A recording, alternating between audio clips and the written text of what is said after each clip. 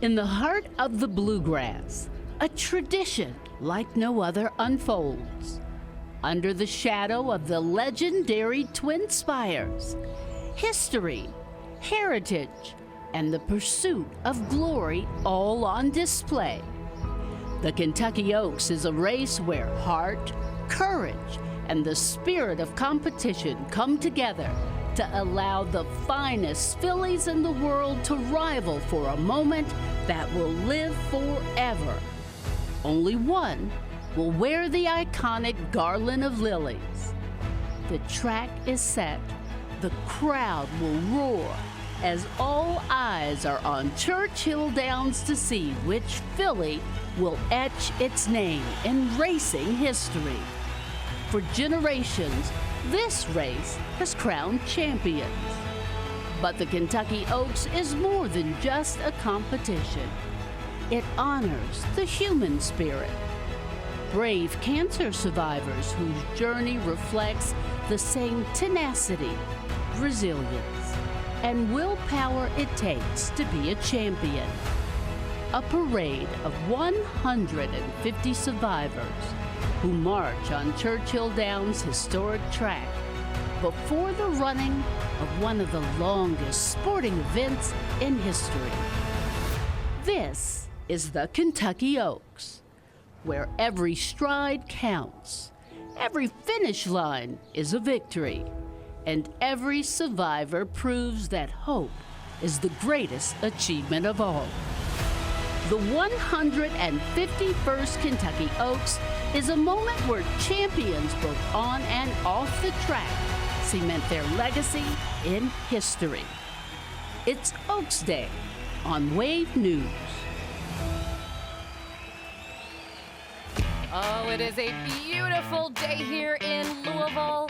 The sun is shining right now. A live look right here at those gorgeous Twin Spires, greeting everyone as they walk into Churchill Downs as we're getting ready for the Kentucky Oaks. There's that beautiful brand new paddock. People are already starting to gather. The gates are open. First race is just about an hour away from now at 11 o'clock. And then the Oaks race will be at 5:51. We're going to be bringing you live coverage all day long right here on Wave. Pretty soon that infield will be packed. We are looking forward to a wonderful day. Thank you so much for joining us here.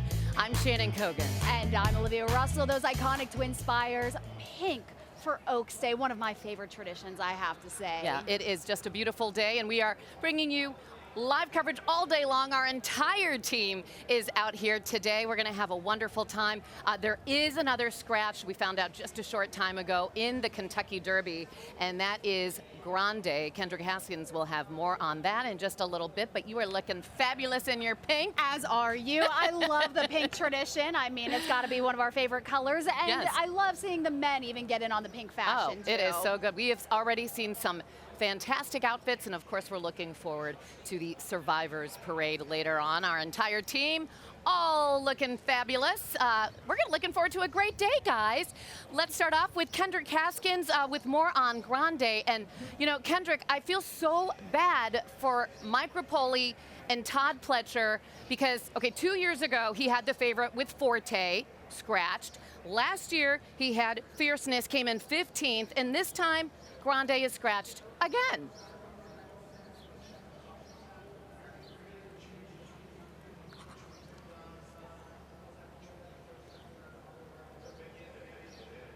All right. And So sorry. Yeah, we not will hearing work him on there. fixing that. Yeah, but you know, if you've watched that Netflix series, Race for the Crown, Mike Rapoli is featured in that, and he talked about Fierceness and Forte. He is the founder of Body Armor drinks and vitamin water, yeah. has made a fortune, so very disappointing for him. And, It was. and Todd Pletcher does not have an Oaks horse. He doesn't, so he's going to be out for the weekend Yeah. with those big races. Yeah, and But- yesterday we learned that Bob Baffert's horse, Rodriguez, also scratched. Yeah. So, I mean, and then we do have one scratch on the day for Oaks, too. That's 5G. We found out yesterday would also be scratched. So the Oaks race today down to 13 horses. A lot of movement in both of those races. Right, and so the Infield for the Derby will just be 19. Right now, let's get a check of the weather, and you know what? It feels good out here right now, Brian Good. It actually is really nice. I mean, we got a nice little breeze outside, hazy sunshine. It is warm out, and it will get warmer as the day evolves. But of course, we are watching carefully how things are going to evolve as we head into this Oaks afternoon. First off, outside, this is looking live from our SkyTri camera from Kentucky Kingdom right toward the Twin Spires, which, by the way, are, of course, lit up pink right now for Oaks Day today, and, of course, the awareness for breast and ovarian cancer. All right, we got 71 degrees right now at Ollie International, which is just down the road here. Nice and warm start. Again, decent breeze, 22 miles per hour. So, yes, hang on tight to the hats and the fascinators today. They will be blowing around. All right, at the moment, we're quiet, of course. We don't have to worry about rain for quite some time. In fact, it's going to be relatively dry. Our main focal point is what's happening here into southern Missouri, Arkansas, to West Tennessee. This big blob of thunderstorms getting its act together is going to move in at a bad time because we're going to get several hours of heating this afternoon. Showers and thunderstorms will rapidly increase. So we're going to go from a sunny setup to suddenly thunderstorms popping in the area and rolling through with a bit of a kick to them, all right? So the Storm Prediction Center has an enhanced risk out for severe weather, mainly to the south and east, based on the track of that complex of thunderstorms. The worst of the damaging wind does look like it'll track across central and southern Kentucky along the parkways, but we're going to be on the northern fringe, I think, right here at Churchill Downs. So I do think we will find some gusty winds and maybe some warnings getting issued. So the damaging wind threat is the main concern. Again, just south of Churchill Downs. Here it is on Futurecast. We're climbing to the 80s. There will be some pop-up thunderstorms for a bit, but as we get into about near post time, ooh, it's going to be so close. Thunderstorms arrive, and there's that nasty line at about 7 o'clock this evening. So Shannon and Olivia, it's going to be down to the wire, it looks like, for Kentucky Oaks here. So we'll be monitoring this hour by hour today for adjustments. There will be changes to this. We want you guys to have a good time, but also make sure you're weather aware and have a way to get alerts. The Wave Weather app, we're ready to go. We'll be sent notifications if anything threatening comes our way, guys. Yeah, it wouldn't be an Oaks or Derby weekend without a threat of rain in the forecast. Thank you, Brian. Yes, but you look live right now. Spotlight on Louisville this weekend. This is a time when we're all so proud to be Louisvillians, to be from Wave Country, and everything is looking gorgeous. And there are so many different parts here at Churchill Downs. They keep on adding, renovating, making changes, and there's that fan experience. Yeah, this too. has been a recent addition too, and we sent Tawana Andrew and Marissa Burke down there, kind of a troublesome duo. Let's check in with them. I think we're gonna let them have a little bit too much fun there this weekend. Yeah, just a little bit too much fun, but appropriate fun. So yes, we're in the fan experience, and we're particularly in a spot where you can take pictures, because you know you gotta make sure you put it on the gram. Absolutely. If you put it on the gram, that's real, right? Exactly. And in addition to this photo op, you can hear almost like a mini concert happening in the fan experience. There's just a lot to look forward to, because this is where the real party is, not just because Tawana and I are here. Exactly. So if you're going to be coming out here, of course, you heard Brian mention, of course, having the sunglasses and then the rain gear for later on today, because we'll be watching that. But don't forget the comfortable shoes. I see some adorable shoes, but I also see some sneakers as well. So everybody's planning everything correctly, it looks like, for today. Absolutely. We're rocking our tennis shoes as well. So you got to be prepared. We also have our rain boots, just in case. Just in case. Ladies? Thank you very much. I have rain boots too, and I did bring a cute pair of shoes, so you can alternate. Me too. I know people can't see them right now. We do have our cute shoes on right now under the desk. But Here, when I will show. No, see? Yeah, mine aren't that cute, I have to say. I was wearing the rain boots at the backside too. I mean, that's where you definitely need the boots. Yes, absolutely. You know, earlier this week, or I think it was last week actually, I had a chance to talk to the CEO of Churchill Downs, Bill Karstanjan, and he was showing off the brand new Starting Gate Suites and Pavilion, and it smelled like fresh paint. And he said, yeah, don't touch anything because it could still be wet, but I promise it will be ready for Oaks and Derby. And beautiful is the only real way to describe it. David Mattingly is out there. Let's check in with him. Hey, David. Hey, you know what? You caught me just sitting here looking at the beautiful view here. Take a look. This is from the new seating that was installed this year at the starting gate. You have a clear look. I want to show you here. A clear look at the final turn. The horses come barreling down that turn.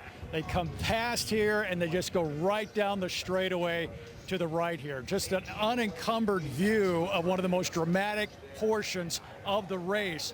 And this is all brand new this year. If you remember, the last couple of years, this has been nothing but bleacher seating in this area. Well, that's changed, and there's several different seating areas. We're going to be showing them all to you today, but they are all fantastic and all tremendous upgrade of what used to be here. And fans are just now pouring in. They're going to be the first to be sitting in these brand new seats, having a brand new experience here at Churchill Downs. And that includes some rooftop dining here. You can see the roof that's set up here, open air dining. And in case it rains, there's a pavilion just beyond here that's covered where people can go to stay dry. So if you're willing to move around, you will have everything you need today and on Derby Day. And again, people just now arriving. I'm looking forward to talking to a lot of the guests here today. I'll send it back to you. David, thank you. Yeah, that covered area is so valuable here at Churchill Downs, and they just keep adding covered space because we know how in demand it can be. And as David mentioned, it's just getting started. We will have so much here at the Kentucky Oaks. Stick with us. We'll have more right after this. Welcome back to live coverage here of the Kentucky Oaks. You getting ready to head on out here? The weather is really nice right now. Just a slight breeze. We are expecting some rain, so don't forget your poncho. But we say that every single year, I think. We do. It's just routine at this point. Make sure you have that clear poncho so you can still show off your beautiful dress. Or for the men out there, their suits, their ties. I know you put a lot of attention into your outfits every year. Yeah, we're looking forward to the Kentucky Oaks race, and of course, all eyes also on the Kentucky Derby. We did have one horse scratch this morning. That is Grande, trained by Todd Pletcher. Yesterday, one of Bob Baffert's horses, Rodriguez, scratched, both of them with a foot bruise. Baffert said that he is now aiming Rodriguez toward the Preakness. He does still have a horse in the Derby, and that is Citizen Bull. Let's take a look right now at Pletcher's Grande. The owner is Mike Rapoli. They have teamed up quite a bit together. But let's go to Kendrick Haskins right now, who is in the paddock with more.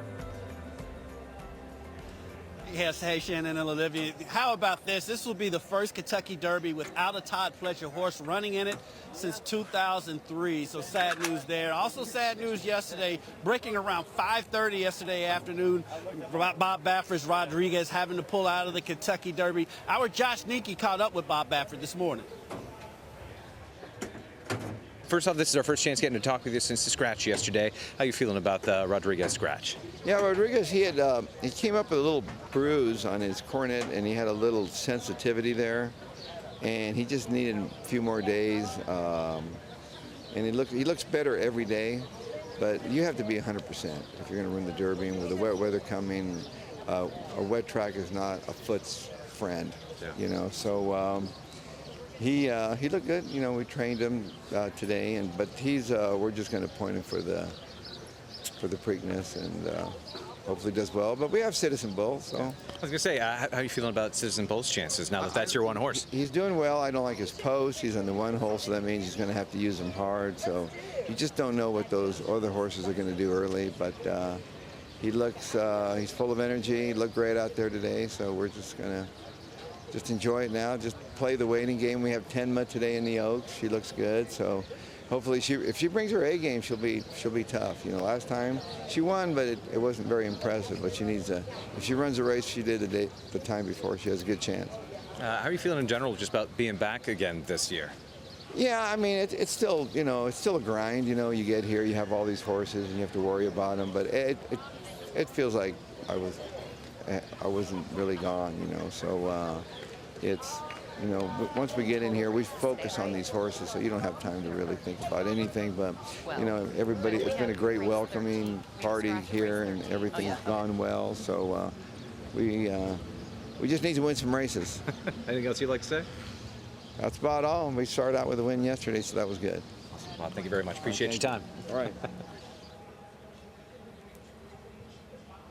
For Citizen Bull is, yes, the one hole has usually been the kiss of death, but with that new gate, it's not as snug over there. And he does have the shortest route around the track, but he's going to have to use a lot of energy to get around the other horses to not get squeezed in there. We've got some other scratches in the races, including in race 1. The one horse has been scratched from that first race, and plenty more coming out. We'll have those as we prognosticate the next races as we go forward. But Shannon and Olivia, you all look fantastic up there, and the sun is out, and it's looking great down here in the paddock.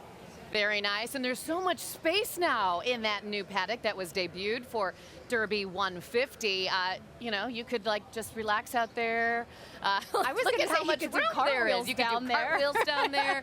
Yes, I mean compared to the other paddock, it is drastically different, and there was a lot of hesitation with this new paddock because people, you know, didn't want to say goodbye to the old one. But right, and we had the it's temporary amazing. one for a while Right. too, and you didn't really know exactly what they were going to do with it. But what they did, just incredible, well worth every penny. It is nice. Okay, let's go to Jose Zazaya.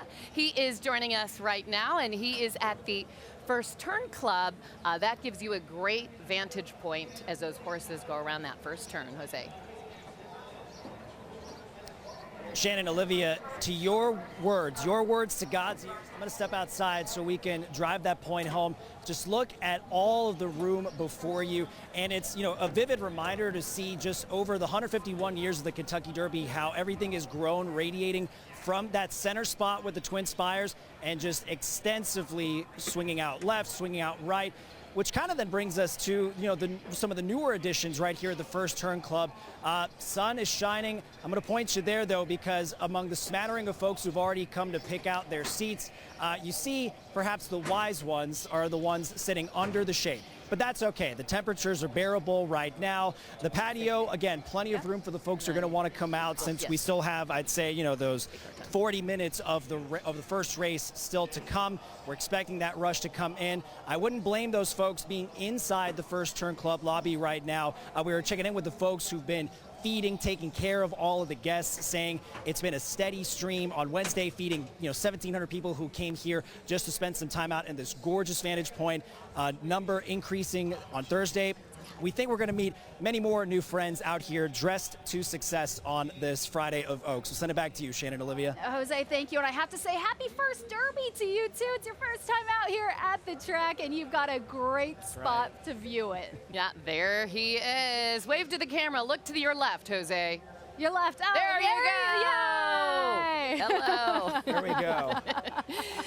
Well, with the first race today is at 11 o'clock this morning, and it's a full day. 13 races. That Kentucky Oaks race is 11. Maybe someone is getting some betting tips on the phone right there. Look, a lot of phone calls say, hey, I'm on TV. Live look right here. Pretty soon, this is going to be a sea of pink, Olivia. About 100,000 people here. And for a great cause, too, celebrating the survivors of breast and ovarian cancer. And that's what it's all about here on the Kentucky Oaks Day.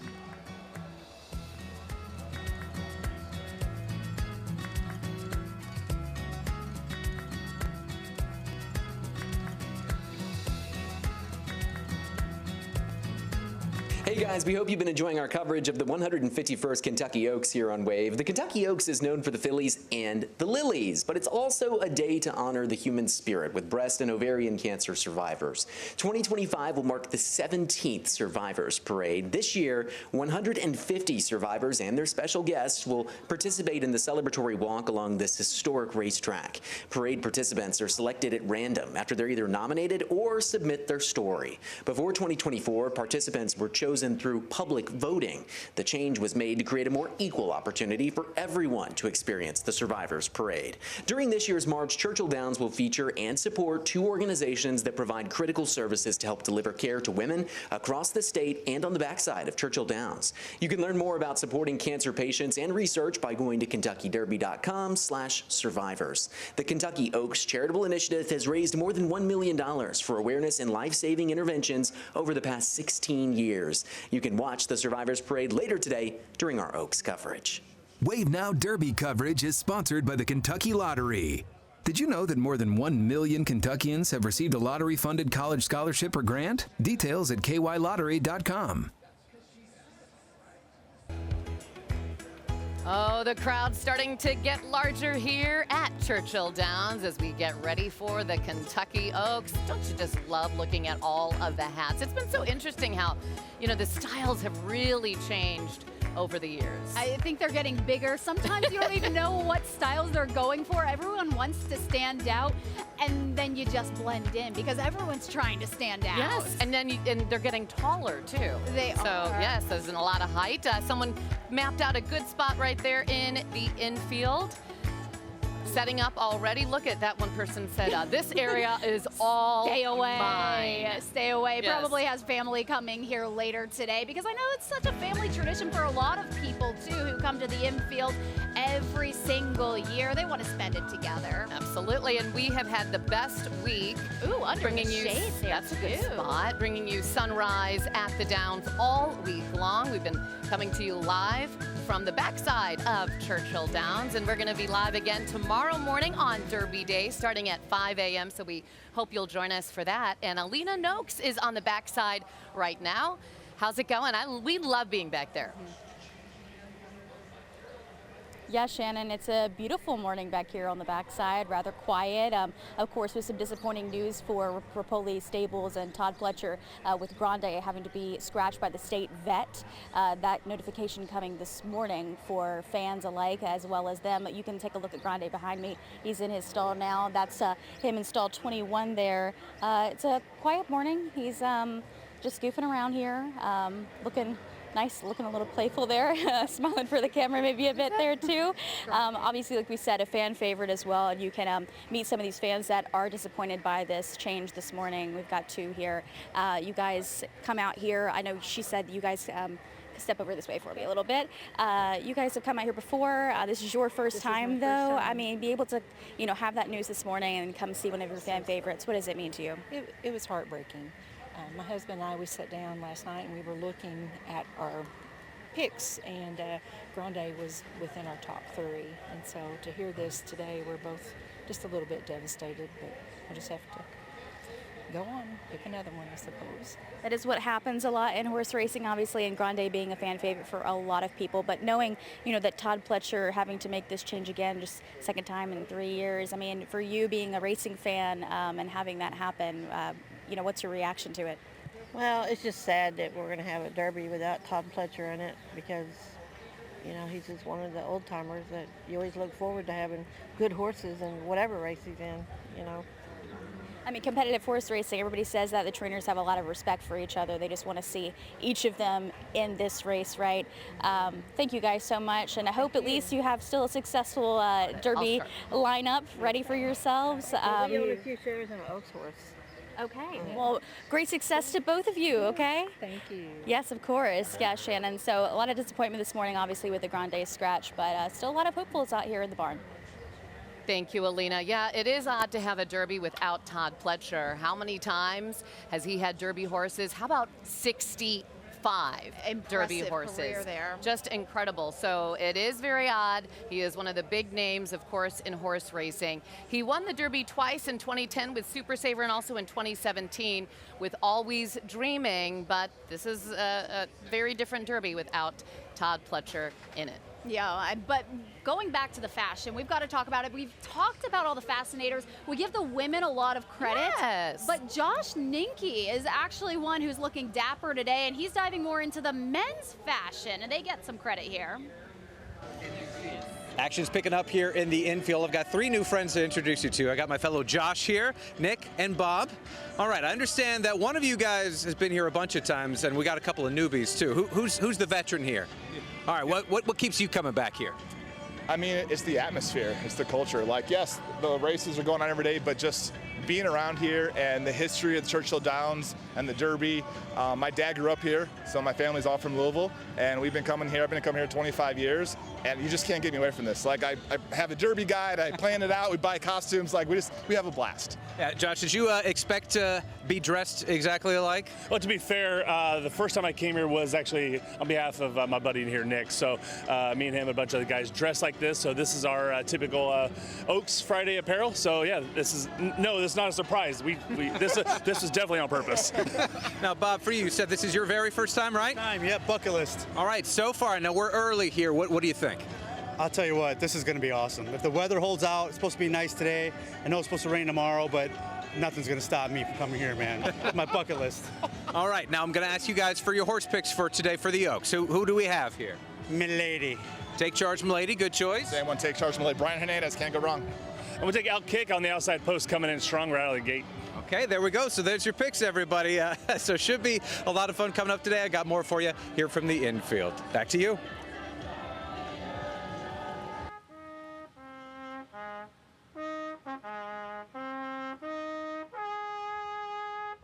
Chiefs representing.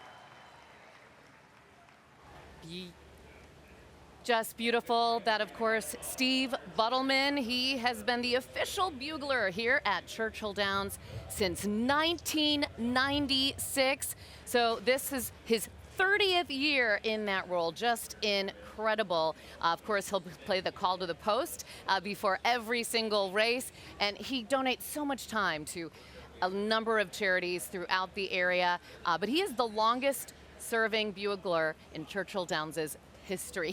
I think he must play that in his sleep. He probably does, but he admitted earlier this week to one of our reporters that sometimes he gets a little bit nervous when they're setting up all the cameras, but he nails it every time. Great job, Steve. He does, he does. We're gonna take a quick break. You're watching live coverage of Kentucky Oaks right here on Wave as you take a look at so many people enjoying this special day in Kentucky.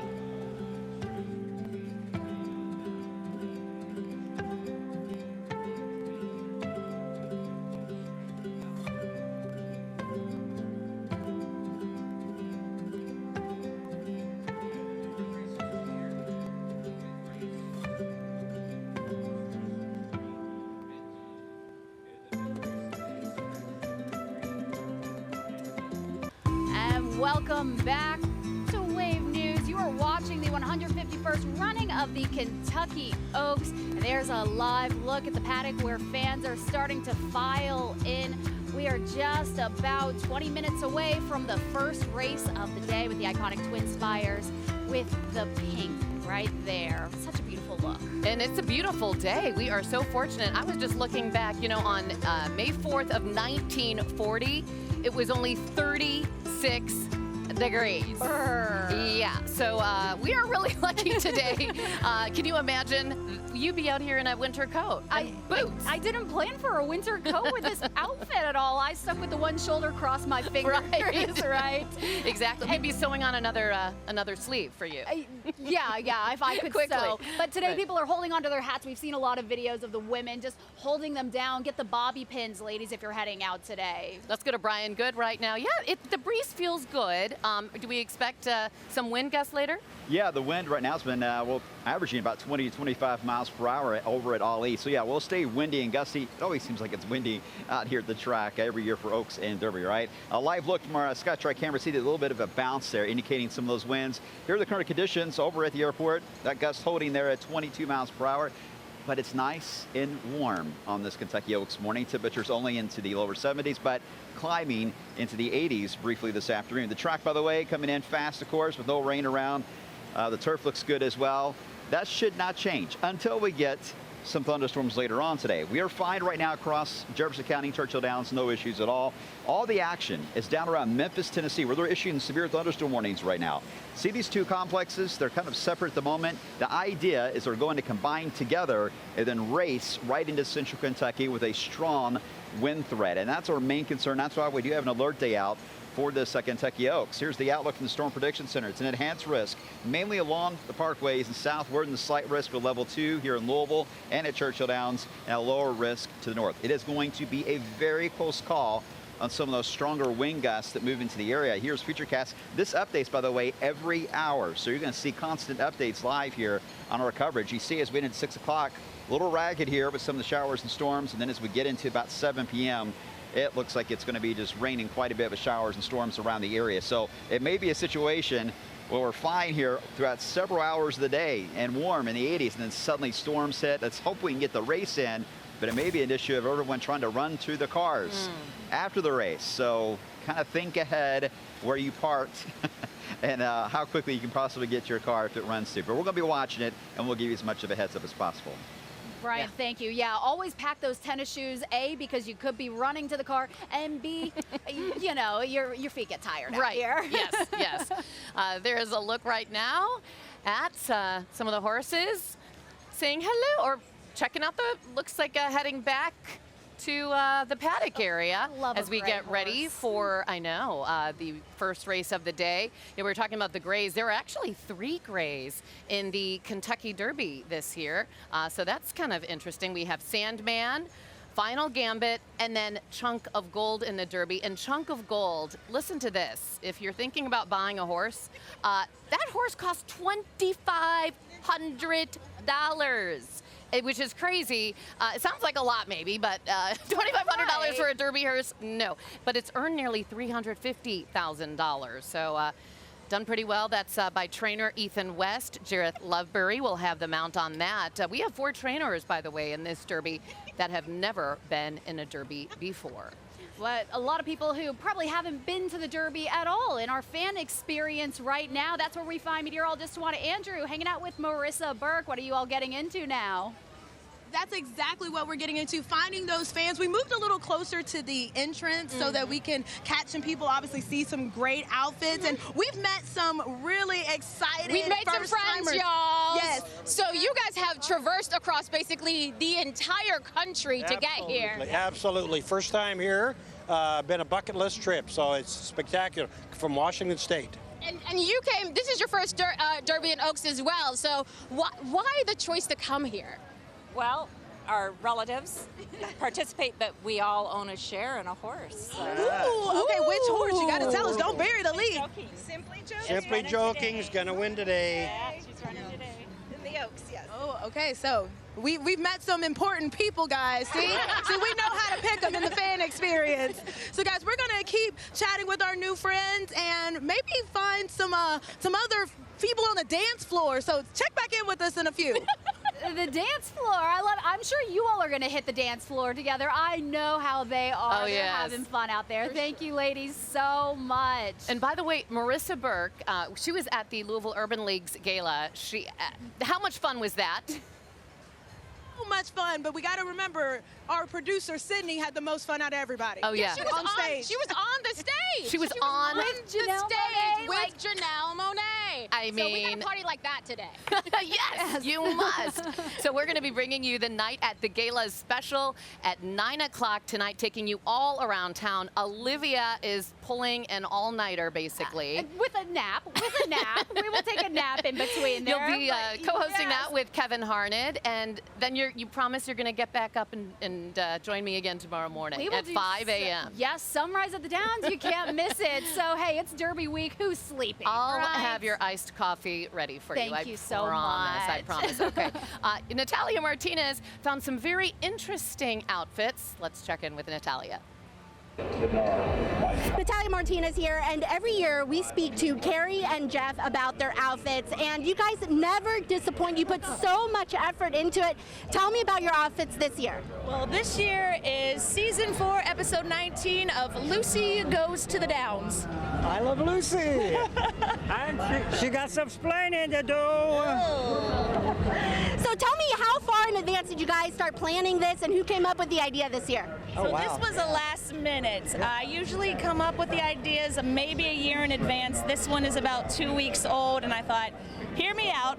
Let's do the episode as Lucy gets into the pictures with this gigantic headdress. And I was like, I think we have just enough time to pull it off. You are a Lucy impersonator, so we do travel around and she does Lucy. So. Well, you guys nailed it this year, just as you do every year. Let's show off their wonderful outfits as we send it back to you. So impressive, especially the fact that they said that was a last-minute one. Wow. I mean, it's almost like they're in costume every year, but it doesn't look like a costume. It looks like just an incredible Derby or Oaks outfit And every year. what a fun gig to play Lucille Ball and to do that all around the country. She does.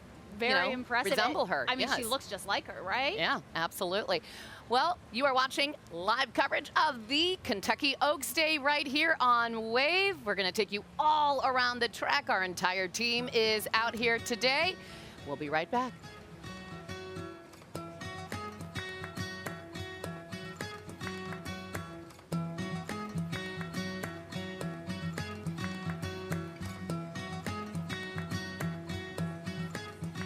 Wave's coverage of the Winner's Circle is sponsored by Thomas Law Offices. When you need a lawyer, choosing the winning team matters.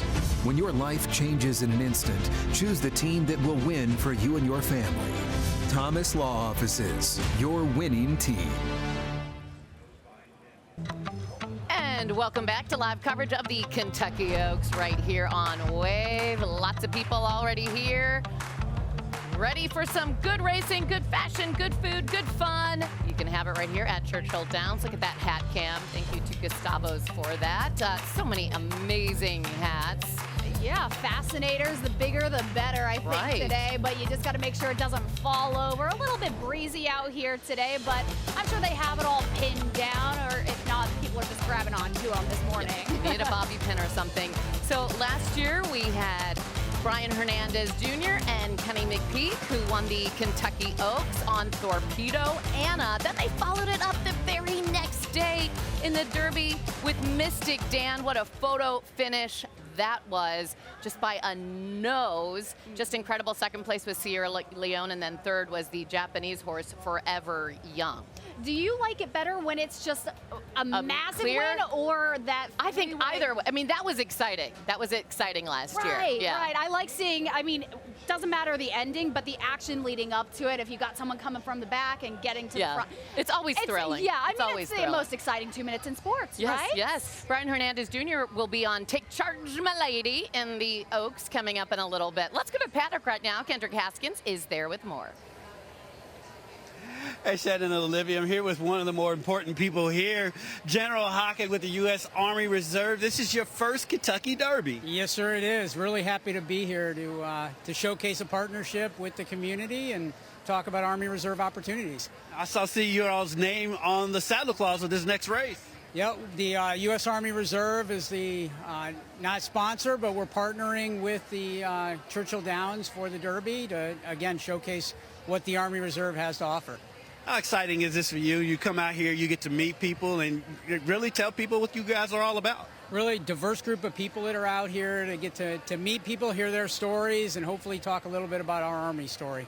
He's been to the Churchill Downs before, but this is his first Kentucky Derby experience. I hope you have a great one out here, and thanks for joining us. I really appreciate your time today. Awesome. Thank you. Back to Shannon and Olivia. Thank you, Kendrick. Welcome to his first Kentucky Derby in Oaks weekend. A bucket list item for so many people. Yes, really exciting. And let's go to our handicappers right now. Dusty Baker and Mike Hartnett are joining us to take a look at race 1. Hello there, both of you looking very handsome today. Well, so are you, ladies. Thank you so much for having us. Of course, it's a beautiful day right now. And Mike, I got to take a step back real quickly to last year, because when you look at where we sat a year ago, it was real hard to leave here with the amount of money we took home. I've got a big backpack today. We might need it. The Brinks truck is right outside the gate. I see it right out there. And, yeah, giddy up. Let's get ready to go. Now, I got to be honest with you. I think today is going to be chalky. It might be a little Which chalky. means a lot of favorites. And I've got a prop here if y'all want to take a look at it. What is chalk, Mike? We're Take going to me talk through. about what is that? betting the chalk, and I've got to. You're going to use your mic for me. Yeah, I will right here. Now, Because take me through. Now let me just say, I think it's going to be chalky, which means I think a lot of favorites are going to win today. You know, the national average is about 35% favorites win. So how did bet the chalk? Where did the betting the chalk come from? 100 years ago, there was no TV, there was barely radio probably, and so if you went to frequented a betting parlor, they had to write the names of the horses. Belmont, race 6, number 1 is Seabiscuit, number 2 is Big Red. We're talking old school, right? They had to write them on a chalkboard and the names of the horses. So what they would do, they would get the favorite. The odds would change on the favorite a lot. Okay, so they'd have to keep making changes. The favorite, the name got so much chalk dust on it that eventually by the race time you couldn't even read the name, so they put a check mark, by the chalk, and that's betting the chalk is betting the favorite in those races. I didn't frequent any of those betting parlors now, don't incriminate me here, but this just was, I mean, we're talking about 100 years ago. So we've come a long way. We have TV, we have podcast, radio. We have a lot. You have all the elements to be able to figure that out at that point. point. Improved, yeah. Well, especially considering you have the odds presented to you, you have all these racing statistics in front of you, and I think this is a pretty easy transition, Mike, because as we head into race 1, and we will mention first of all, there are 2 scratches in what was supposed to be a 9-horse field. There are 7 horses that will be in this initial race as we have the call to post as we speak. It's 1 1/16 mile for this first one. It's an allowance optional, claiming $125,000. The purse is $127,000. Mike, take us through this, because it appears we just may have 2 favorites going into this that have at least a chance to duke it out here early on. Yeah, we're ready for the Oaks Day opener. The 3-year-old fillies, as you mentioned, they're going to go 1 1/16 as the field makes their way onto the track. Number 1. Anonima has been scratched. She was one of the contenders. That brings us to number 2, Table Flirt. Junior Alvarado rides for Bill Mott. This filly switching from the grass to dirt. Last month she ran 7th on the grass in the Appalachian at Keeneland. Then we come to number 3, and that's the favorite. Number 3, Shred the Gnar. I'll tell you about that name here in a minute, but Shred the Gnar should set the pace in here with Luis Saez in the saddle. She shredded the field 7 weeks ago. She went wire to wire down in Florida. Brian Lynch trains Shred the Gnar. Number 4 is another contender, Chasen, way back in January. She ran 5th in the Silver Bullet Day down at Fairgrounds. This bunch is not quite as tough. They may have a better outcome. Florent Giroux rides for Brad Cox. Number 5 is scratched. That'll bring us to 6. Long Shot Talent Show, 14-1 on the board. She'll need to find a whole lot of talent and speed today, I think, to contend. And she's making her first race dirt debut today. First on the main track, Mario Gutierrez aboard.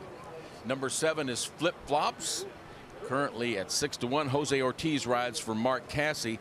Another making the change from grass over to dirt today. A lot of experimenting today in the first race. Trying to snap a 5-race losing streak, though, and she'll need to improve, but not impossible.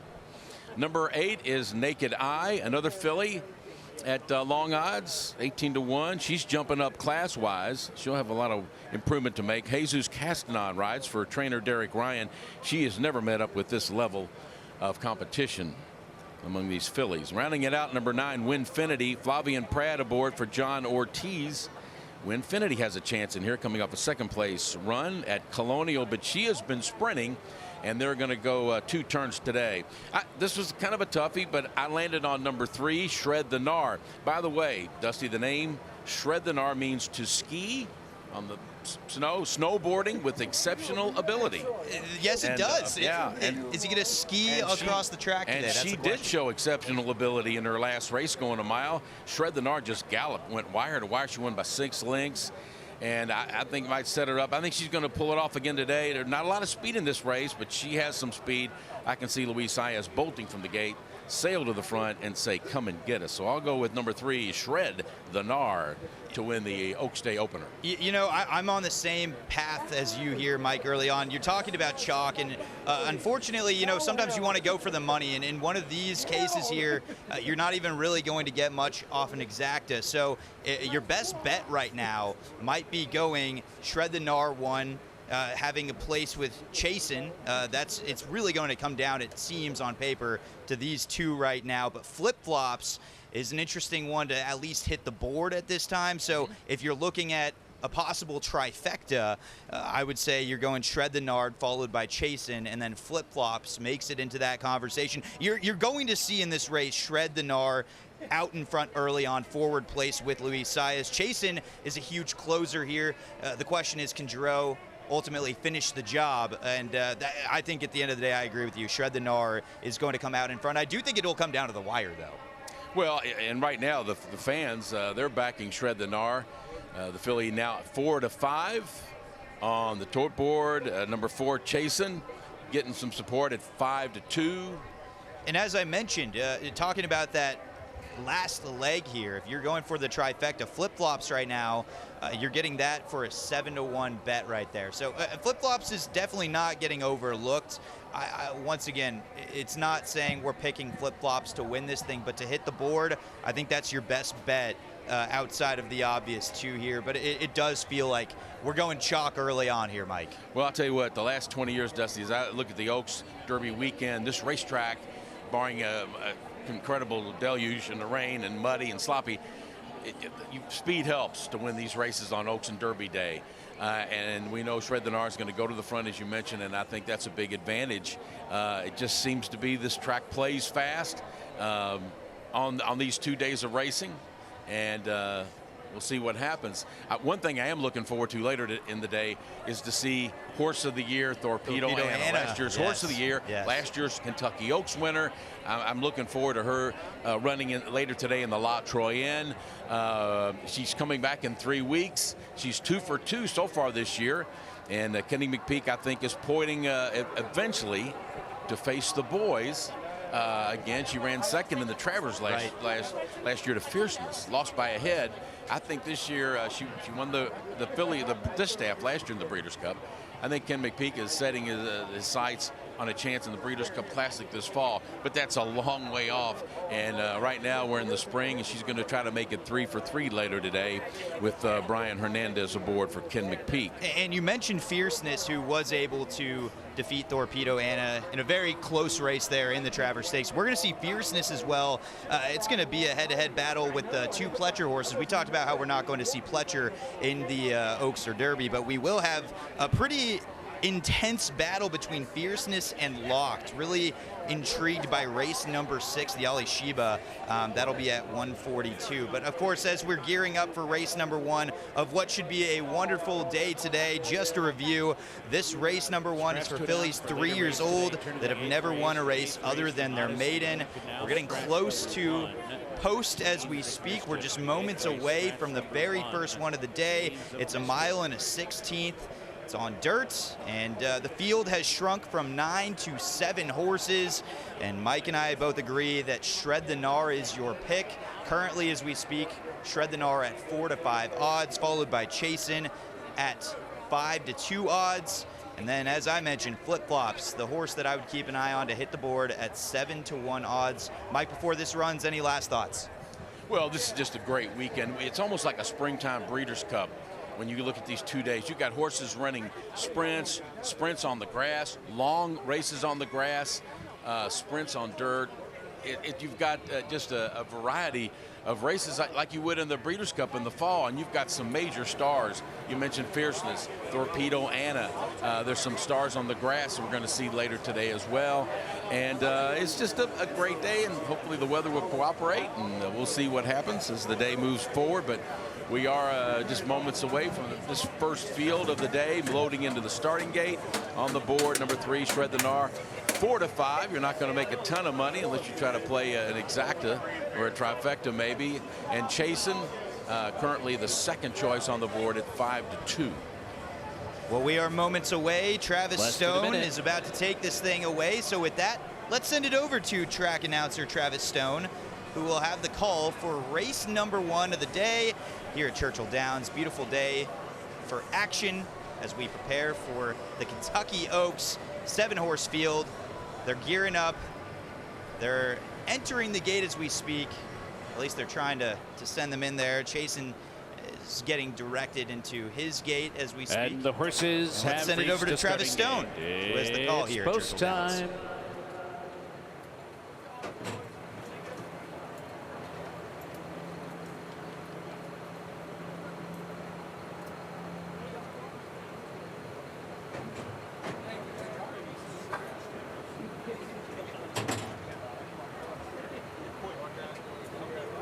Waiting on Naked Eye and Winfinity.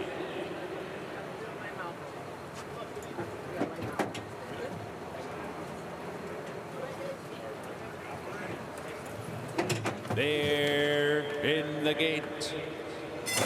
And they're off. And off to an even start.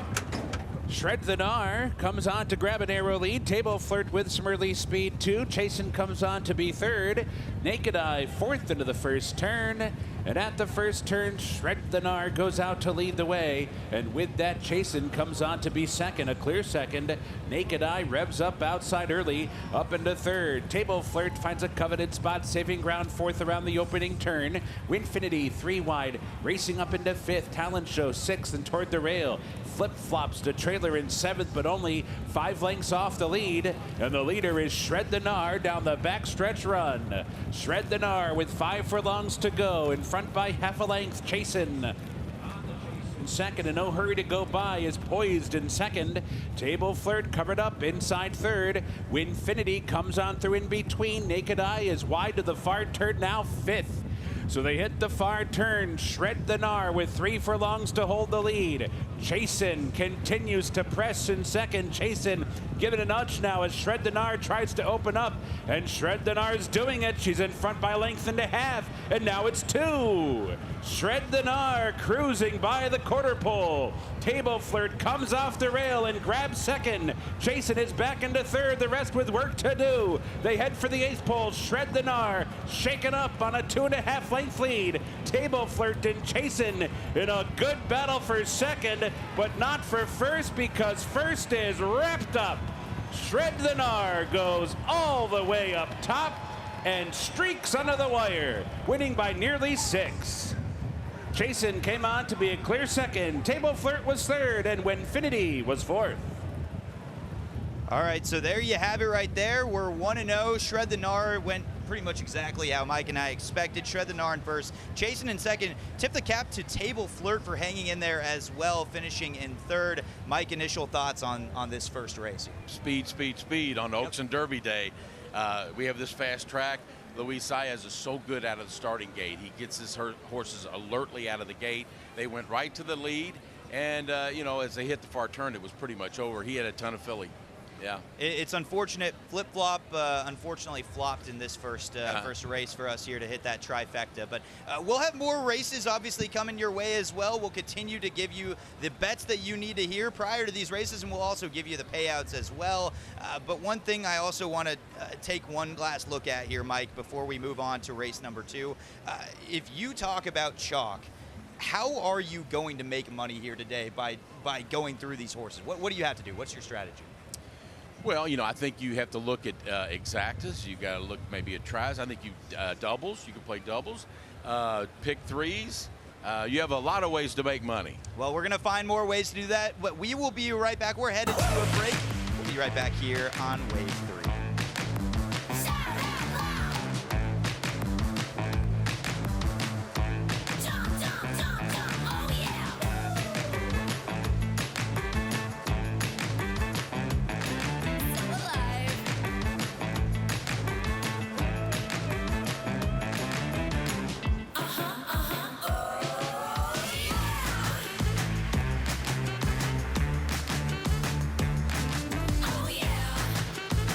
Oaks Day Closed Captioning is sponsored by Freedom Senior Services.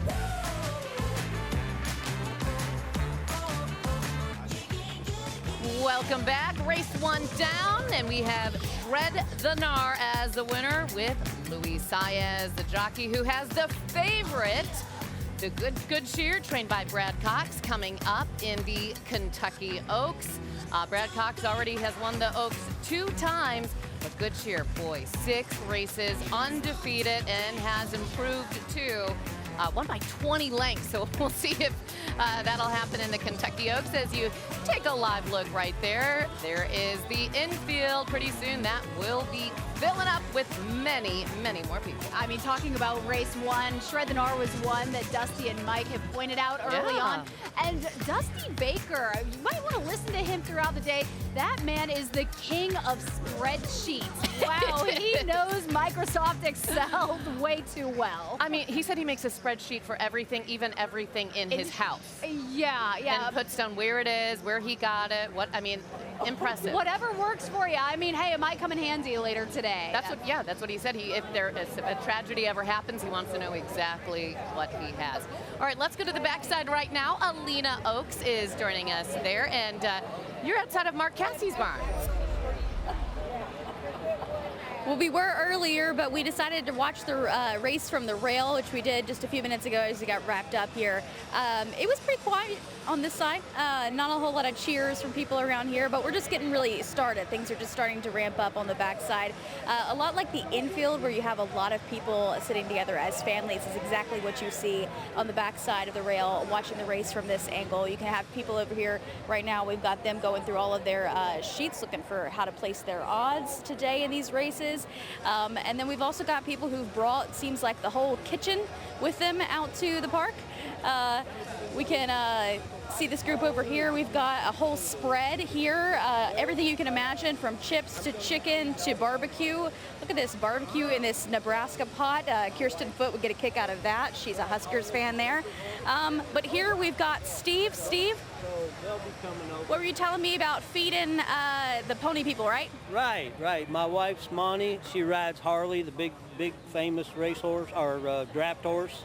And they'll all be coming over here and eating through the day, along with some family and friends as well. How long has this been a tradition for you guys? Golly, her first Derby was 40 years ago, believe it or not. Wow, I mean, a famous tradition for you guys, and I've actually heard Harley and Rip are the two names that I've been told to look out for as the ponies on the track yesterday. Very famous horses, so I'm sure your family's well liked as well, as much as those horses are.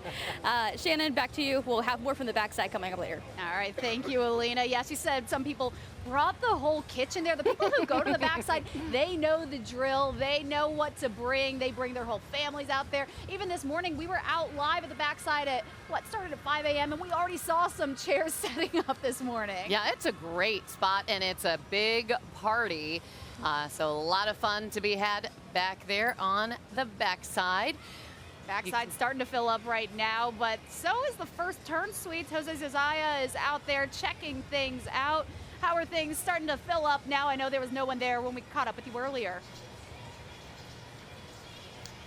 And Shannon, Olivia, it's almost like the universe knew the timing was going to be the case, because even though the shadow just set in, I think folks are going to take a break until race 2 starts, and we hear that call to the post.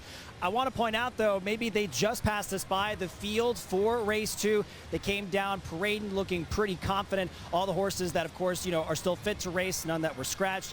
I will say the strategy, back to the point where the temperatures are pretty bearable, guys, but you can't beat the temperature inside the lobby for the First Turn Club. And again, the sun just shining. It's gorgeous. I should point out as well, normally I wouldn't be talking to you all this early in the day, but this is what, the magic of Oaks, the magic of Derby does. Staying up late at night, it does not matter. You keep the energy going for the party. The music is playing up on the speakers. If you want to turn around real quick, I will point out we do have more people coming to take their seats in the lower tiers and the upper tiers, but taking it pretty easy. I think they're just waiting for the action to start again. I think you both would agree out there on the infield, Shannon and Olivia. So as we wait for folks to come back out on the patio, we'll just send it back to you. Thank you. We're actually not in the middle of the infield. We're set up by the temporary suites that they have set up. We're actually right next to where many of the breast and ovarian cancer survivors are. So we've been talking with some of them this morning.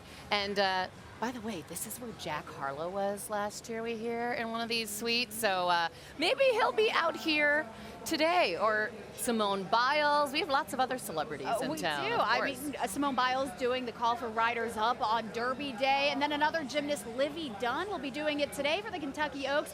You might know her from TikTok, LSU Gymnastics, or hey, maybe you know her because of her famous baseball-playing boyfriend, Paul Skeens. Very impressive there.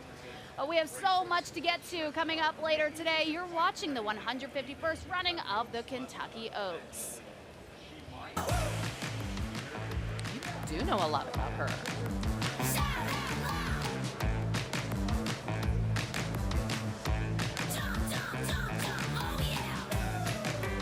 The Winner's Circle is sponsored by Thomas Law Offices. When you need a lawyer, choosing the winning team matters.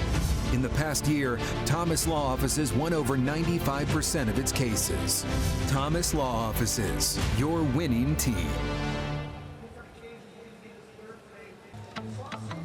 Oh, how about that gorgeous hat? That is fabulous, and it even has a lily on it. We have these beautiful lilies here throughout the track. It is gorgeous, and then somehow they go through overnight and they put up the roses everywhere. Yeah. It's amazing. We can smell the lilies. I mean, if you have allergies, make sure you take your allergy medicine today, because with all these lilies everywhere, you can smell them. They're so beautiful, but you will start sneezing. Plus, we know Louisville allergy season, and it'll always get you. It's in full swing right now. Kendrick Haskins is hanging out in the paddock this morning. Let's go to the winner's circle right now with more reaction from race 1. First race of the day on Oaks Day is finished. Sorry. A good time to win the first race is the first race of the day. Joining me is Hunter Rankin from Flying Dutchman, owner of this horse. You guys got to be excited to win that first race of the day. Yeah, it was great. She's such a nice filly, and she ran awesome, so we're really excited.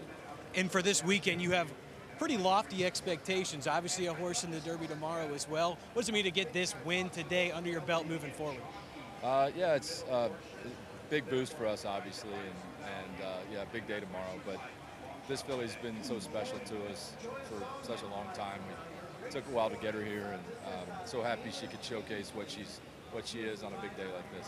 Do the nerves go away after a win like this, or are you still just nervous looking ahead for what's next? Yeah, no, you're always a little nervous, but this does, take a little pressure off. So it's so much fun to win a race, and win a race on a day like today is, just much better. So. Awesome. Well, again, congratulations to that first win of the day, and good luck tomorrow as well. From the Winner's Circle, Sean Paddock. Thank you Waves so coverage much. of the Winner's Circle is sponsored by Thomas Law Offices. When you need a lawyer, choosing the winning team matters. In the past year, Thomas Law Offices won over 95% of its cases. Thomas Law Offices, your winning team. Thank you so much, Sean. So he was talking with one of the owners of the Derby horse, Owen Almighty, owned by Dutch Brothers Coffee. Travis Boersma, his son, got a chance to name that horse, so he named it after himself. Who wouldn't? Yeah, his name is Owen, and he said that when he was a kid, he was big into skateboarding, so they used to call him Owen Almighty. That was his nickname, so now we have Owen Almighty, the horse. By the way, Dutch Brothers is going to be opening up its first coffee shop in Louisville this year. And I had it in Salt Lake City back in January. Oh, you did? Oh, It's yeah, good? good coffee, but I'm a coffee person, Yeah. especially waking up so early. But we are hearing the call to the post right now. Let's send things down to the paddock with Wave Sports Director Kendrick Haskins. Hey, ladies, I got the payoffs for that race 1. Shred the Gnar, obvious winner, paid out $3.76 to show. Chaston was $3.04 to place, and Tablefurt was $4.60 to show. Not much money to be made on this race.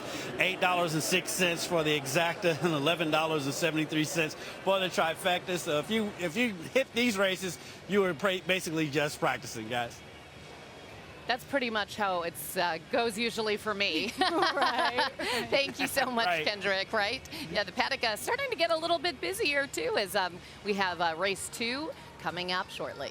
That brand new paddock there, just looking fabulous. And one more look, you can see it crowding in with plenty of people starting to show up for the Kentucky Oaks. We'll be right back after this.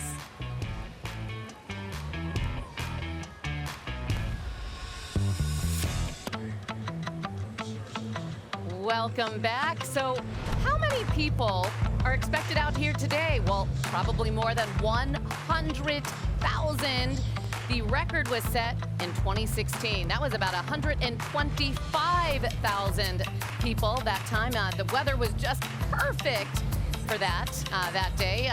And the weather right now is really nice. It is, but let's send things over to Dusty and Mike. Hey guys, you nailed it with that first race with Shred the Gnar. Let's keep that luck going for the second race. Yeah, guys, when we look at this race right now, it's called Lemons Forever, presented by Humana. It's a maiden special weight race for maidens, fillies, and mares 3 years old and upward. It's a mile and a 16th. And Mike, let's go straight into this thing as you see the post parade going as we speak. Number 1 is Joyous Song, who makes her career debut today on Oaks Day. She put in some good efforts in the morning, getting ready for this debut. Taylor Kingsley aboard for trainer Bill Mott. Number 2 is Sunlighting. Joel Rosario rides for John Ortiz. In her only start, Sunlighting faded badly, going a mile, finishing 7th. She's a long shot in here for sure right now at 38-1. To the 3, Saucier.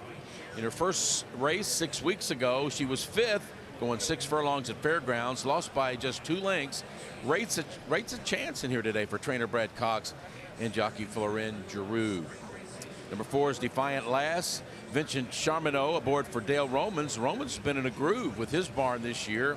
Last month at Keeneland, Defiant Lass, a good second and a pretty good time. One of the players in here in race 2. Number 5 is Scratch. Number 6, Lolo La Plume, has a chance.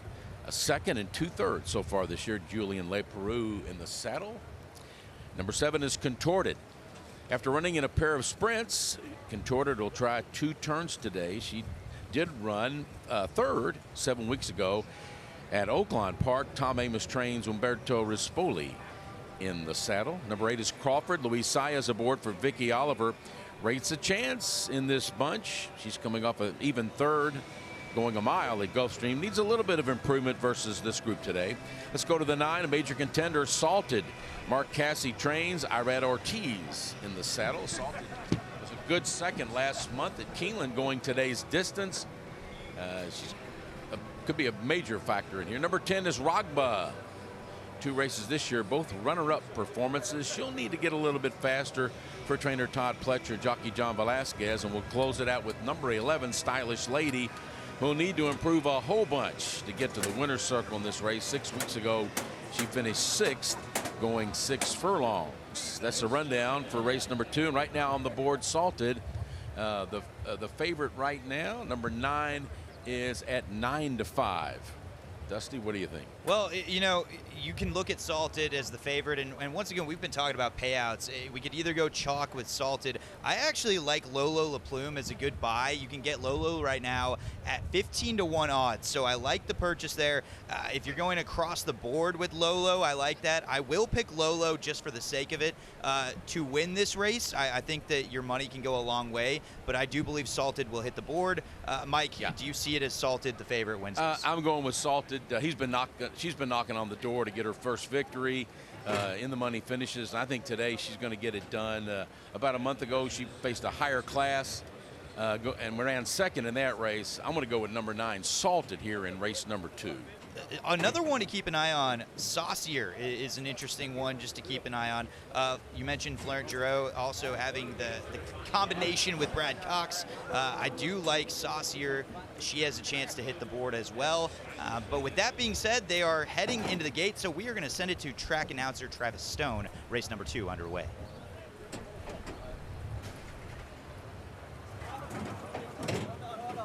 They're in the gate. And they're up. Defiant Lass broke on top. Contorted with good speed too. Saucier. And Joyous Song down inside. She holds her spot for that inside post. In fact, she comes up on through to take the lead. So Joyous Song hits the first turn, wanders off the rail, is clear by 3 in the first quarter mile. Saucier shares 2nd with Sun Lightning. They're 4 lengths off the leader now. Defiant Lass comes out of there, racing in 4th. Contorted on the outside, 5th. Crawford is 6th. Salted's in 7th. Lola La Plume's in 8th. Stylish Ladies in 9th. Ragba had a tough time into that first turn, was wide. and with that is trailing down the backstretch run. Leading is Joyous Song, the opening quarter in 23 seconds flat. The lead's down to a length as they head for the far turn. Saucier. Perfect position on the outside second, stalking with 4 furlongs to go. Sun Lightning tucked in toward the inside third. Defiant last, within range fourth. Crawford give it a nudge while fifth. Contorted wide on the track in sixth. Salted is still seventh and is asked to quicken, but is 7 lengths behind with 3 furlongs to go. Then it's Lolo La Plume Ragba at the back with Stylish Lady. They round the far turn. Joyous Song is getting away. Opens up to lead by 2 as they come for the top of the stretch. Joyous Song heads for home in front. Saucier gives way. Defiant Last runs up into second and is coming after Joyous Song. And here's Defiant Last to the front with a furlong to go. Joyous Song is back into second. Saucier hanging tough. Lolo La Plume trying to get on track on the far outside. 16th to go. Defiant Last. Lolo La Plume lunging late. Defiant Last holds on. Oh, a diminishing man. length for So Defiant close Last right there over Lolo La Plume. Farther but back, Defiant Ragba Last able way to back win it. To be in a photo with Lolo, Saucier and Joyous close Song. second place right there. We will have a full recap of this coming up. You are watching the Kentucky Oaks Show right here on Wave, and we will be right back after the break.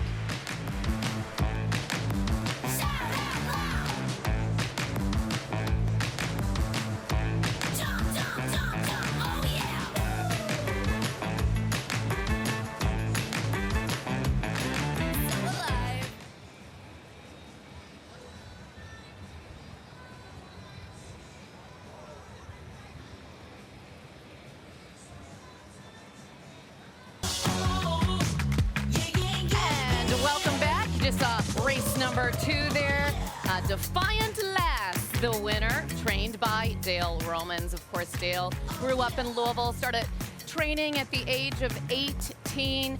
Just an incredible guy here. He's had 12 total Derby horses. Unfortunately, he doesn't have one this year, but what he's most looking forward to is becoming a grandfather.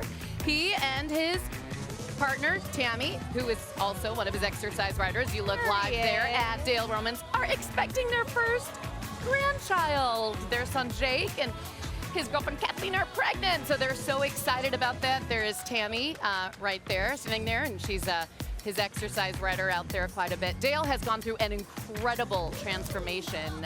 He had some health challenges, and so he had a gastric sleeve surgery and has lost 180 pounds. So he said he used to go out after a race, losing a race, and he would eat his feelings and have an entire pizza. Now he says he just has 1 slice. Wow. Amazing. I mean, an amazing story, and he's winning right now. Big congratulations to them on becoming grandparents. I know. Too. They're so Very excited. exciting. Yes, they are. But one thing we are excited about right now is this weather, because right now, this is just a picture-perfect Oaks Day. At least for right now. Let's send things over to meteorologist Brian Good. Yeah, that's the thing. Right now, we're good, and as we get more of these cumulus clouds, the wind is going to get a little more gustier. Now, some changes since I last talked to you guys. A severe thunderstorm watch has been issued, not for Louisville, but for far southern counties, Greene County, as well as Taylor, heading into Dare and Hart County until 6 o'clock this evening. Does not include, again, the Louisville area. What we're watching is not only the gusty winds right now live here at Churchill Downs, where temperatures have been warming steadily. We're at 73 degrees.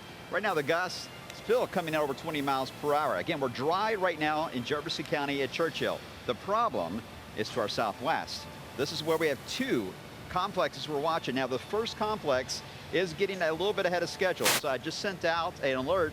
If you have the Wave Weather app here at Churchill, I sent it out to you guys, let you know that this first round is going to likely arrive a bit earlier. Between the 1 to 3 p.m. window, we could get a quick downpour. Here's Futurecast at 12:30, and then advances to 2:30. You see a couple of those downpours that pop, so I can't rule out between 1 and 3 getting some rain right here at Churchill. So make sure you got those ponchos ready and on standby. And then we'll have more scattered and stronger storms mainly across our southern counties until we get a little closer to the race itself. For the Kentucky Oaks, that's when the majority of the heavier rain and thunderstorms roll in. It looks very much blotchy on how it arrives here, so timing's going to be a bit tough. Just be aware that we will likely have some strong storms in the region and very heavy rainfall and a lot of lightning as well as this passes on by. So we're going to keep the alert day going. Just be mindful of those pop-ups again between 1 and 3. skyrocketing a bit more into a more widespread threat as we head between 6 and 8 this evening. And then we'll calm things down, and then it looks like Derby morning. In fact, the first, I would say, 6 to 7 hours of Derby look like heavy rain potentially in parts of the area. So that we'll worry about later. We've got to get through this afternoon first. So ladies, at the moment, everything looks great. It's warm. It's beautiful out here. But be prepared. In just a few hours, we may get some downpours in the region. Yeah, we've just always got to expect some rain on Derby Day. 6 to 7 hours, though? No, thank you. I know, but hey, we're used to. At least it's not snow, as we learned. Well, that's true. There Good has point. been snow on Derby Day before, so hey, count our blessings here while we have them. That is true. Okay, there is that big board. Hard to even imagine what it was like before that was put up there. You do see those clouds in the sky, so we'll be monitoring things with our wave weather team. Right now, let's go to David Mattingly. How's it going? And you're looking so cool in those sunglasses. Well, thank you very much. It's a very cool kind of place that I'm in right now. This is where the starting gate seating is. This is a new section of Churchill Downs just opened up today. All of these people here getting a first-time experience of watching the race, getting a good look at the final turn and the final stretch and the starting gate from these seats. So it's really quite an experience. But there's also something new that I saw here today. This couple is from Buffalo, New York, and I have to ask you this question. Where did you find pink camo?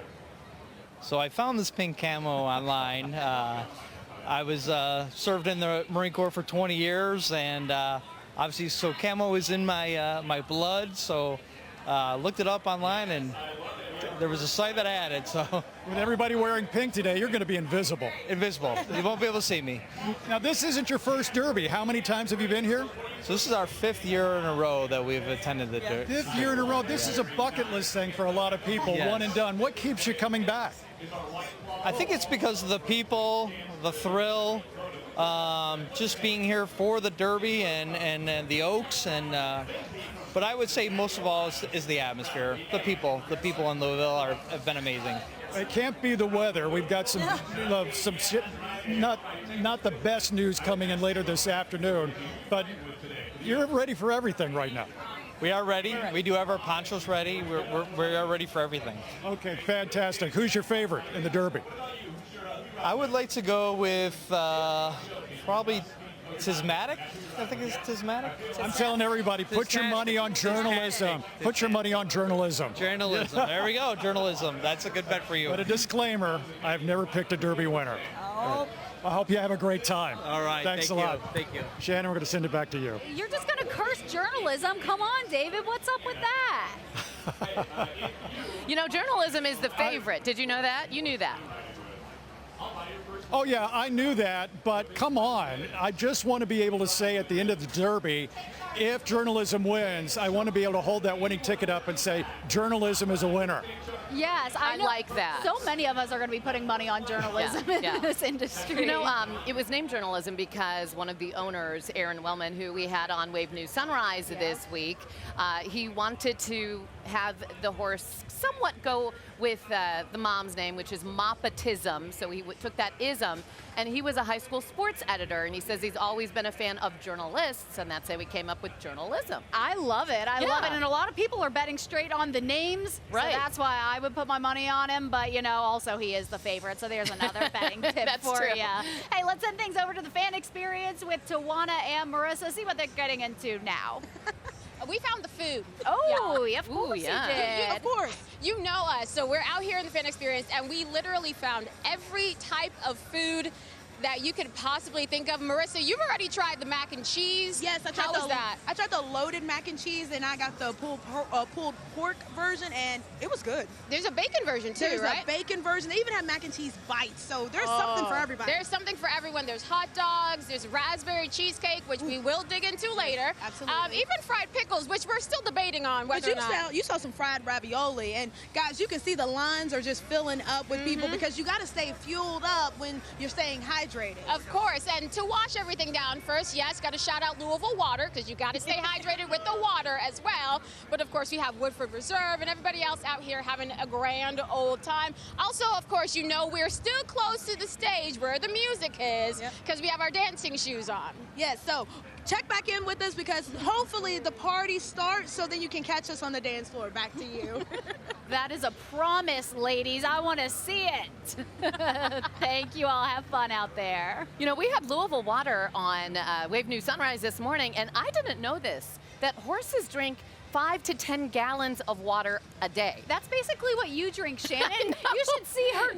I drink jug 1 gallon. of I drink a water, gallon a day. And you do it during the morning show, which is only like 2 hours, so it's really impressive. It's important to stay hydrated. It is. I hope everyone is drinking their water this weekend, too. And for all of our out-of-town visitors, we have the best tasting water in Louisville. We really do. Yes. We do. It is wonderful water. And by the way, some of the trainers apparently were saying that they sometimes have to add something to the water to get the horse to drink it. But here, they don't have to. Yeah, the horses love our Louisville water. They just love it. There will be lots of lilies served up today, though. That's the cocktail we're talking about, not the flower. Tomorrow, it's all about the mint juleps.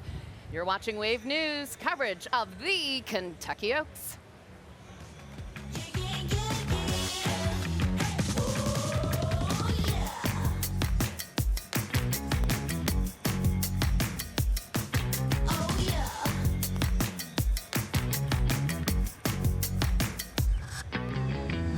Waves coverage of the Winner's Circle is sponsored by Thomas Law Offices. When you need a lawyer, choosing the winning team matters.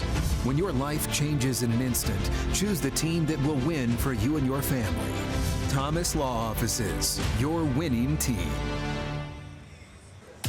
Welcome back. You are watching the 151st running of the Kentucky Oaks. Starting to see that crowd show up as it is almost noon, and all the pink fascinators. Ooh, excited fans too. A thumbs up. He must have won one of the first 2 races. I'm hoping I could have some luck later today. I know, right? We all are. So we were talking about those lilies. So those drinks, they're made with vodka, sweet and sour triple sec, cranberry juice. How many are sold, Olivia? 85,000. That's a lot. And they've been the official cocktail of the Kentucky Oaks since 2006, so not even 21 yet. So if the Oaks Lily was a person, wouldn't even be able to drink itself. Yeah, but thank you to Tim Laird, if you're watching, for coming up with that Lily combination. Let's go to Jose Zozaya, who is joining us right now. He is at the First Turn Club with more.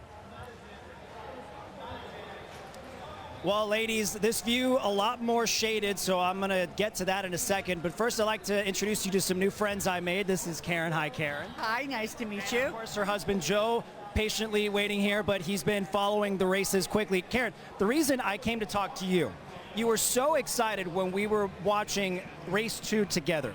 Can you tell me why you were just so excited? I saw you waving your arms in the air.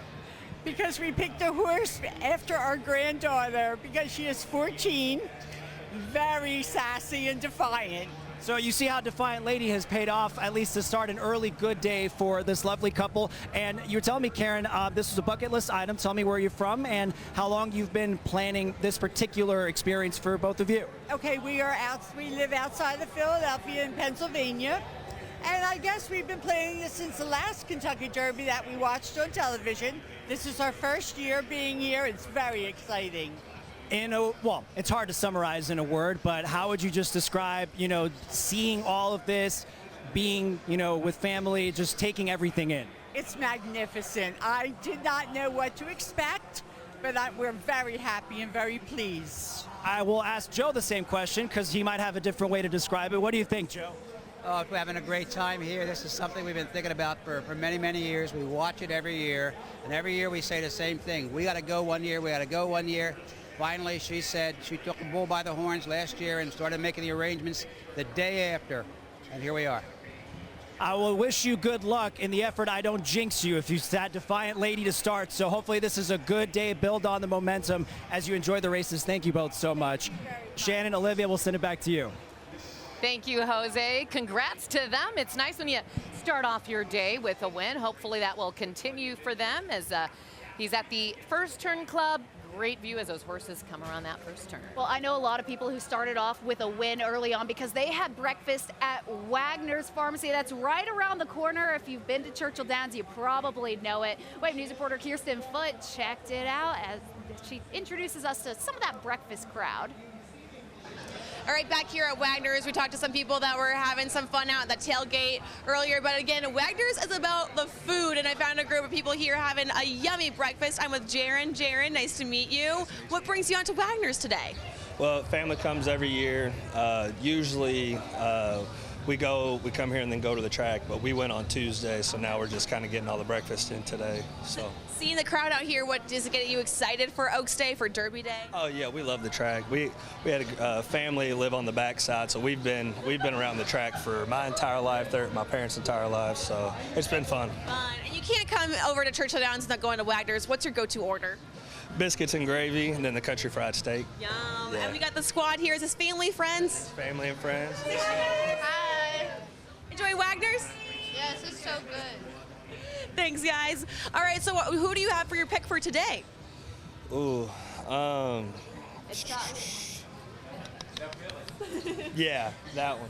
So usually for Oaks, I always pick number 8, lucky number, and then tomorrow I had Long Shot, I had Cold Battle, and then I had Rodriguez until he scratched. So I don't know yet, but I always pick the 8 for Oaks. It's a lucky number. Gotcha, So. lucky number 8. All right, so those who might not know what they're doing, lucky number 8, that could be a good one today. All right, Jaron, thank you so much. Nice to meet you. Back to you guys. Thank you, Kirsten. Yeah, Wagner's has been around for more than 100 years, a staple here in the community. I need to go and get one of those cinnamon rolls there. Oh, they are good. That looked good. By the way, we should let that guy know that it will be Tenma breaking from the 8-hole today. That is Bob Baffert's horse and the Kentucky Oaks. Now let's check in with Alina Noakes. She's on the backside.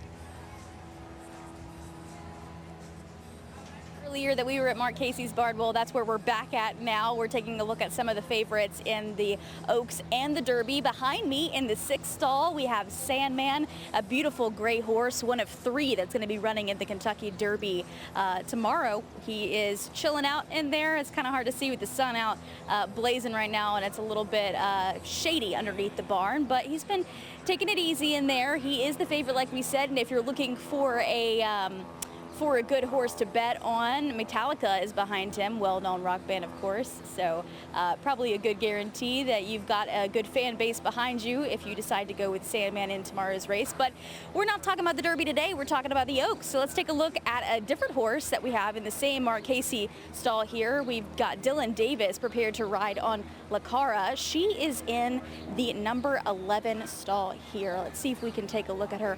Oh, she came out. She heard her name. Look at that. That's La Cara right there, shaking her head. Looks like she was just munching on some hay here.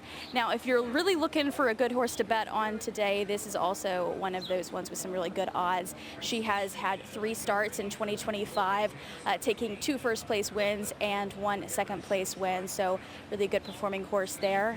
She looks ready to go, if I have to say so myself, Shannon. Definitely one that has a lot of people talking here out of the Mark Casey barn. Thank you so much, Alina. Yes, that's La Cara. La Cara. I know you love saying that name, La Cara. I do, because yes. it's the face in Spanish. Yes. By the way, you know, Mark Cassie's son is a lieutenant for LMPD, nearly more than 15 years now. So just got that promotion a couple of years ago. So Lieutenant Joel Cassie, he's out here. So many of them were saying that they really like Sandman in the Derby as a result of that. Yes. Yeah. We'll be right back with more coverage of the Kentucky Oaks.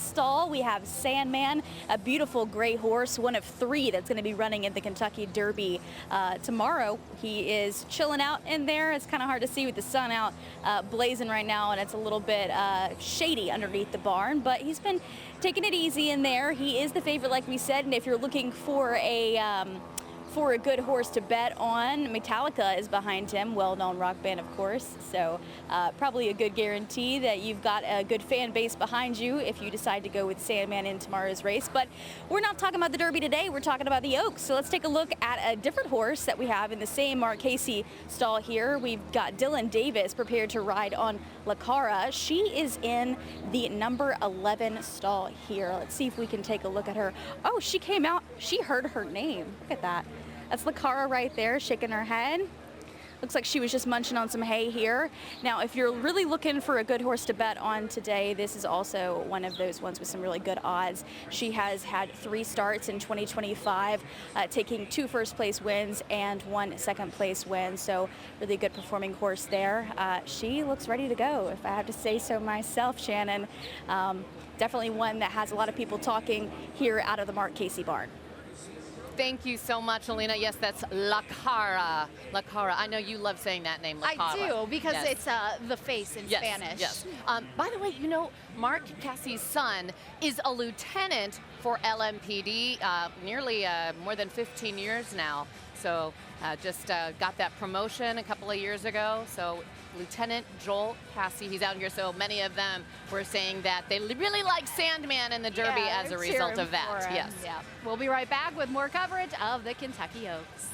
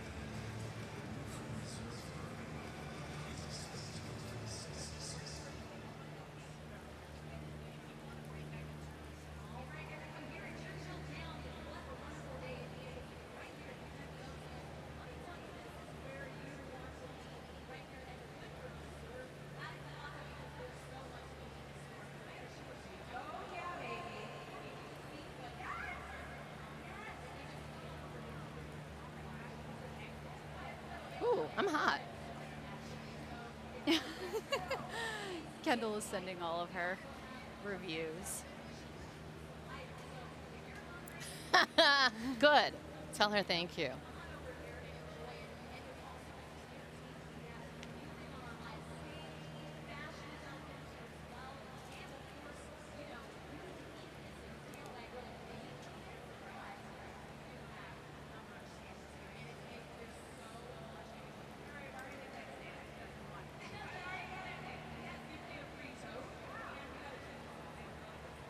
Okay.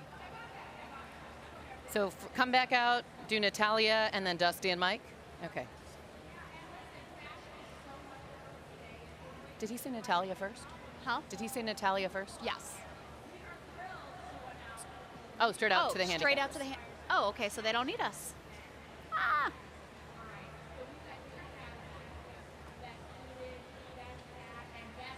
Look at that. That's amazing. Oh my gosh. Shelby just texted me and said Dylan Dryo's outfit. Who did that? I said I haven't seen it yet. Oh. No.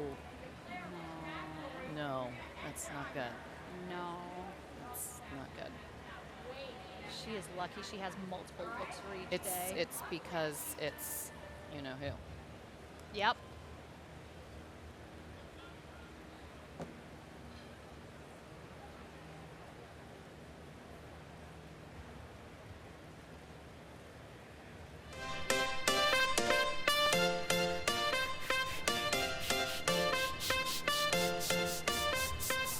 Into this race, we are preparing for a 1 mile and an 1/8 turf race.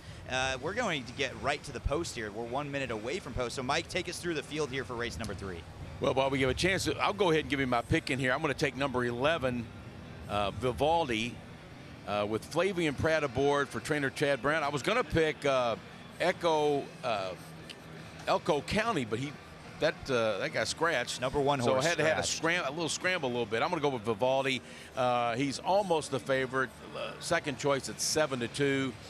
He's going to have to beat Profound, the 3, who right now is lukewarm favorite at 3-1. Yeah, and you go through the rest of this field. So this was originally was set to be a 12-horse field. They also had 3 alternates. All 3 alternates also eligible scratched. And then you have the 2 with Elko County, as you mentioned, and you also had No Mo Moolah that scratched in the 8 slot. So 10 horses in this race. It's a 1 mile and an 1/8 on the turf. It's a maiden special weight. It's a $120,000 purse as well. They're calling it Birdtown. It's presented by Kroger. And, of course, earlier today we hit our first race. Our second one came down to the wire, but no cigar there. So race number 3, both of us are going with Vivaldi. And we're going to send it to Travis Stone in a second here. Yeah, you know, there's a horse in here, number 7 is Mighty Mike. Now, you think that would be a hunch? I got a hunch he's going to run last, so I'm not going with Mighty Mike in here. Don't bet on Mighty Mike. All right, Travis Stone, track announcer, take it away.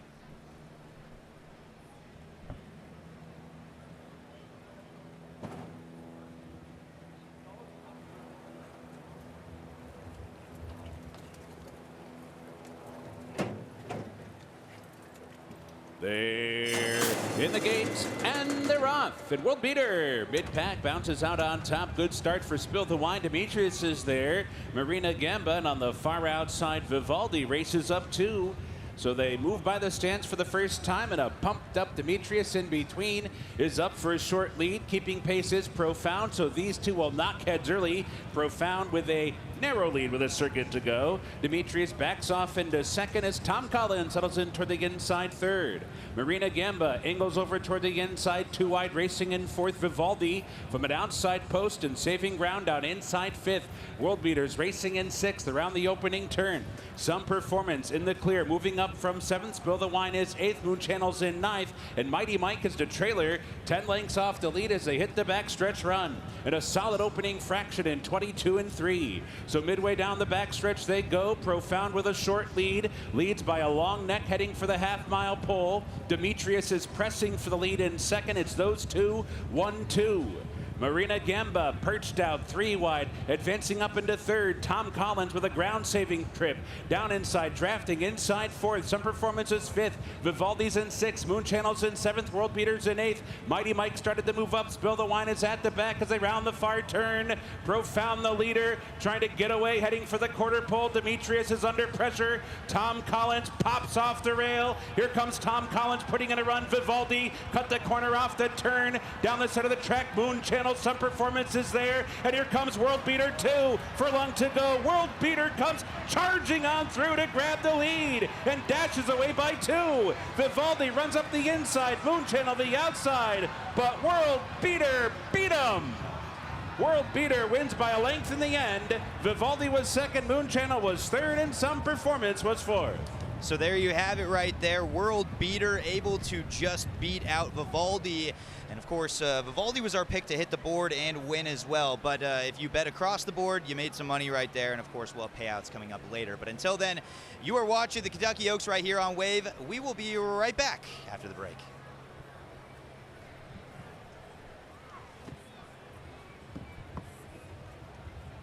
Welcome back. It is now noon here on your Oaks morning. Race number 3 is in the books. It was our first turf race of the day, and I have to say the sound of the hooves on the turf, and it's just so classic, so beautiful. It certainly is. We had race number 2. Dale Romans was the winner for that one, the trainer, and he always jokes that if he were to win the Kentucky Derby, that the entire city of Louisville would be in the winner's circle because, of course, he's so well known around here, and I think he's probably right. Can you imagine the stampede of people racing to get in that picture? Let's go to Sean Bowdy. He is in the winner's circle and had a chance to talk with Dale. Here with winning trader Dale Romans, it's always good to get one on the board on Oaks Day. You have so many wins under your belt, but I'm sure it's just as special every time you get another one. Every time you get in this winner's circle special, but on Derby weekend, nothing better, nothing better. And for you, a Louisville native too, for knowing how much this day means, how much this weekend means to the people here, does that give you a little extra pride? It does, it does. I've got a lot of friends and family up here. You know, this is Locals Day Friday, and they're all here watching, and you can't get any better than this. What's more exciting, a race like this or welcoming a new grandchild? We got one on the way. That's got to be the most exciting. We've been waiting a while, so yeah, November we'll have a new baby here. And are you feeling pretty good about the rest of the weekend? I am. I've got 5 horses running tomorrow. They're all in good, tough races, but they're all doing well, just like this filly, and hopefully some of them show up. Well, again, congrats on the win, the early win, and hopefully you get another later today and tomorrow. Appreciate it. Back to you guys. Thank you so much, Sean. Thank you, Dale. You know, one really cool thing about Dale is he let his horse train with one of the Japanese horses so they could go out in the track in those early morning hours and prepare. You know, this year there are 2 Japanese horses and now the field of 19. That's Admire Daytona and also Luxor Cafe. Luxor Cafe actually born in Kentucky.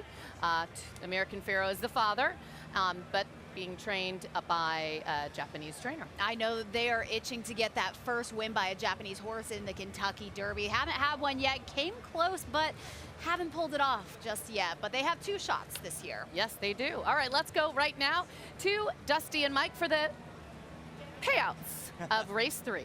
Hey guys, yeah, of course, when you look at that, Mike and I both picked Vivaldi. Vivaldi did hit the board, but of course, World Beater was able to come out on top, and we're going to take a look at those payouts as we speak.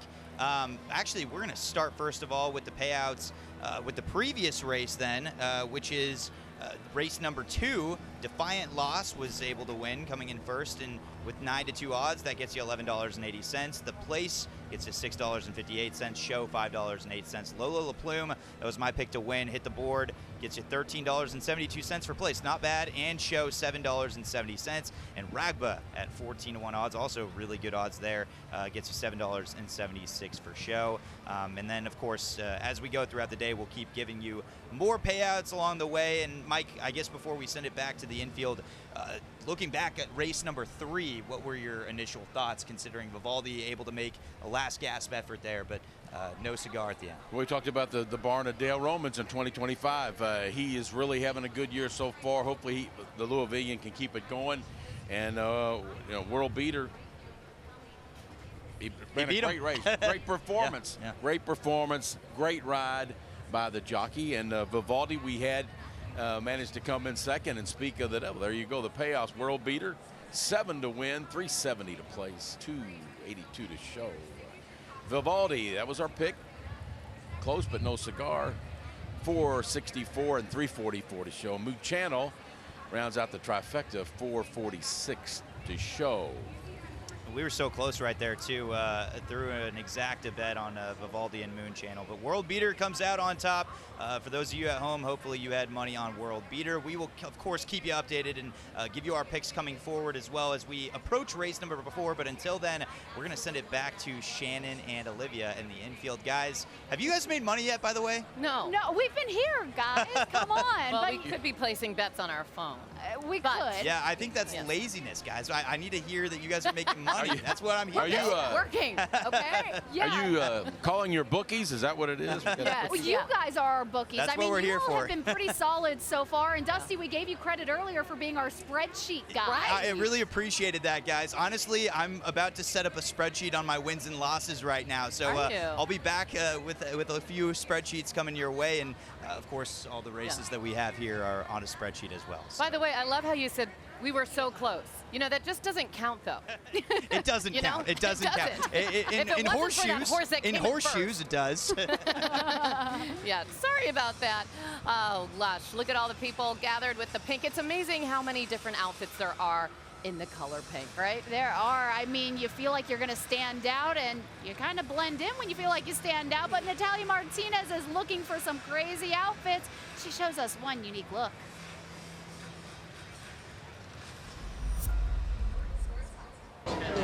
Natalia Martinez here with the gorgeous Kathleen. Let's take a look at her outfit. Tell us about your inspiration for this. Thank you. Well, of course, today is pink for Oaks Day. I had everything made in Ireland. Carol Kennelly is the milliner in Ireland who I'm in love with, and she has a friend just down the road, Tina Griffin, who made my dress. Well, give us a twirl, show it off. And Kathleen, you are from Philadelphia. And this is your 3rd Derby. So what brings you back? I just loved it. It's such a great day out. We meet so many people from around the world, around the country, and there's no better party in the world. And of course, today is all about the fashion, and I think that Kathleen, you nailed it. You nailed the assignment. Give us one more twirl as we send it back to you. Woo! I love it. And the way that those feathers are just flying in the breeze, it is beautiful. You know, it's so wonderful that we have so many fabulous milliners, so many local milliners. You and I have both done quite a few stories on a number of them. Our fascinators today are from Derbyology, who is a local milliner, and you did a story on her. And she also works full-time and has how many kids? Six kids. And, yeah, and she's a she nurse makes hats. practitioner, a milliner. Too. She does it all. I asked her, how does she have time for that? Yeah, how? She does her hats throughout the year, and then she works in the middle of the night because she's not driving the kids around. Does she sleep? I should have asked that question. That's I should have asked that. Wow. Well, I interviewed the hat doctor, Ilana Kogan, and we're not related. Hers is spelled with a K, K-O-G-A-N. And she's also, she's a radiologist and a mom and makes hats. So impressive. Amazing. They do it all. Amazing. Okay. Much more coverage coming up right here on Wave.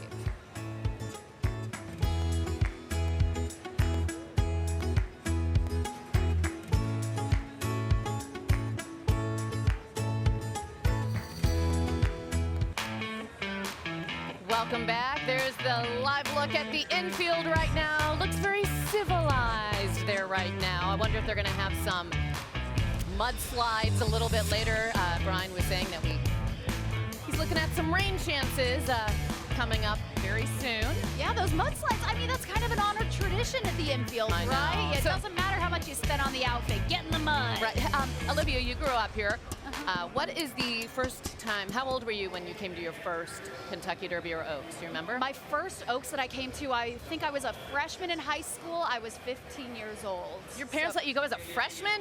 My friend had tickets, so I went with her, and yeah, I made the mistake of wearing heels because I thought I was an adult. I was grown up. In the Big infield? mistake. Yeah. No, we you had seats. We did, and I still struggled again with the heels. Right. Always regret it. Right. My first time was a freshman in college at Indiana University, but my son, Cade, is going to be out there in the infield today, so I'm going to have to get my binoculars. Yeah, we might be able to get a decent look at him, keep an eye on him. But yeah, you mentioned those mudslides. Meteorologist Brian Good keeping an eye on those rain chances today. Well, when I remember covering the third turn, it was beer slides that I saw at that time. So, beer yeah, slide. Beer slide, yeah, they're a little wild out there. It's tamed down a lot over the years for sure. But yes, we are expecting some rain coming our way here in the next few hours. A reminder again, severe thunderstorm watch south of the parkways, Campbellsville, Greensburg over into Columbia. The radar view has been tracking this as well. I'll show you a live view in just a second. Here's a live look at Churchill. Camera's been shaking. The wind's been quite gusty, but we're a bit high up here at the first turn, so got to keep that in mind. But 76 degrees. We've got the dew point at 62. We've got the moisture building in the air. It's starting to warm up. Right now we are dry here in Churchill Downs. That's good. We're dry in Jefferson County. In fact, when I widen the scope out, you look across central Kentucky, we're good. Got the watch in place, but boy, it changes once you get to the southwest. Strong thunderstorms here in West Kentucky. Now, here's the idea that we're thinking. This leading edge is likely going to be pushing in within the next 2.5 to 3 hours. That'll put it in the 2 to 4 p.m. window. We will see this first round get close to Louisville and Churchill Downs, but there is a chance there could be 1 or 2 little pop-ups in advance of that could speed up that timing. So in general, this afternoon, rain chances start to go up. I think the first round may be brief. We may get a break before the second round moves in, and that's the one that may really impact a little closer to Kentucky Oaks. Here's the latest in the modeling, and again, it does hint that we get these downpours that will begin to pop as we head into that time period right around 1 to 2 o'clock here today. So just be aware. Thunderstorms can be moving in this afternoon. We'll still get into the low 80s before they do arrive. Have your ponchos ready. Of course, the biggest issue here at Churchill is not only the strong storm aspect, but certainly even with rain, it's the lightning. And we're going to be watching that carefully as these arrive here in the next few hours, guys. Thank you, Brian. Yeah, I've said it wouldn't be Oaks or Derby weekend without that chance of rain. For the people who aren't familiar with it, maybe are out-of-towners who this is their first time. Yeah, we're used to this. Always pack that clear poncho just in case. Yeah, and last year's Oaks, it was very wet track. I fell asleep by then because, you know, did? well, we worked the early morning shift, so I have to sleep through it. Yeah, it was It was a wet track, right? Am I going crazy? I'll have to. Again, I was asleep. Okay, all right. We can look it up for that. Okay, let's get to Jose Zazaya right now. He's at the first turn. I don't know if I'm thinking of last year. Was it a year before? Okay. Anyway, Jose, take it away. Oh, don't mind me, guys. Just enjoy having the conversation. I do want to introduce you to a new friend because I think he drives the point home that over the 151 years of the Kentucky Derby, this has grown into an international event, a pilgrimage, if you will, for a lot of people who just don't want to miss the experience. Yes, it was. I want to introduce you to my new friend, Tony Whiteman. Tony, would you care telling the folks at home where you hail from? I'm originally from New Zealand, Jose. And I now live in Luxembourg, in the middle of Europe. My lovely wife over there is from Luxembourg, so that's where we hail from. So, Tony, talk to me, if you could put me in your shoes when you first thought of dreaming coming here to Churchill Downs, the Derby. I mean, was that a dream building up over years and years and years? Look, I've been involved in horse racing in New Zealand just as a spectator, so I've enjoyed it. My father had some horses, but at a very low level, just... But no, the real reason to come here was turkey shooting, actually, in Western Kentucky, and then it's the same 3 weeks as the Kentucky Derby, and I haven't shot a turkey yet, which keeps me coming back. So, and I heard you tell me when you miss the turkey is usually when you like your Derby winners. Well, the previous 2 times we've been here, we haven't got turkeys, but we've picked California Chrome and Madge 2 years ago, so I'm not sure, and I didn't get a turkey this time, so maybe I will be lucky again. Maybe we'll get good omens for you as you're enjoying your drink, Tony. Cheers. Shannon, Olivia, we'll send it back to you.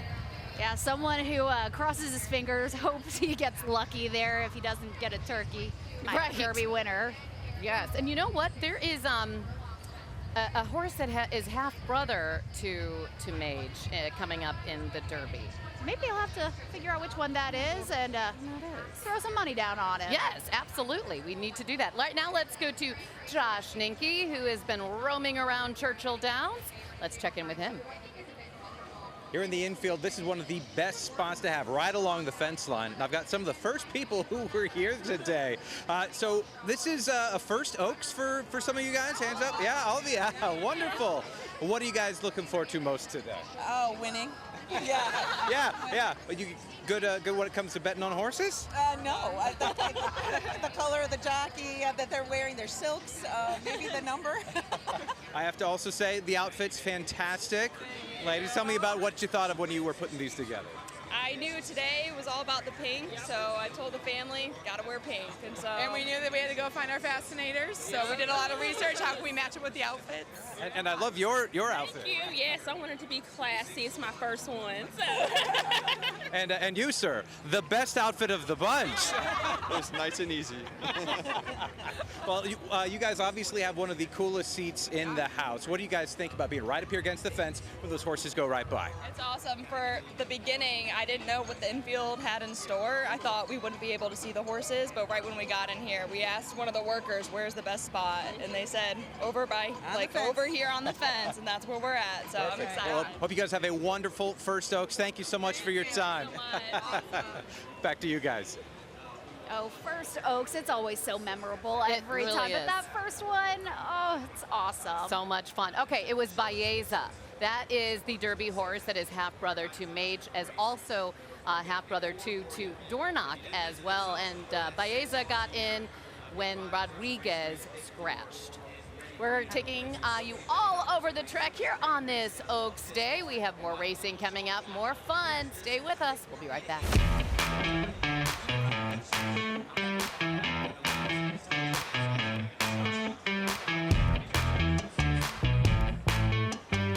Guys, we hope you've been enjoying our coverage of the Kentucky Oaks here on Wave. I'm Mort Jolles. The Kentucky Oaks isn't just known as the race for the Garland of Lilies, but it's also a time for everyone to enjoy its official drink, the Lily. Tim Laird created the drink for Churchill Downs in 2006 to rival the Derby's official drink, the Mint Julep. Laird says the Lily was inspired from the Cosmopolitan. The pink shade of the drink resembles the Stargazer Lily, which is the flower used to make the garland that's draped over the winning filly in the Kentucky Oaks race. But you don't have to go to the track to enjoy this drink. All you need for the Lily is vodka, sweet and sour mix, triple sec, and cranberry juice, crushed ice, a blackberry, and lemon wedges. If you want to truly get into the Derby season spirit, though, Churchill Downs puts out a souvenir glass each year for the Lily, just like they do with the mint julep. The glass is unique to the year it was created and is sold at the racetrack and select retailers. It's estimated that Churchill Downs sells more than 80,000 Lily drinks during Derby week each year. Wave Now Derby coverage is sponsored by the Kentucky Lottery. Did you know that the Kentucky Lottery has provided over $5 billion in funding for college scholarships and grants to Kentucky students? Details at kylottery.com. We're heading into race 4 right now, 6.5 furlongs in length. And I love the name of this race. It is called Believe You Can. Such a great race. I mean, I hope all these horses are believing that they can. Let's send things over to Mike and Dusty for their picks. Yeah, thank you, guys. We're going to get right into our picks here, and then we'll lay the rest of the field out for you. Mike, let's start it out. Who you got for this race, race number 4? Well, Stable Currency is going to be tough, 9 to 5, but I'm going to try to get a better price here. I'm going to take number 10, Foie Gras, for Steve Asmussen and Flavian Pratt. If she can just improve just a tad, I think she's going to be right there at the finish line. She may have needed her last race. She ran 5th at Keeneland, but she was coming off a 3-month layoff. So I'll take number 10, Foie Gras, to capture the 4th race. And by the way, you know what Foie Gras means? Duck liver. Oh, duck liver. Delicious. That's going to be in our box lunch. Yeah, there you go. Duck is. livers, and we'll be able to celebrate with number 10. Hopefully we can afford even more than duck liver. But I will say that while Foie Gras is on the radar, and I do believe Foie Gras has the potential to hit the board, I will go with the favorite in this one, Stable Currency. I like the resume for Stable Currency, the speed also, and then Jose Ortiz, of course, in the saddle as well. Keep an eye, though, on the number 7 horse, Beauty Reigns, by the way, because Beauty Reigns has the capabilities to keep up not only with Stable Currency, but also when you look at the resume heading into this thing, I like the combo between Junior Alvarado and Will Mott. And I'm keeping an eye on that horse. I do think that horse might hit the field. And if you look at this, if you want a horse that hits the board, you could go Stable Currency, Beauty Reigns, and Foie Gras. Any of those 3. You could even go trifecta on that. But, Mike, take us through the rest of the field as well. Well, you see, there's a lot of big prices there. Billiana's at 19 to 1, Wondrous at 12 to 1. Your post-time favorite, Stable Currency, at 9 to 5. Flat Out Times in the mix, 7 to 1. I read Ortiz aboard. Number 5 is Moochie Girl. Comes off a solid win at Keeneland 25 days ago. Brian Hernandez rides Moochie Girl. Number 6 was a long shot in there. Baytown Butterfly, probably in deep waters today. She lost by 19 lengths last month at Keeneland. It's tough to recommend her. 7, one of the top contenders in this sprint, Beauty Reigns. You mentioned Dusty. She was once on the Oaks Road. Now back to a level maybe she can compete with. And Junior Alvarado rides for Bill Mott. Number 1 is Grade A. Switching from grass to dirt today. She's going to have to get better after running 11th and 7th in her last couple of races. Mindy's Union is next, moves up in class, but is coming off a strong win, going 6 furlongs at Fairgrounds. Lindsey Schultz is the trainer. C.J. Hernandez in the saddle. Number 10, Foie Gras. Like I mentioned, I think if she can improve just a little bit, she's going to be right there today. I think she figures to be in the mix here. Rounding out the field, La Marinera. Not a whole lot to recommend about La Marinera, who hasn't shown much in her last couple races. Cesar Arantes rides La Marinera, and that's the rundown. For Phase 4, your race favorite right now at 9 to 5 is Stable Currency. And I think one thing to keep an eye on here as you go through that rundown, this is a faster track, of course, and speed kills, right? We talked about it earlier today that if you're gunning for speed right now, Stable Currency and Foie Gras are probably the 2 that you got to keep an eye on. Foie Gras' most recent performance, maybe not exactly what you were looking for, but that combo of Asmussen as well as Pratt is one that could potentially bring you some money. And of course, hitting the board is a goal here today, and that's something that we want to make sure we stress at home, is that we're not only picking winners here, we're trying to get you money across the board, get you your best buy. And right here, if you're trying to find your best buy, Foie Gras might be your best buy. Currently, the number 10 horse sitting at 5 to 1 odds. Not a terrible purchase there. I mentioned the 7 horse, by the way, 9 to 2 odds. And then, of course, the favorite right now, Stable Currency, heading into the gate as we speak. We're going to send it over to track announcer Travis Stone. Race number 4 set to go here momentarily.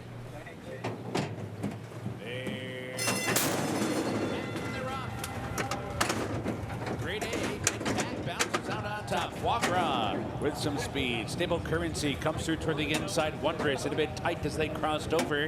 They head up the backstretch, and Foie Gras up for a short lead. Grade A moves with her. They go 1-2 down the backstretch run. Mindy's Union comes on to grab third. Beauty Ranges racing fourth. Stable Currency toward the inside fifth. Lamari Nara's in sixth. Flat Out Time seventh. Wondrous in eighth. Baytown Butterfly far out on the track, racing in ninth by 4. Billy Young's farther back in 10th and just ahead of Bucci Girl, who's the trailer to the far turn. The quarter goes in 22 and 3. They round the far turn. Foie Gras knocking heads with Grade A. These two full throttle, clear by 2.5.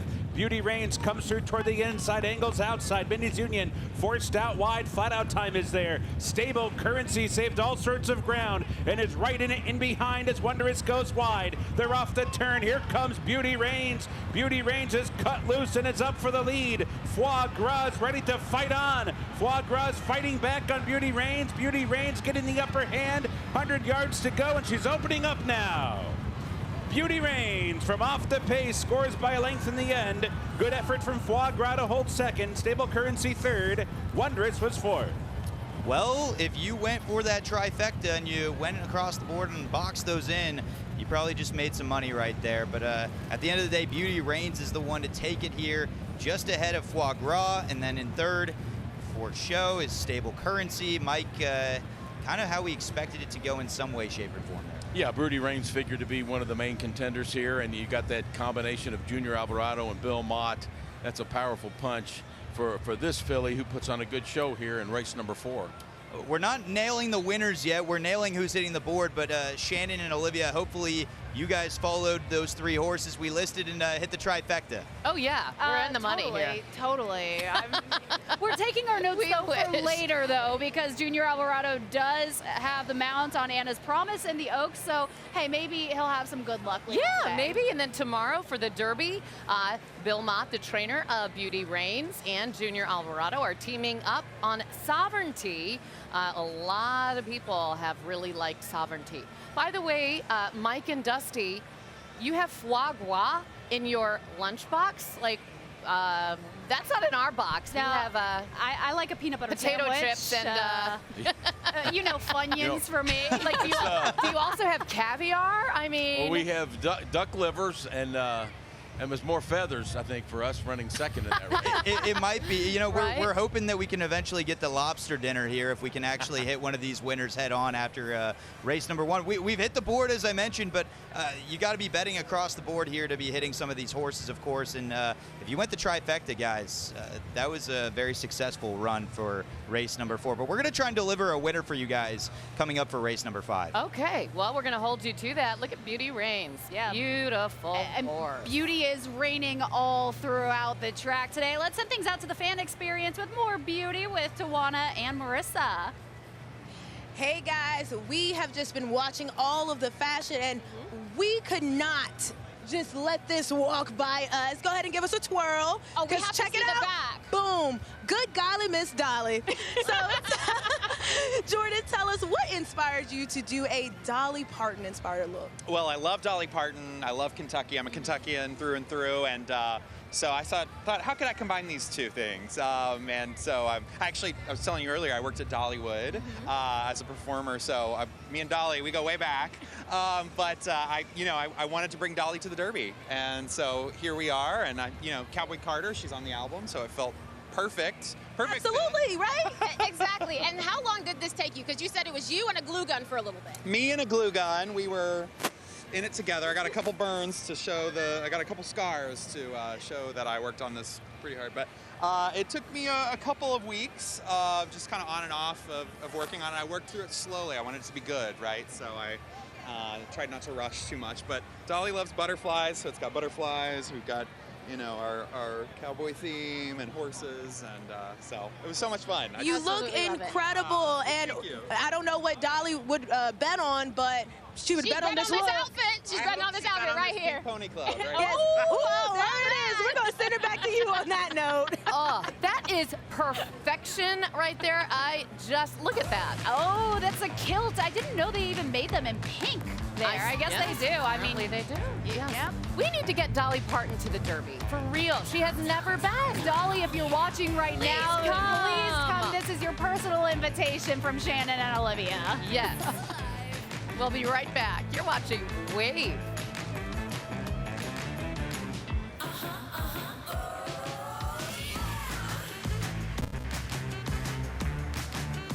Oaks Day Closed Captioning is sponsored by Freedom Senior Services.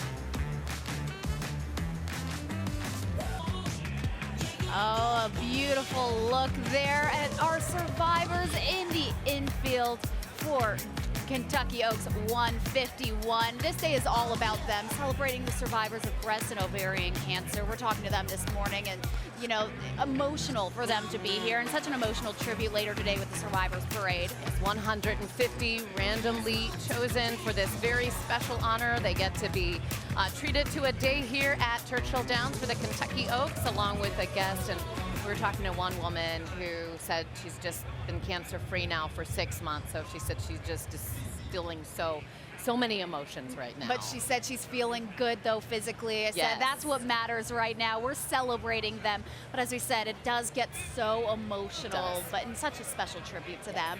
Well, the sun is still out right now. Let's hope that the rain stays away so we can have that parade. Let's go to Brian with the very latest. All right, thanks. Yeah, that's the hope. Now, right now, of course, we're dry. It's quite windy, but I'm up here at the first turn clubhouse where we're elevated, so the wind gets really strong. Hey, here's Churchill Downs. Here's all Jefferson County. We're dry at the moment, all right? It's just breezy outside. Let me widen out the scope, and you see that overall we're quiet until you get down into areas of southwest Kentucky, and that's where things begin to change for us. Hold on one second. Let me get the radar back up. All right, let me pull it back up here. A little bit of a technical glitch here. It doesn't take too long to roll it up. We do have some thunderstorms, though, in southern areas of Kentucky, especially as you move into, say, Murray State. Around Murray State, there's been several reports of trees down in that area as well. This is what we're watching that is going to be heading to the northeast. Now, there is still a chance we could get some pop-ups. You see a little blip there on the radar in advance of this. It is possible we could get 1 or 2 small showers. But just this line alone, if we were to track it at its current speed, it would put it into, say, around the E-Town area around 3:15, 3:13, Shepherdsville about 3:30. So roughly in the 3 o'clock hour, it looks like we should have this line get into the area. I'm not saying it's going to be severe. It will likely be just an area of rain and lightning, which will be a factor for at least temporary stopping some of the action here at Churchill until it passes by. The southern edge of this has been producing widespread tree damage across areas of the land between the lakes area of Kentucky. There's the time for Louisville, about 4:12 listed there. Latest on Futurecast shows, again, as we get to 2:30, you see some of those pop-ups, but then we get into that 4 o'clock window. Yikes, we don't want to see that. We don't want to get these downpours in the area, but that seems to be the trend. This is going to be arriving just a bit faster than what the data earlier indicated. So be ready. I know it's quiet and nice now, but we've got another, I would say, 2 hours of quiet, and then it's going to get a little more spooky outside here with the dark clouds and downpours. Get the ponchos ready, as we've been saying, and we'll keep you updated if there's any warnings that are issued. Thank you, Brian. Right. Yeah, I'm trying to hold down my fascinator, and then my papers go flying everywhere, too. I don't have enough hands up here. We need more. Yes, absolutely. Okay, we just had race 4, but right now we want to go to Sean Bowdy, who was with the winning trainer of race number 3. Winner of that last race is no stranger to the backside of Churchill Downs. Riley Mott, congrats on the big win. But like I've said, you kind of grew up on the backside. Your dad's a trainer. To win a race on Derby Day with your dad watching, how exciting was that? It's unbelievable. I mean, it's an undercard race, but everyone wants to point for this weekend at Churchill Derby Week. I mean, it's the pinnacle of our sport, and it's truly a dream come true for me. And when you look at a race like this, like you mentioned, yes, it's an undercard race, but the day itself is so big. Does it feel like that kind of stage when you're standing here watching your horse finish the race? Absolutely. I mean, you look at the crowd and you know, all the connections are here and all of our friends and family, and it really is the cherry on top. So good start to the weekend. And it's a family affair too, so I know it's exciting for everybody. Absolutely, yeah. My dad was here, and that was a cool moment, that's for sure. Well, again, congratulations on the win, and congrats for the rest of the weekend, and good luck in the winner's circle. Sean Batty, back to you guys. Waves coverage of the Winner's Circle is sponsored by Thomas Law Offices. When you need a lawyer, choosing the winning team matters. In the past year, Thomas Law Offices won over 95% of its cases. Thomas Law Offices, your winning team. A big congrats to Riley Mott. So many of the horse trainers really did grow up in the business. His dad, as Sean was saying, is Bill Mott, who then won the very next race, race number 4. So, which is kind of funny. They can hang out in the winner's circle. They can there. hang out in the winner's circle. He could have just stayed there. Yes, and of course, Bill Mott, as we mentioned, has sovereignty in this year's Kentucky Derby. And as he grew up here, I'm sure he has seen all the changes that have happened at Churchill Downs, including the starting gate pavilion. That's where David Mattingly is. Let's send things over to him. Yeah, starting gate pavilion was something not even on anybody's radar when I was a kid growing up here. But I want you to meet someone here. Tell me your name, and you went to Mayo High School. Yes, Keisha, and I went to Mayo High School. And you actually worked here at Churchill Downs back in the day. What did you do? I was a mutual teller, and I started out as an usher when I was 15 years old. How many years did you work here? I worked, oh my gosh, from about 15 until I graduated high school. Then I started back in my adult years, and then I brought my husband because I wanted him to experience it. So now you live in Maryland, outside of D.C. Yes. You make this an annual thing now. Well, now that you've seen the Derby, what do you think? I love the Derby. Every year we plan months and months ahead on what to wear, to arranging transportation here, and just enjoying the entire experience. Now you talk about what to wear. Come in closer. Take a look at his flowers here. These are absolutely beautiful. And take a look at her fascinator. Now, what's really fascinating about this is where it came from. Tell me about it. It came from Nigeria. I found a maker, a designer in Nigeria, hat attire, and on Instagram, she's Millinery by Darby. Comes from Nigeria. Who needs Paris, right? Right. Definitely a winner here today. Okay, who's your money on for the Derby? We're looking at journalism, yes, but we don't know. We'll see. Hopefully we're a winner today. Okay, you're pouring over the racing forums. You've also brought your tablets. You've got your phones ready to go. You're going to make an informed choice. Yes, we are. Well, good luck to you. Choice. You look fantastic. You're already winners. Thank you. Back to you. Thank you. I love how she said, I don't know, because I'm kind of the same way. My mind is changing, but journalism is the favorite. I know you asked me which one is your pick, and I said, I don't know what I wrote down this time. It changes. Do you remember what you wrote down? Now, you looked it up, right? I did look it up. I You actually picked had Burnham Square, and you Okay. laughed at me, but hey, Rich Strike won, and nobody had him on the Actually, radar. a lot of people like Burnham Square. I know. So, No, I that's mean, good. at this point, we don't know. We don't know. Trying to make an informed decision here. All right, right now let's check in with Kirsten Foote. We know there are so many parties going on all throughout the city, and she's at a place that has been very busy. All right, guys, continuing our tour down Central Avenue here, we are at a very friendly and very iconic spot, the Central Beer Depot. Brian Shalonsky told me about this. I saw he came here last year, so I had to come and check it out myself. And this is how you do it. You come in here, we're out in here in the neighborhood down in Central at Taylor. You come in here, get a break from the heat. It's a little warm out there. And you come and meet your friends. Let's go see where our friends are at. Hey guys, how are you? How are you? Good, welcome. These are my new friends. They're from Wisconsin. You guys are hanging out? Yes. Look at this. There's nothing like this. This is the most unique and amazing place anywhere. We drive very far, and we will always be here because of this place. And what keeps you coming back? Woo woo. And Becky. And Becky is amazing. Tistasic is really good. The horse, we're betting on that one. And the owner is an unbelievably great, amazing athlete back in his day. I love it. You guys are fun. Yeah, well, you guys are my new friends here. I'm from Nebraska. They're from Wisconsin. So there's a little bit of, tension there. But hey, it's on Derby weekend. It's all good. Let's go down here and say hi to these people here. Hey, guys, what keeps you guys coming back here every single year? Same thing. I mean, it's just great tradition. Family. We've got a lot of family that comes down. So we do a different party and tailgate. So it's just a tradition of it all. All right. Central Beer Depot, it's a place to be, guys. If you can't make it out to Churchill Downs, you got to come here. This is where the party is really at. Back to you guys.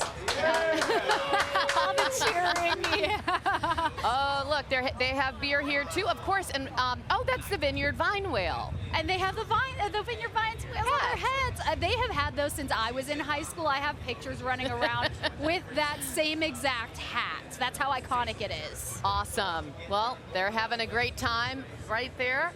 And we're having a great time all over the place, as you can see. It's not just here at Churchill Downs.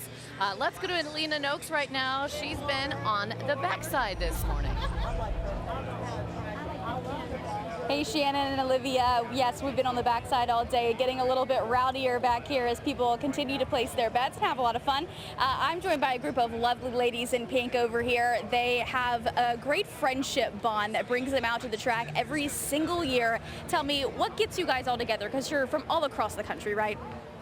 We are, and we go way back, and there's a lot of love.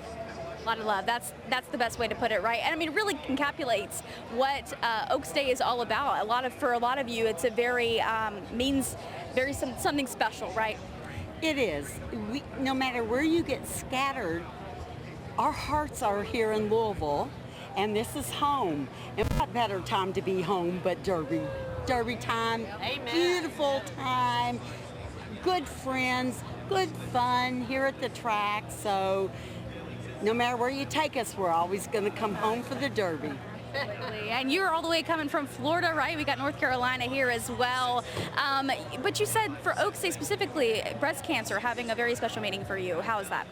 I worked 5 years with American Cancer Society, and of course one of our big focuses has always been breast cancer and support for women with breast cancer because it's so prolific throughout our community. 1 in every 6 women will develop breast cancer. 2 of my very best friends are breast cancer survivors. We have probably women in this thing that are breast cancer survivors. So supporting that, supporting the Oaks, getting behind that, as a woman, it's very important to me.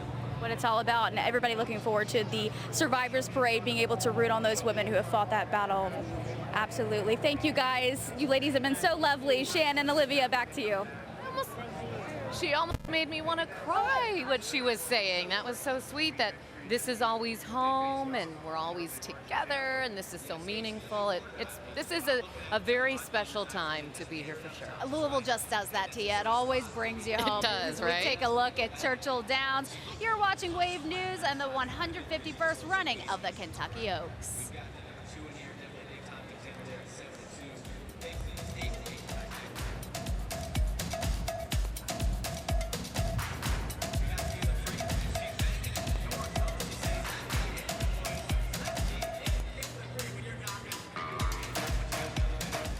Oh, the Kentucky Oaks. You can see the twin spires there with the pink for Oaks Day. You'll see a lot of pink out here today.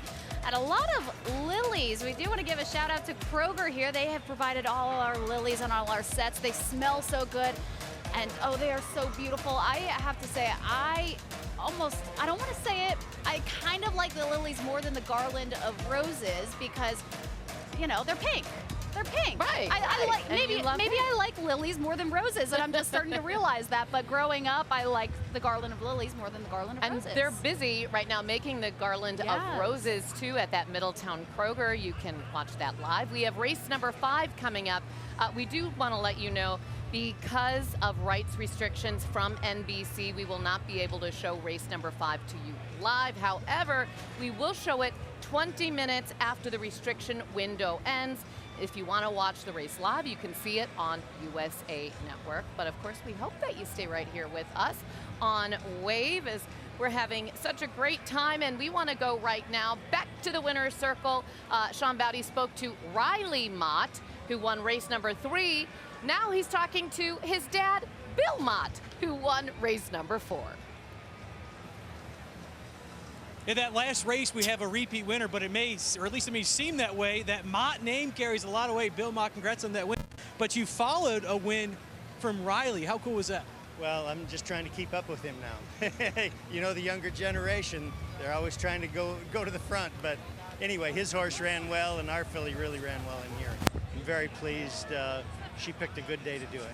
How cool of a moment to win on Oaks Day. You've done it before. You've been in this winner's circle plenty of times, but to do it on Oaks Day, it's special. And to do it back-to-back with your son, that kind of make it even more special. Well, it's a lot of fun. I mean, the owners are here, and they can enjoy the day, and it's a big crowd, and I think everybody, you know, it's exciting when you get the big crowds and the big days like this, you know, and have a winner. Nothing tops that. How do things look for the rest of the day and tomorrow?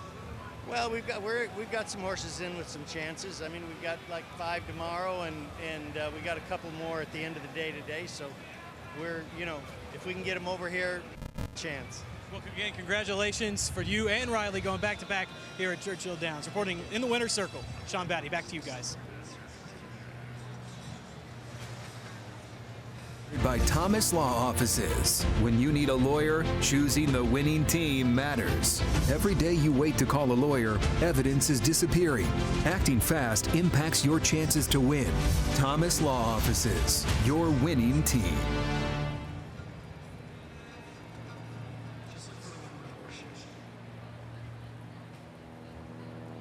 Riley, how special is that to have back-to-back wins with Riley Mott and then followed by Bill Mott. Bill Mott has Sovereignty in the Derby. He's already won the Derby once with Country House.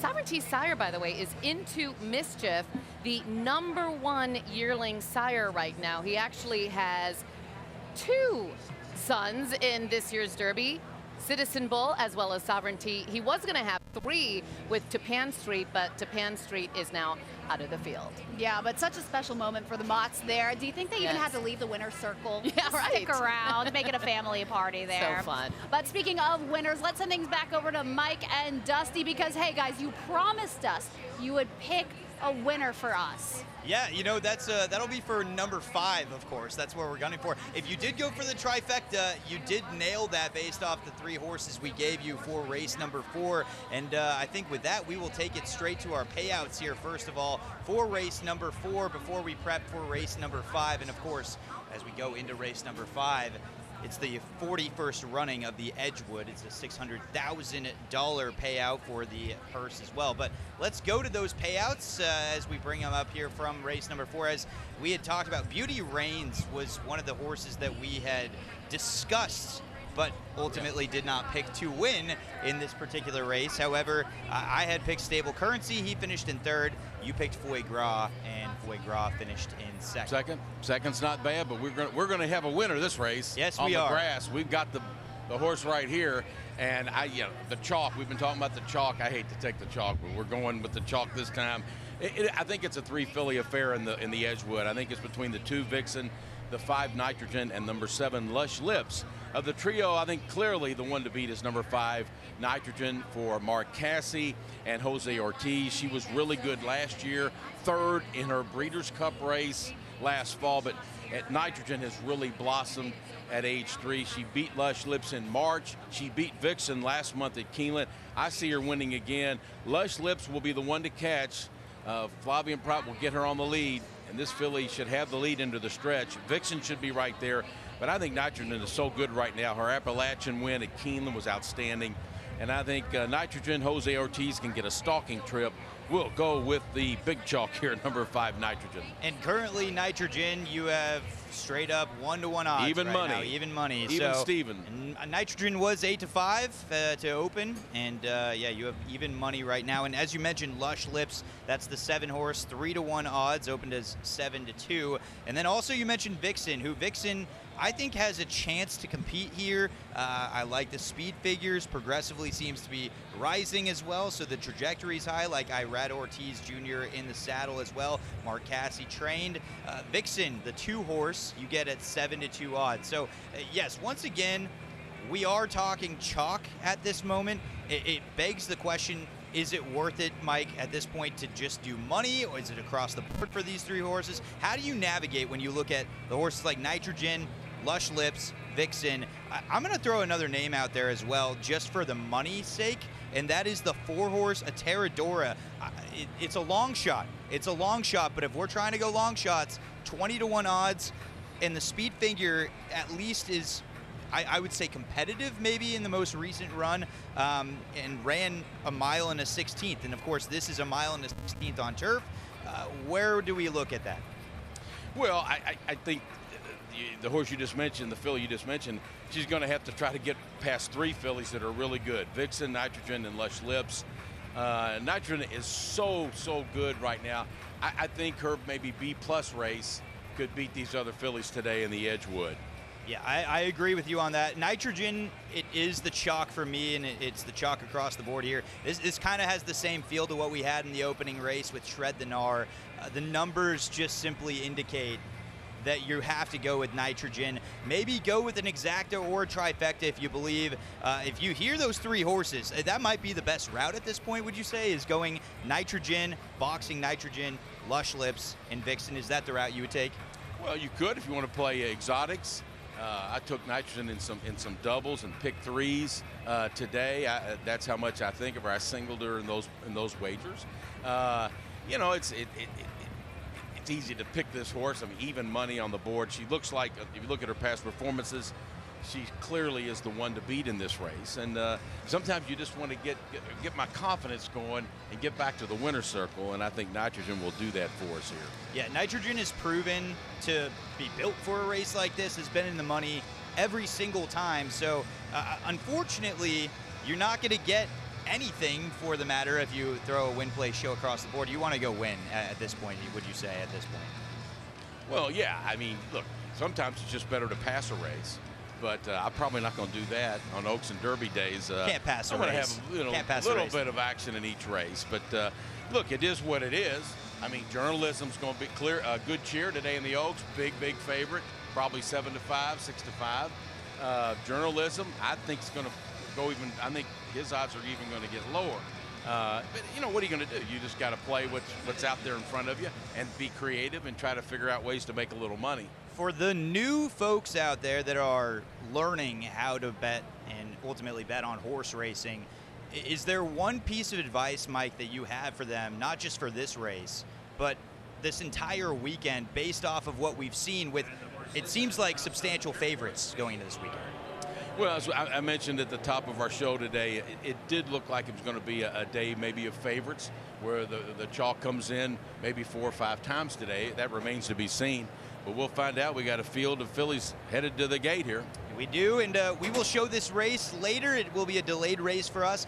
In the meantime, we are going to head to a break. We will be right back. You are watching the Kentucky Oaks right here on Wave News.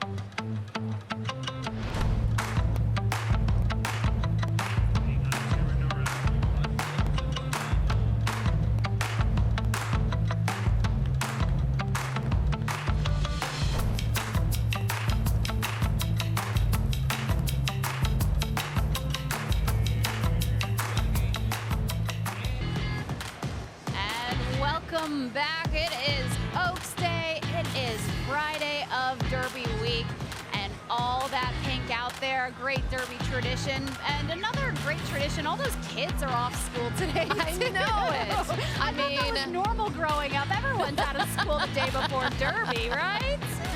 That's hysterical. Yeah, you need the sunglasses, but you also need the poncho. So if you are at home, just about to head on out here, grab both of those things. You'll likely need them. Look, they're getting a little soccer action on in the infield, it looks like. Barefoot out there, too. Yeah, I mean, hey, that's the infield for you. Woo! Yeah. Shorts, T-shirt, I love it. They look like they are having a blast out there today. Yeah, we've been fortunate so far with this weather, so we're keeping our fingers crossed on that. Right now, let's go to that brand new $200 million paddock where Kendrick Haskins is. Welcome back down here in the paddock, and we're looking at all the fashion. My man Ryan here from Louisiana. I mean, tell me about the suit. So honestly, my wife, I'm gonna give all the credit to my wife. I wish I could take credit for it. My wife dressed me. Gentleman Guru, LA, out of LA.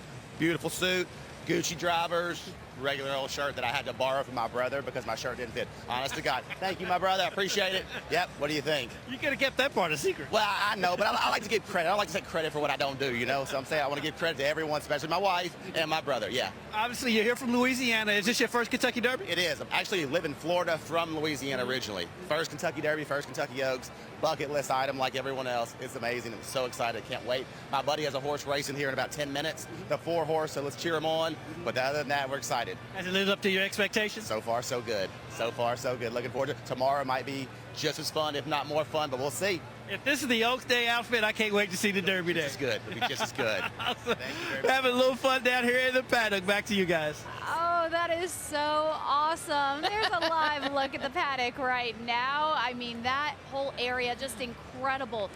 You know, that is brand new. I remember the temporary paddock, wondering what are they going to do with this area? Yeah, I wouldn't have expected that. It just exceeded expectations. It is so nice out there. They call it the heartbeat now of Churchill Downs, and when you enter that gate, it is such a framed perfectly by the twin spires. And you and I were discussing earlier when they first designed Churchill Downs initially, the twin spires were not included in that design, and the architect felt something is missing here. So then added the twin spires. And the architect was only 24 years old at the time. I mean, his career, I'm sure, just took off after that. We need to look that up to see what else he designed after that. Clearly some iconic stuff out there. Yes. Let's send things over to Jose Zozaya. He's in the First Turn Club. What are you up to now?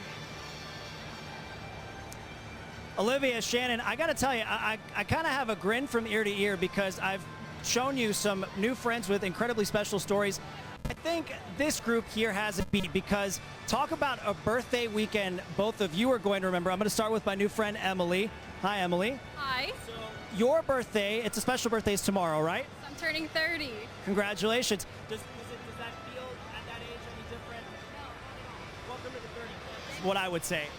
So, Oaks today, it's a special day for you because I believe this is your first time here. Yep. What do you think so far? I love it. The energy is incredible. Any luck so far with any picks or just kind of taking in the atmosphere? We just won 1 and 2 on this past race. Okay, so let's see if that momentum we can keep going. Now, I know you're a birthday girl tomorrow, but right behind you, Derby, imagine being perfectly named for it. Your birthday is today. That's correct. Happy birthday. Talk to me about the story of why your name is Derby. Well, back in 1959, when I was born, my mother was pregnant with me, and she had a Derby party every year. But unfortunately, she couldn't have it that year. But a bunch of her friends surprised her with the party. She went to labor at the party, and everyone decided that my name had to be Derby. I feel luck is on my side when I meet a Derby having her birthday on Derby weekend. You think I'm lucky, and you're lucky too. Yeah, no, I've been lucky a lot of the Derbies. Yep. Thank you both. Happy birthday. Happy soon-to-be birthday, guys. We'll send it back to you. Oh, we love the story of that name, Derby. How special is that? That is awesome. Oh my goodness, how special. Yes. We were talking to one of the owners of the Derby horse, Render Judgment. And if you've looked this up, maybe you have seen, why did they spell judgment wrong? Because normally it's Judgement. Well, they left out the E, and local owner Mike Mackin said that's his fault. Yeah, he said, oh, yeah, you can blame me for that. I typed it in, and once the name is typed it in wrong. That's the name. So that's the story behind that. We had to hear that story. Kind of like American Pharaoh. That yes, was spelled worked out all right for American Pharaoh. Right. You know, Triple Crown. Yeah, worked out fine for American Pharaoh. All right, let's go to David Mattingly right now. He is in the, you're in the new starting gate pavilion area, which is beautiful. That's right. It is beautiful. This is a brand new area, Churchill Downs, the starting gate area. There's seating outside, but there's also this area right here. Look, it has aptly named the pavilion. This is got a huge roof over it. It's going to be a very popular place later today if those storms roll in like they're supposed to. This is definitely a place where people can seek shelter, but that's not only it.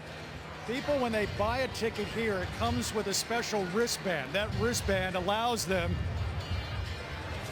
everything to eat and drink you see here. You have several places where they can get a cocktail, several places down here where they can get food. I see chicken, I see brats, I see barbecue, I see a grill all the way down here.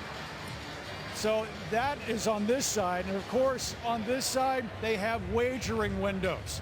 Now you would think that today with all the betting apps that you can put on your phone that this wouldn't happen here, that we would actually have lines, but people still prefer that person-to-person contact when they're placing a bet. I've been watching a lot of people having a lot of conversations, a lot of smiles as they're putting their money down. Hopefully they're smiling after the race as well. But again, this is going to be a very popular place this afternoon when people try to get out of the heat, try to get out of the rain if it comes, and this is some place that's going to be really jumping if people are coming in here, because I can already tell there's a lot of energy. I can only imagine what it's going to be like when people are in here shoulder to shoulder. Back to you. And we're impressed. We're like, where are the lines out there for that food? For the drinks and food, Yeah, impressive. I know. I mean, this is lunchtime.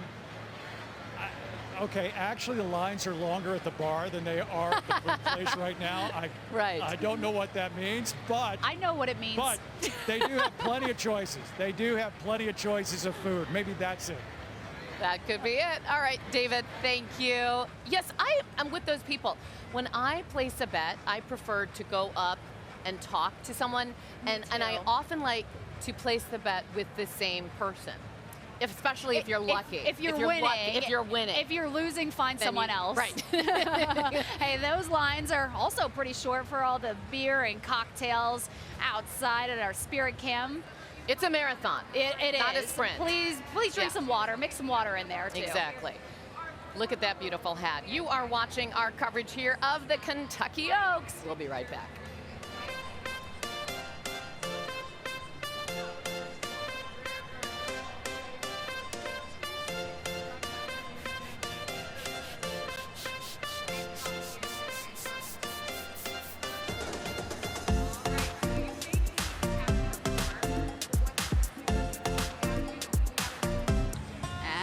Welcome back to the Kentucky Oaks as we take a look at the Twin Spires. And you can see the infield starting to fill up right now. It's 1:20. That means that crowd finally starting to show up. We're already 5 races in, though. I know some people like to arrive later in the day, but hey, get the day started, right? Yes. I mean, win some money. People have already been doing that today. That's right. That's just amazing when you think about how long. This is the longest continuous sporting event, 151 years. And even during the pandemic, yes, they moved it from May to September, but it still happened.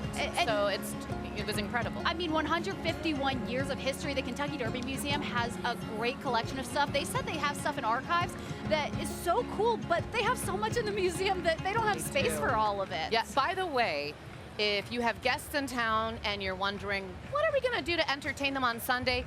Free admission to the Derby Museum on Sunday, so you can go and check it out. They have a brand new video in that 360-degree theater, so a great opportunity to do that. Check that out. Expect to spend like all day there because, again, there's just so much to see. But let's send things over to meteorologist Brian Good. Check in with the weather because, hey, still feeling good right now. Feeling good right now. The biggest complaint's been the wind more than anything, I think, so far. And this radar has been so popular up here at the first turn. A lot of folks walking by like, hey, when's this rain going to arrive? And they watch the radar and the trends. Look at Jefferson County right now.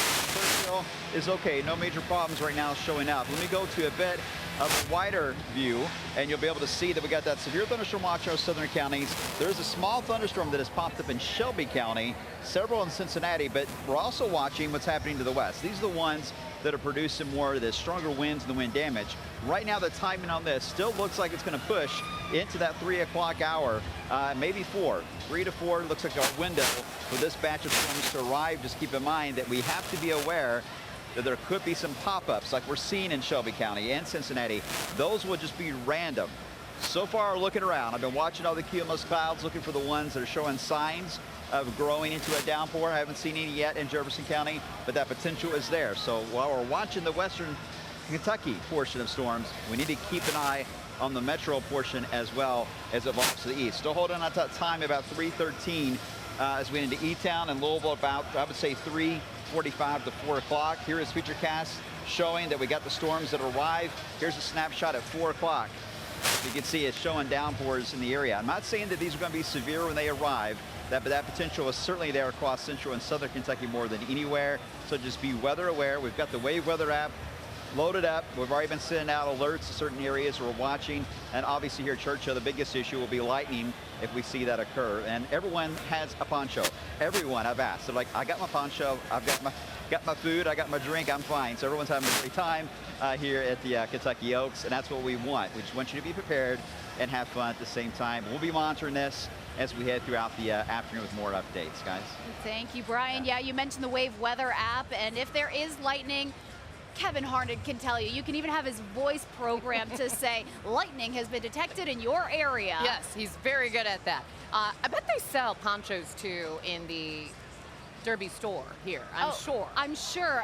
Or the neighbors nearby as you're parking and walking, as you're parking in their front yards. They sell water. I'm sure they sell ponchos. They sell a bunch of stuff. They sell a lot of stuff. They get creative. They make their money, that's for sure. Yes. All right, let's go to Josh Ninke and see what he's getting into.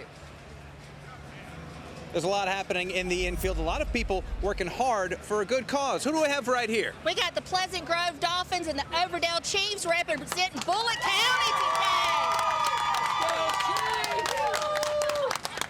You guys raising some money? Parents just working hard for our kids, doing a little fundraiser to help us ease some cost.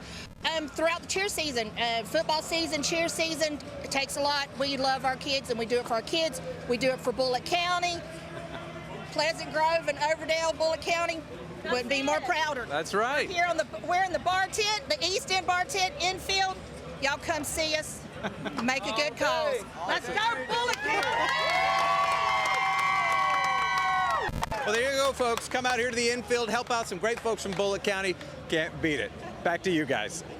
Well, I love all the pride, too. Hey, all the pride for your hometown. Shout out to those folks in Bullitt County. Looks like they're having a ton of fun. So they said go visit them in the infield. Yes, very excited. I know there's a lot of enthusiasm, too, where Tawana and Marissa have been. Yeah, they are out in the fan experience. What are you all getting into now?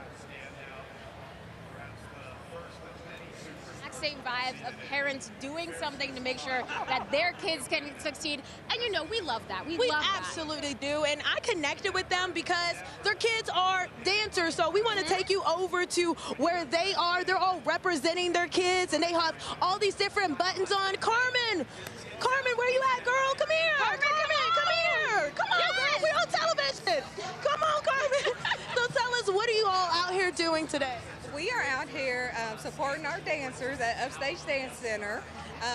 We're located out in Valley Station, and our girls work really hard trying to do what they love.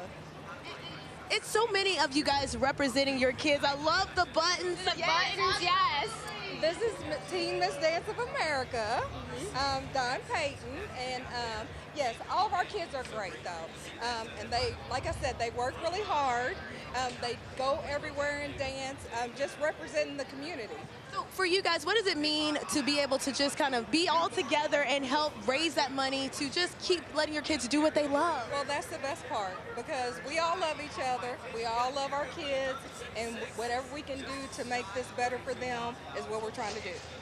And we appreciate that because I know I appreciate my mom for all the hard work she put in for me. So shout out to all of you guys. Shout out to the parents always putting it down for their kids. We absolutely love to see that. So we're seeing it in the infield, we're seeing it in the fan experience, and I'm sure that's happening all around Churchill Downs. Ladies? Yeah, it absolutely is. Oh, we love them supporting their kids. And hey, we know it's also happening out at the barn area where we find Wave News reporter Alina Noakes. Hey, Shannon, Olivia. Yeah, I'm out here barn side right now. Actually, I'm closer to the rail side now. I'm with a bunch of folks out here. I actually am trying to find my people this whole time, my Louisiana folk, and we have one right here, a jockey and trainer himself from Louisiana. I have his creds. First license. Paragon with 2 licenses, Paragon and Jefferson Downs license. And I was leading right at Jefferson. Real deal here. Real deal. This one's from, it looks like you got certified in 63. Is that correct? In what? This is from 63, right? I don't know, whatever they got date on there. 1963 is when they validated this at Fairgrounds. You said you were a jockey until when? I quit in 69.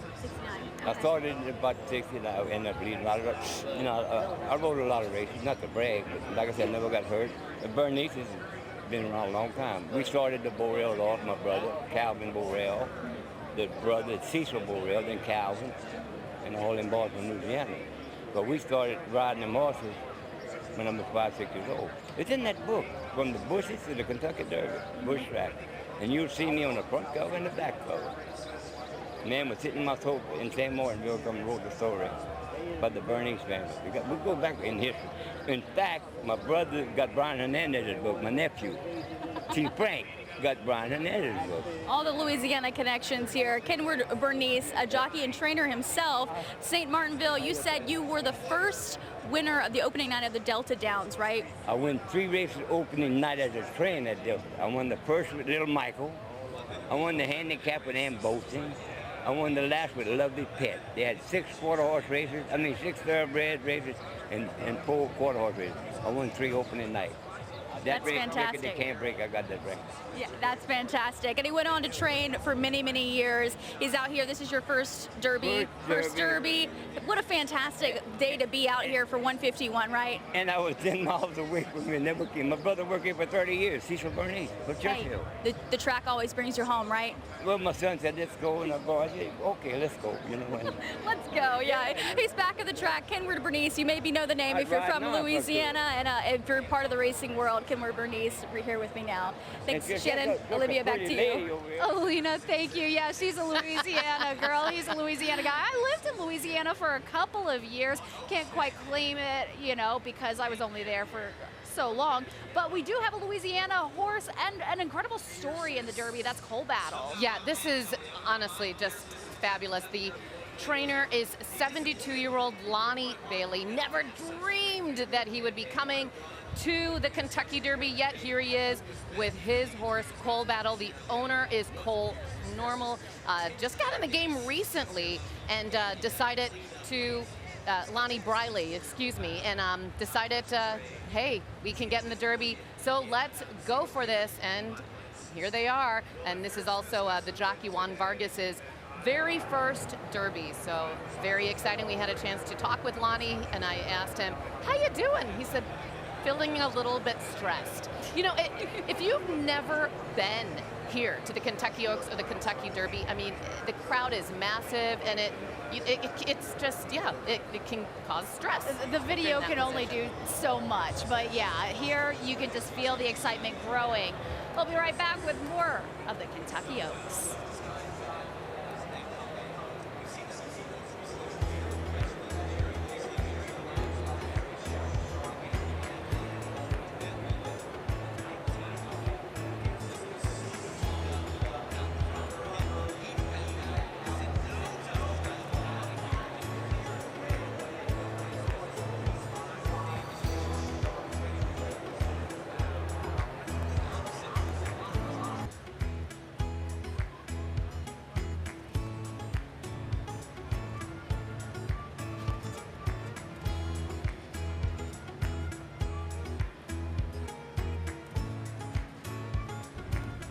They're in the gate, and they're off.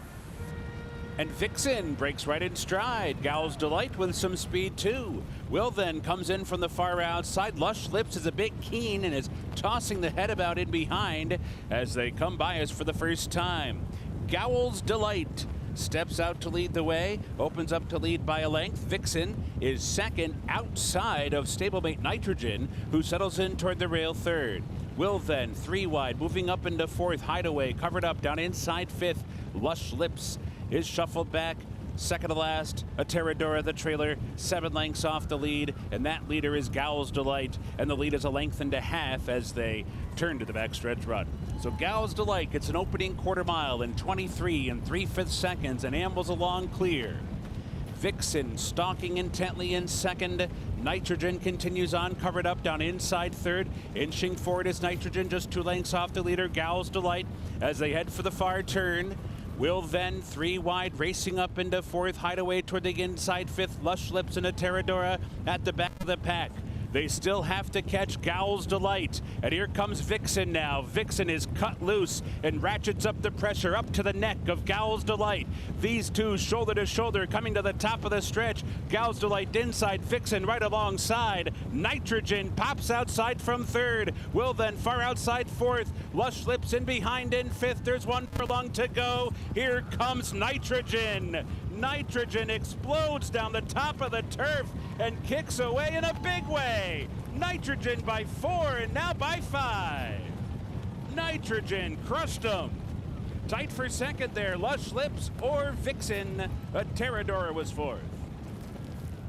And there you have it. That was race number 5, the 41st running of the Edgewood. It was a $600,000 purse that ultimately goes to Nitrogen. Mike, no surprise here. This is our second hit today, and I wouldn't be parading around. That was a pretty heavy favorite right there. Yeah, Nitrogen, she's exceptional. 3-year-old filly. She is now 4 for 4. She's had a busy year, and it's only early May. It all started for her last fall. She ran third in her Breeders' Cup race as a 2-year-old, and she has just exploded onto the scene ever since. And Jose Ortiz aboard. Nitrogen rode a perfect race, sat chilly for most of the way. He knew he had him. He had a measure today in this race. And congrats to Mark Cassie. Cassie and Ortiz will team up in the Derby. Yeah, there you tomorrow go. With Sandman. There you go, teaming up with Sandman. Of course, if you bet on this race and you listen to us, the trifecta, it still wouldn't have paid you a lot, but here are your payouts. With Nitrogen winning, that's $3.94. For place, $2.66. Show, $2.10. Lush Lips, $3.88 in place, and for show, $2.58. Vixen coming in for show at $2.42, and if you had the exacta, paid you $12.08. Trifecta gets you a whole $5 there, Mike, and then the double also, daily double, gets you $16.86. So not the highest paying, no surprises here. But at the end of the day, Kendrick Haskins, we haven't heard from you as far as how you've been doing on your bets today. Let's go over to Kendrick. Let's find that out, Kendrick. Well, I'm pitching a shutout, meaning I'm 0 for the day, and I've kind of retired for the next few races because I'm not winning anything. But one person who's always winning, former U of L guard, member of the 1980 championship team, and the current athletic director at Simmons College, who just made an outstanding hire, hiring DeJuan Wheat. Jerry Eves joins us here in the paddock. First of all, how much fun are you having out here in this new paddock? Kendrick, it's beautiful. I told people to get out here, even if they cannot get out during Derby. They must come out and experience this. It is really, really, really nice. They put a lot of money into it, but it's a bucket list. It's something you have to do. Now, you've been out here all week. You've been out here just as much as I have. I got a cot back in the back. Why? but tell people, make them understand how special it is to be on this backside in the morning. I'm going to be honest with you. My father loved Churchill Downs. I used to come out as a little kid. I'm not a huge gambler. I bet on my number 5 across the board, $2. I won the 5th race, my first race in, but it's just heritage. Our family grew up at Churchill Downs. I was picking up tickets as a young kid, buying a hot dog. If someone said, what is your greatest experience? Buy a hot dog at Churchill Downs, please. You'll never forget it. It's an experience of a lifetime. Like so many other people here in Louisville, look at lineage when it comes to Churchill Downs. Thank you, Jerry. Let's head over to the winner's circle.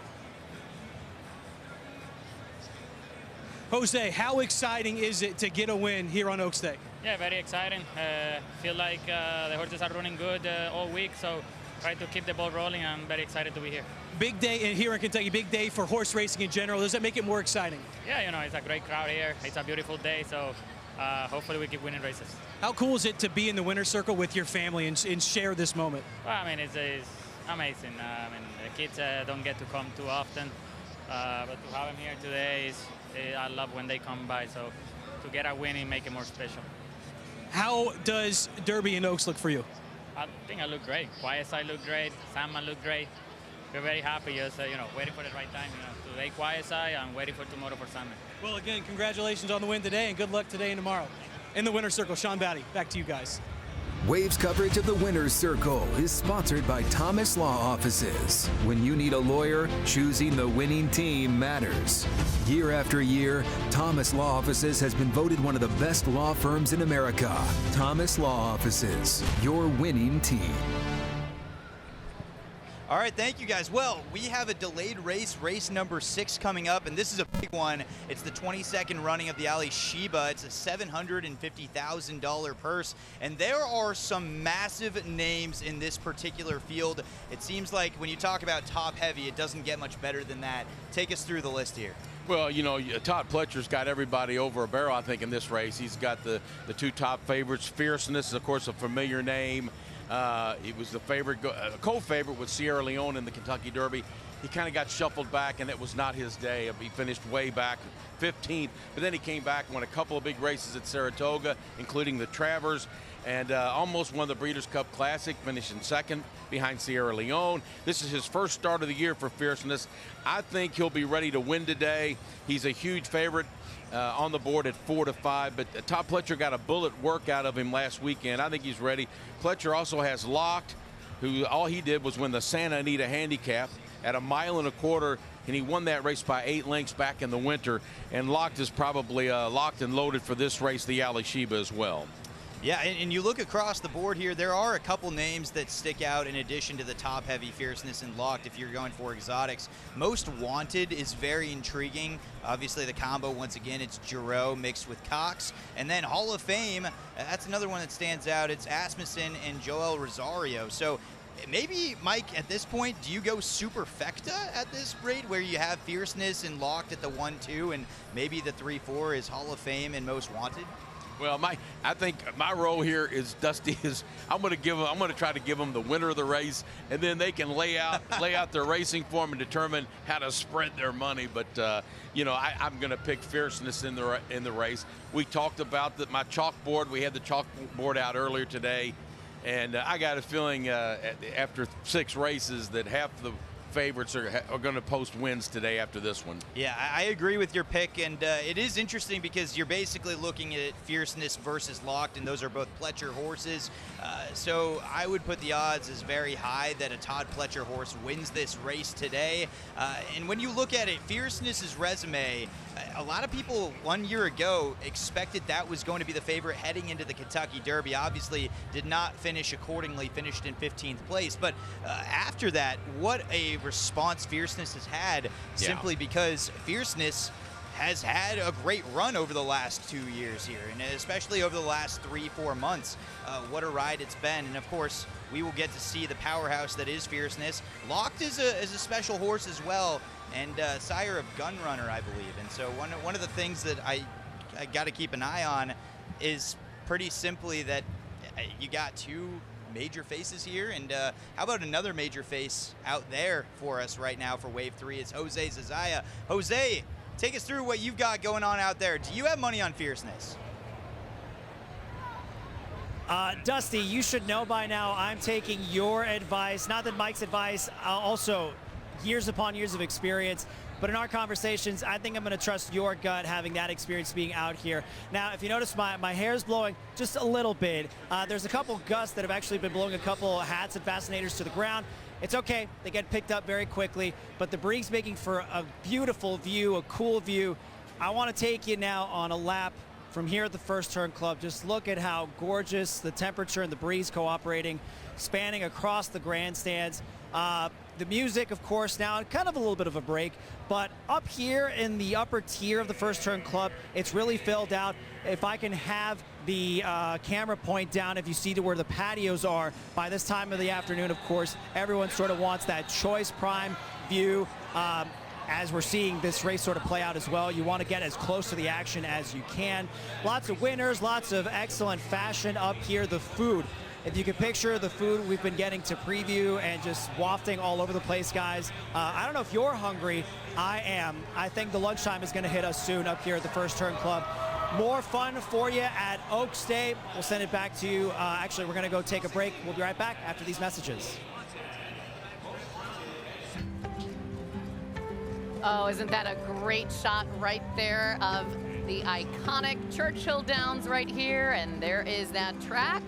5:51 is the time for the Oaks race. Now, if it is a wet track, by the way, there are some horses that you might want to watch. One is Still Good Cheer, which is the favorite, but you may also want to consider Simply Joking. also trained by a Louisville native, that's Whit Beckman. And then you may also want to look at Drexel Hill, another Whit Beckman trained horse, and Bless the Broken as well. I had a chance to interview the trainer of Bless the Broken. You can watch that story on wave3.com.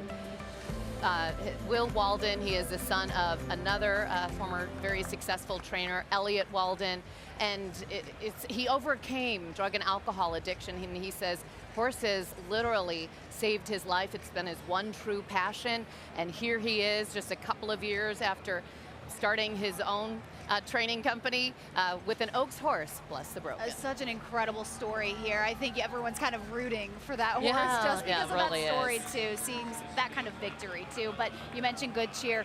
A lot of people watching that horse, Oh my rain goodness, or yes. shine, right? Absolutely, yes, and that's trained by Brad Cox. Grew up just a couple of blocks away from here. Let's get into Natalia Martinez and see who she's hanging out with now. Natalia Martinez here back at the paddock with Joe and Michelle, and we just had to stop them because take a look at their outfits. Not only are they coordinating and matching and looking fabulous, but you've got a horse on your head. Yes, I do. Tell me about the inspiration behind your outfit. It's my wife's inspiration, so I go off what she makes. You made this. Tell me how you made that and where did you come up with the idea? Well, he came up with the idea of the horse head, and he found it online. I made it into what it is, and I'm a milliner, so I do my hats, I coordinate our outfits, and I make a new one every year, and we have another one for tomorrow, a different look as well. You even have the racing goggles and everything. So you guys, they are from California, and they've come every year. This is their 15th Oaks and Derby. So what is it about this event? I know the people watching will understand, but what is it about this event that keeps bringing you back? The horses, the people of Kentucky are amazing, and the fashion. I mean, as much as I appreciate those athletes that are going to go race today, we have so much fun and meet so many great people. It's a really wonderful event to support breast cancer awareness and the horses. To me, it's all about the horses, the greatest athletes in the world. Well, thank you guys so much, and let's take a look at their outfits one more time as we send it back to you. That is impressive right there, too. I know, like I said, the men getting in on the fashion and the hats. He's going to have his moment there, too. How many pictures do you think people are taking of him today? He can take like 5 steps. Right? That's just a phenomenal hat. Well, you know what? The weather has held out. It's pretty nice. It has. I mean, we're holding on to our hats today, a little bit, but, yes. you know, that's just what we expect. Let's send things over to Chief Meteorologist Kevin Harnett. Hey, Kevin. Hey there. We're perched up high here so we can see the incoming weather, and you can probably hear the wind howling. It is windy, and we're going to be picking up even more wind. Now, there's one thing you don't want to see on the radar when it's race day, and that's thunderstorms with a lot of lightning. And we have those sitting just outside of the viewing area. So they're still miles away from us. Right now it's 78 degrees. That wind coming out of the southwest at about 14 miles an hour. But yes, these storms will approach later this afternoon, really in 2 waves. The first wave is intense. The severe thunderstorm warnings are coming right up against parts of Grayson and Breckenridge counties. Those could be under warning soon. That will track into the Louisville area. Can't guarantee we'll have warnings here, but we will have one round of thunderstorms as this pushes in mid-afternoon. Then a little bit of a gap, and then additional thunderstorms late in the late afternoon and evening hours. So that's what we're looking at for the Kentucky Oaks forecast. Again, we're going to spike the rain chance scattered through about 4 o'clock. Then we're going to bring in that wave of rain 6, 7, 8 o'clock, take it back down, and then we'll kick it back up again in the evening hours. Now, if you're curious about Derby Day, because I know a lot of folks at home are like, hey, we don't really care about Oaks Day. We're not at the track. What about tomorrow? Here's the Derby Day forecast. Still rather wet, especially in the early part of the day, but here's the good news. Notice the rain chances going down starting around 3 o'clock in the afternoon. Temperatures, sure, they're going to be a little cooler in the 60s with the clouds, but we can handle that. Hey guys, we're going to be keeping an eye on the radar. We will pass along any warnings that are issued. We've got you covered all day today and all day tomorrow in terms of weather coverage right here from Churchill Downs. Back to you. Thank you so much, Kevin. We are so glad that we have the best weather team in town watching all of this, making sure that everyone stays safe. Yeah, and things are looking good right now. As you're heading out, grab those bobby pins, ladies or gentlemen, if you're wearing a horse on your head like Natalia just talked to. I'll be right back with more Wave News at the Churchill Downs.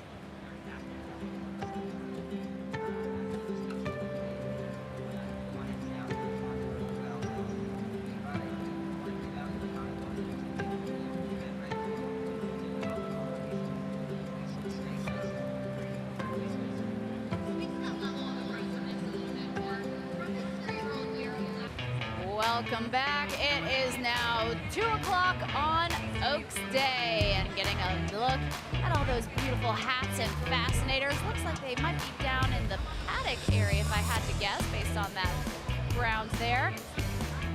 And another beautiful hat. I mean, bring the hats, because right now it's sunny. Bring the ponchos, yes. Bring the tennis shoes. You might have to Bring run the from some sunglasses. rain. Pack it all. Pack Yes. it all. Yes, absolutely. So we're expecting a crowd of about 100,000 or so people here today. Tomorrow, probably about 150,000. Every year it seems that we set a new record when it comes to attendance. Well, because they keep building more and more here at Churchill Downs, That's true. adding to opportunities, and they can certainly pack this place. So many people say it's a bucket list thing that they want to do, and they're here, they're so excited to do it. And I think everyone should come at least once. Absolutely. We are so fortunate that we get to be here, and we've been on the backside all week long for Sunrise at the Downs, and we'll be out there again tomorrow morning starting at 5 a.m. So if you are happening to get up early, or maybe just getting home from one of those big parties, turn us on and watch us in the morning. Right now, let's go to Kirsten Foote, because there's so much going on outside too of Churchill Downs. All right, guys, we'd be remiss if we didn't come talk about the parking situation outside Churchill Downs. We know that it's a tradition for people to come park their cars at people's houses here. This is Steve. Steve, you've been doing this for 12 years now. What's today like for you? Little slow today, but hopefully things will pick up. Maybe some stragglers come in and fill the yard up. So. I love it. So you guys have a fun little tailgate out here, too. So not only can you get a parking spot, you can also get some lemonade. You're running the operation, aren't you? Yeah. Is your lemonade the best lemonade on the block? Yeah, best in the country. Best in the country. Well, you even have the shirt to prove it, so I'd hope so. What's the energy like today, just with everyone coming out? It's been a beautiful day, so it's been a really calm, beautiful day. That's all you can just, nothing hectic yet, so I don't know, I'm kind of up in arms. I think that, like I said, the Uber, the Lyft, and the bus and stuff bring a lot of people in, so we don't get to see as the crowd like we used to see. Yeah. The crowd that's been out here, it seems like you're having a good time, I'd say. Having a great day. How long will you be out here parking for today? We'll be here till like 8 o'clock tonight. If you are going to head down, this is the place to be. Stop and get lemonade from the kid. We're on Homeview and Taylor. Yep. All right, that's the place. Thank you so much. Nice to meet you guys. Back to you guys. Hey, he really hyped up that lemonade. We might have to make a stop on our way out here, I Shannon. know. That'd be refreshing, because it's a hot day, too. It is really hot up here right now. And Tawana and Marissa are joining us. Tawana, ooh, you guys you said you were going to dance. Yeah. Has the music started yet? Yes, it has. You know it has. See, we came over here. We said as soon as the music started, we said, oh, we gotta go. We gotta go. But see, we're the only ones out here, so. Oh no, we're not. Oh, there we go.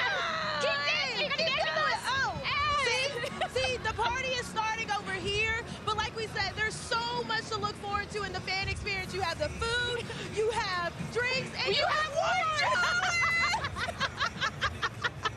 So guys, if you're looking for a break from the racing, this is where you want to be. Oh, now they're playing Whitney. Oh my goodness. Oh, I just want to sing along. Okay, we promise not to sing on camera. We don't want to do that to you. We don't want to hurt your ears. So guys, we're going to have to send it back to you, because we're having way too much fun right now. Way too much fun. So come out here, have a great time, but don't forget the ponchos and also, of course, the bobby pins. Oh, Gotta the keep bobby those hats pins. down, y'all. Ladies? Yes, back to you. Great advice there. Thank you, ladies. You nailed it. They promised us to dance. Wait, which Whitney song is it? And we want to dance with somebody. Of course! I love that one. And that's perfect for you all right there. And I love how Ward made the cameo in the background, too. Good to see him. Ward's going to be taking over the fan experience, so you got to keep watching. Okay, sounds good. Thank you. By the way, Marissa, tell us why you like your Oaks horse. Oh, Because I was a dancer, so Valor, it was in the name. It goes back to the name. I'm always choosing the horse based on the name. So. Ballerina Doro. There you go. Exactly. You know. Exactly. You know, Shannon. And I chose Take Charge Milady because I think the Milady should always take charge. There you go, Tawana. I love it. I love it. Let's hope your husband is watching. Yes. For sure. Thank you so much. Oh, beautiful sight right here as people continue gathering, getting ready for that Big Oaks race. Starting to pack it in. Keep here with Wave. You're watching your Kentucky Oaks.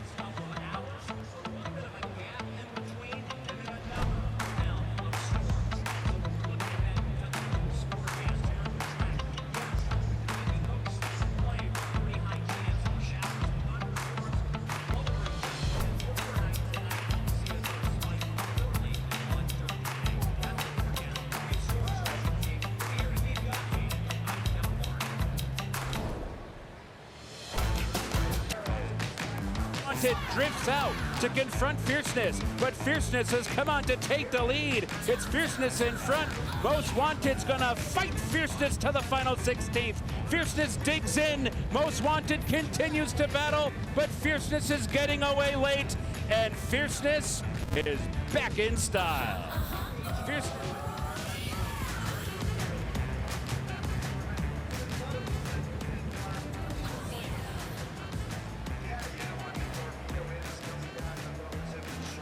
And when you look at it right now, Mike, I mean, we're doing pretty well. That's our second win. Actually, is that our second or our third win? That's our third win today. How good was Fierceness? He set a track record today for a mile and a 16th. A track record in his first race of the year. And after that long layoff. Pletcher, did he have him ready? You bet he had him ready. 140 and change. Track record for Fierceness. A year ago, Dusty, how in the world did he finish 15th in the Derby? Now, he did jump at the start. He hopped at the start of the race. And I think that he got discouraged, got shuffled back, and he didn't like that at all. Yeah, he was forward placed in that, and I think when you looked at what Mystic Dan did last year, he was able to navigate his way into the rail, and Sierra Leone and, of course, Forever Young had that late push, and Fierceness ultimately got stuck in the back. When you have a race like this where Fierceness gets out in front, forward placed, and keeps it that way, that's how he likes to run it. And so Todd Pletcher successful there. A little surprised by Locked, the way that Locked just simply wasn't competitive, finished in fourth in this. Now, if you pulled off the superfecta we talked about, you might be very happy because that was a $40 payout. Let's look at the rest of the payouts for race number 6, what you could have made based off of if you picked Fierceness to win or if you also had Most Wanted, because Most Wanted finished second, so for place, and then you had Hall of Fame finishing third, and of course Locked as well. So taking a look at those payoffs, as you see right there, the Exacta pays you $25.92. Not bad. That was not bad for the Exacta. Not bad at all. Trifecta hits $18.70, and then the double as well gets you $4.08. So not a massive payoff, but if you stick with this right here, I mean, you probably did pretty well considering we both were very high on Fierceness. And of course, there are plenty of horses we're high on as we transition to Oaks race. Of course, the Kentucky Oaks is coming up sooner than later. We're not very far away from that. As we're approaching race number 7, we have several horses that we want to look at. And of course, Kendrick Haskins will be joining us here as well. But first of all, we will be talking about the horses that we expect will have some kind of impact here, Mike, moving forward. Well, you know, of course, Good Cheer is the odds-on favorite, at least leading up to the Kentucky Oaks, and deservedly so. I mean, she's done nothing wrong. 6 for 6, my goodness. Brad Cox has been confident in this filly all along. He says the further they run, the better they run. I expect her to take the Lilies later today. Yeah, I expect that as well. And you'd mentioned chalk all day. This one might be as easy as it comes for chalk, and so Good Cheer, a lot to offer here as far as the speed numbers are concerned, and you gotta love Luis Saez in the saddle as well with Brad Cox, the trainer. That combo has been lethal today, and in general, you gotta love what you see with Good Cheer. And look, this is the toughest field she's faced in her career. She's 6 for 6, has done nothing wrong and done everything right. The closest any filly's come to her is 2.5 lengths in those 6 races. She's been dominant, but she will herself have a test today. We're going to find out how good, how outstanding she is. But her last race, the Fairgrounds Oaks, it was beautiful. I think Saya's kind of geared down the last 100 yards on her, and she's been so beautiful so far. Well, we had a Bob Baffert Derby horse scratch with Rodriguez, but he does have an Oaks horse going into this race. That would be Tenma, who opening with odds of 12-1 odds. Tenma currently at 7-1 odds, and the jockey is Juan Hernandez, as I mentioned, trained by Bob Baffert. What do you see with this horse? Can this horse, Tenma, stay there with Good Cheer, give Good Cheer a ride? She might. She needs to peak today to contend with Good Cheer. There's been a slight knock on her, is that her times have not been as fast as some of the other 2 or 3 main contenders for the Oaks. But it's Baffert. He's a 3-time winner of the Kentucky Oaks. Her last race at Santa Anita, April 5th, the Las Virgenes, the Santa Anita Oaks. It was a great race. She did get up. I mean, there's a lot of ones by her name. 5 wins in her 6 races. That's pretty good. And the fact that she's 12-1 on the morning line, that's going to be interesting to see how all that falls out, too, in the betting. The speed figures have been ranging up and down, not a ton of consistency there with Tenma, but the potential is there to potentially go on, win this thing, at least hit the board. Another horse that I'm very intrigued by to hit the board. How about a return to possibly have back-to-back Oaks victories for Kenny McPeak? Here's Take Charge Milady, and once again, it would also be back-to-back for Brian Hernandez Jr., who of course was on Torpedo Anna last year. Does Take Charge Milady give them that back-to-back double? I'll tell you what, Take Charge Milady has been sort of a buzz horse here on the backside for the last couple of weeks, and you know, she comes off the second place finish in the Ashland Stakes to La Cara, one of the contenders for the Oaks. In the Honeybee, she ran 10th. Ken McPeak has no explanation why she ran so poorly that day. But look, before that, she won another race at Oaklawn and broke her maiden back in January. She's gotten better. What happened in that one stakes race doesn't make a lot of sense. Well, we're going to bring in Kendrick with us here to break down Quiet Side, who has 7-1 odds. The jockey in the saddle is Jose Ortiz and is trained by John Alexander Ortiz. So, Kendrick, what are your thoughts on Quiet Side as you see there's another potential, maybe a quiet sleeper going into this race? I mean, he's already won a couple of times this year. He's looked good in training, and you know, you never know with these horses. You know, coming in at 7-1 odds, obviously she has a chance of getting up there at the finish line. So I think she'd be a good bet, at least to hit the board. Yeah, I think that's a very reasonable way to look at it. And of course, Mike, when you look at Quiet Side, what she has to offer going into this race, does she have what it takes to compete with Good Cheer? Quiet Side very consistent on the board in 6 of her 7 races with 3 wins. Yeah, I think you keep an eye on Quiet Side with potential there. And then La Cara, how about the speed figure coming out of the Ashland, ultimately finishing with the victory there as well. Well run, great resume going into this particular race. Trained by Mark Cassie, and Dylan Davis will be in the saddle. Does La Cara have a chance going up against Good Cheer? Because at the end of the day, that's what we're talking about. The story here is it's Good Cheer versus Field. Does La Cara have what it takes? She does. She does have what it takes. Of all the horses that have been training, fillies and the boys, the last couple of weeks, I'm not sure anybody has looked better than La Cara in the morning. I mean, she's got some. She's a main event when she goes out on the racetrack, and after her last victory in the Ashland, I think it really sets her up for a good performance today.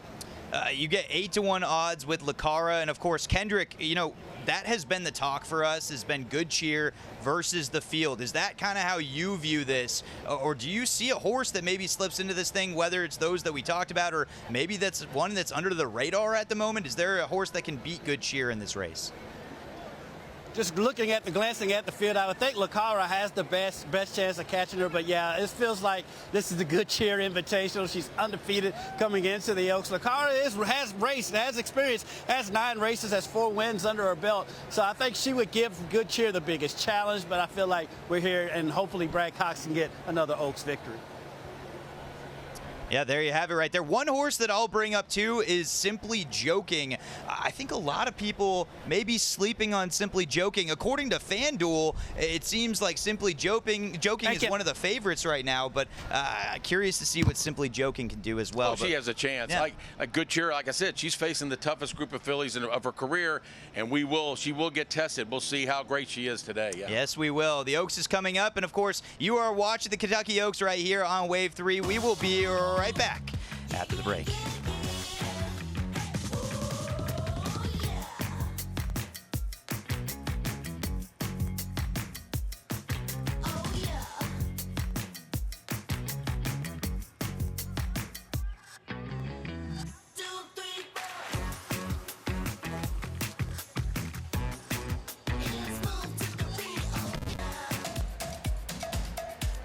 Welcome back here, and there's the countdown to the Kentucky Derby, just 28 hours away from now.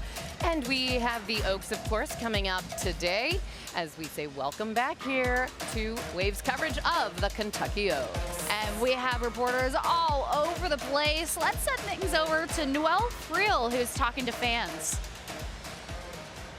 Catherine in the infield, and you folks came all the way from North Dakota. All the way from Grand Forks, North Dakota. Yep. Fantastic. And so why did you make the trip for Derby 151? Kind of just a last-minute opportunity. We're down here actually celebrating. I lost an uncle to cancer earlier this year, and this was his bucket list to come to the Derby, so we brought him with us. That's absolutely fantastic. Are you going to the Oaks and Derby? Yes, we are. Oh, fantastic. Are you in the infield both days? Both days in the infield. Awesome. So what made you pick these seats?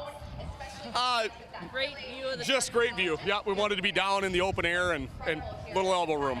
Absolutely. Up close to the action, right? And so just tell me a little bit more about your uncle. Was he a lifelong horse racing fan? He was. Used to go to some of the local races up in the Dakotas and just was a big fan of the Derby, watched it every year. And like I said, he always wanted to come here and unfortunately didn't make it, so we're here in his memory. What does it mean to you to be able to watch this historic Derby 151 and be able to do that, especially in his memory? Oh, it's impressive. Neither of us had ever been here, obviously, so just the scope and the size of it has taken some getting used to. You see it on TV, but it's a lot bigger in person, so it's impressive. Absolutely. Well, enjoy the races today. Have the best time. Thank you so much for speaking with us. I'll go ahead and send it back to you guys.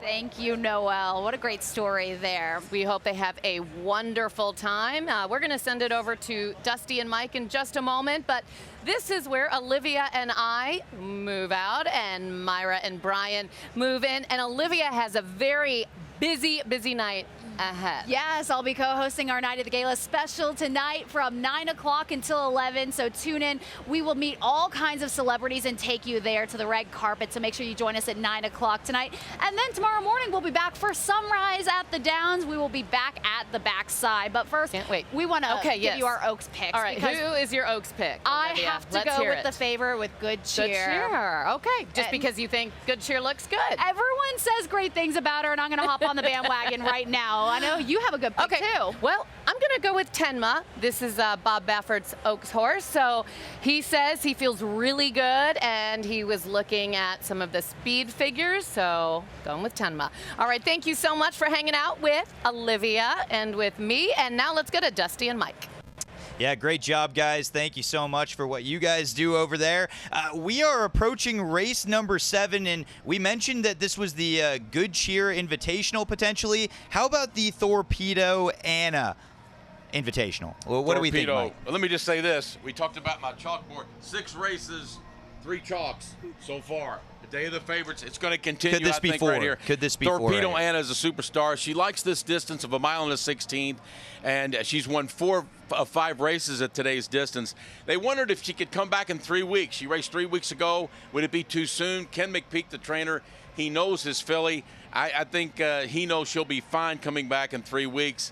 And until she gets beat, I'm not going to go against Torpedo Anna today. Yeah, neither am I. I think you have to go chalk. If there is one that I am beyond confident with today, it will be Torpedo Anna. When you look at what she was able to do a year ago in the Kentucky Oaks, it wasn't particularly close on the slop, was dominant from start to finish. Expect something very similar here. But with that being said, Mike, as we get closer to race time, take us quickly through the field. Who else maybe stands a chance in this race?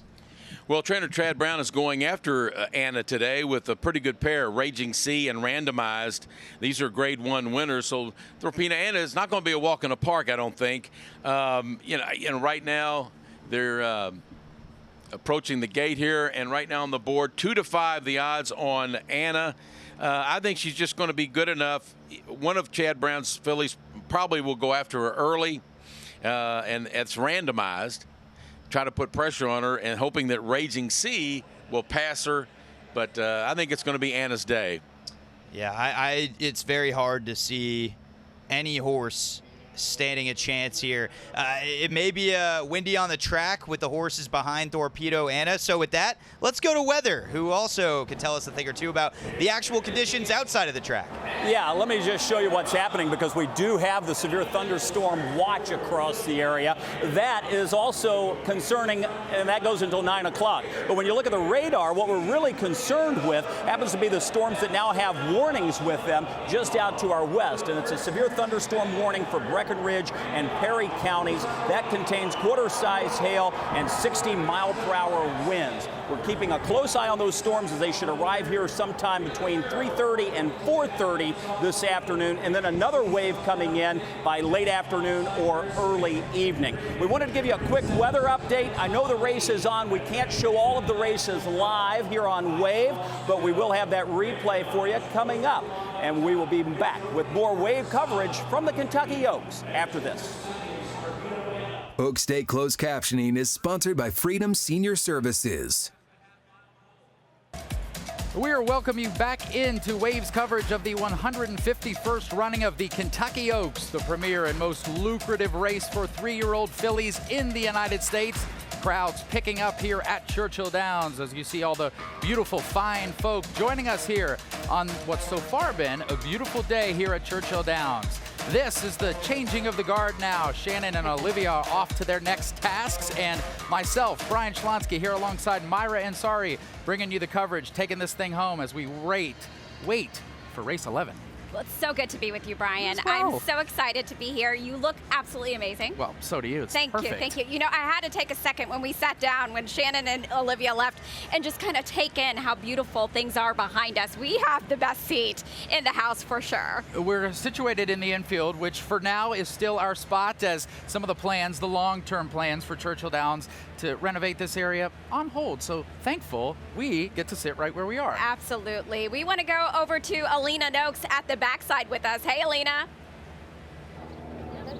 Hey Myra, yeah, y'all are in the infield. I'm on the backside, and it's just as good of a time here as it is probably where you're at, getting that beautiful view. We're getting a great view from the track as well. And we've been chatting with some people today, people from all over, of course, taking their seats on the backside. I'd argue that it is one of the best views here at Churchill Downs. You get to see the horses as they come by up close and personal, and you still get to see a lot of crazy outfits. So we're going to take a look at one of those. We have Dave over here along the fence. Now, they've been telling me that he's been getting a lot of offers for this jacket he has, and you can probably see why. Dave, you're glowing with this jacket of yours. Can you tell us a little bit about it? I got it a few years ago. I wore it out here, I guess, 3 or 4 years ago. And we're just kind of rotating it back into the mix here. So You switch it off every year, a new outfit for every Derby? we ended up on NBC live coverage of Oaks, I think, in Derby with some things we had, and we'll be bringing the old Derby jacket back out tomorrow. Okay, so we'll be looking for you tomorrow for sure. You just keep ending up on live television, don't you? It seems to happen frequently for me, whether I want it or not, yeah. Well, it's a good getup you got going on, a cowboy hat and a pink glowing jacket. You said people have been walking up to you all day asking about it? Yeah, I had the last time I wore this, I had a guy back here offer me $1,000 for it. And I probably should have taken him up on it that day. It was a bad betting day, but I didn't, so. Okay, so was it worth $1,000 yourself? It probably should have been that day, but, you know, you live and learn. Yeah, well, maybe it'll be your lucky jacket one day. We hope so. Yeah, absolutely. Good luck on the races today, guys. Who's your bet for Oaks? Probably Good Cheer. Good Cheer. All right, Good Cheer is a favorite. We hear that from a lot of people. Our own Olivia picking the same horse. Thank you so much, Dave, and good luck, you guys. All right, back to you guys, Myra. All right, thanks, Alina. Yeah, I don't know if you caught it there, Myra. The wind's starting to pick up. It slammed his cooler door shut. No more beer for you, sir. No more. Well, you know what? Today, Brian, is really about the women. The girl horses, the fillies, and us, the women. That is what today is all about, celebrating and honoring the survivors of breast and ovarian cancer. It's such an important part of what today is all about. It seems like you talk to anyone, they have a personal connection to a cancer journey, whether it's they themselves who fought it, a family member, and it's why this day has become as big as it has, Oaks Day, where we have the Survivors Parade, we have everybody out in their pink, making sure. There's also been millions of dollars over the years raised for Oaks charities since we've started doing it this way, and so it's part of what makes this day powerful. You know, for a lot of these women, I've done stories over them the last couple of years. The woman that I featured this year in my story, she was just 28 when she found out she had breast cancer. 28. Think about that. That is just so young, but she's here. She's part of the parade, and she's walking alongside her mother. So, you know, big shout out to all these women. When we were coming up here, I saw them all kind of getting lined up. So this is just such a big moment for them to be a part of this. What do you think is going through the minds? You mentioned you've interviewed some of these folks before, of being through a fight like that, a battle, overcoming it, and then having the world watch them go through this. These ladies are the winners today. It's not the horses, it's them, for sure.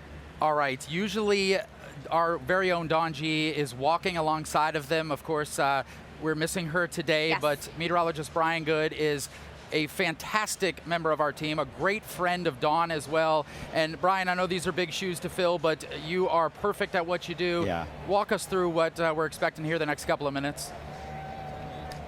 Yeah, well, first off, a big shout out to Dawn. She's had to go through major surgery, and she's recovering right now at home. She's doing well, by the way. She loves you all. She put a message on social media. So big shout out to Dawn.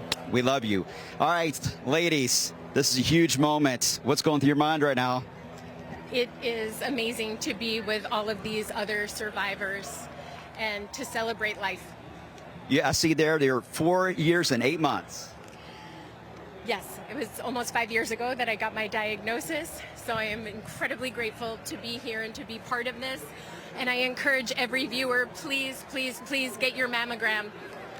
What's it like walking through here right now and you see all these people wearing pink in support of all you women?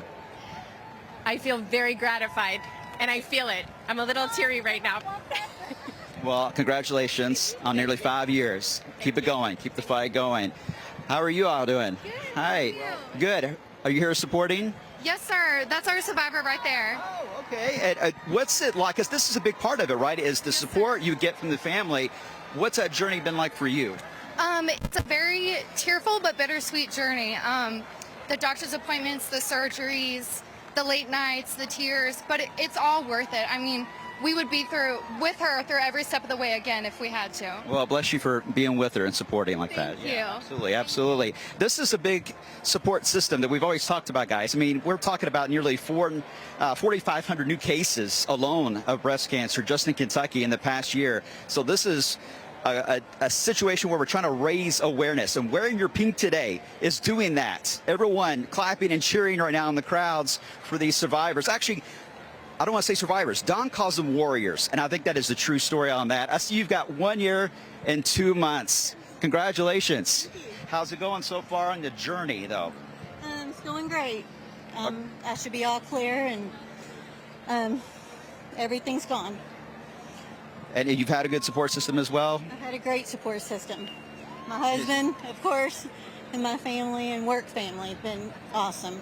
You know, we've talked a lot. I mean, it is very exhausting when you have to go through so many of those doctor's appointments and the unknowns. I think someone always used to describe it as something that you're always looking over your shoulder, right? Yes. What's that like? It's a little scary.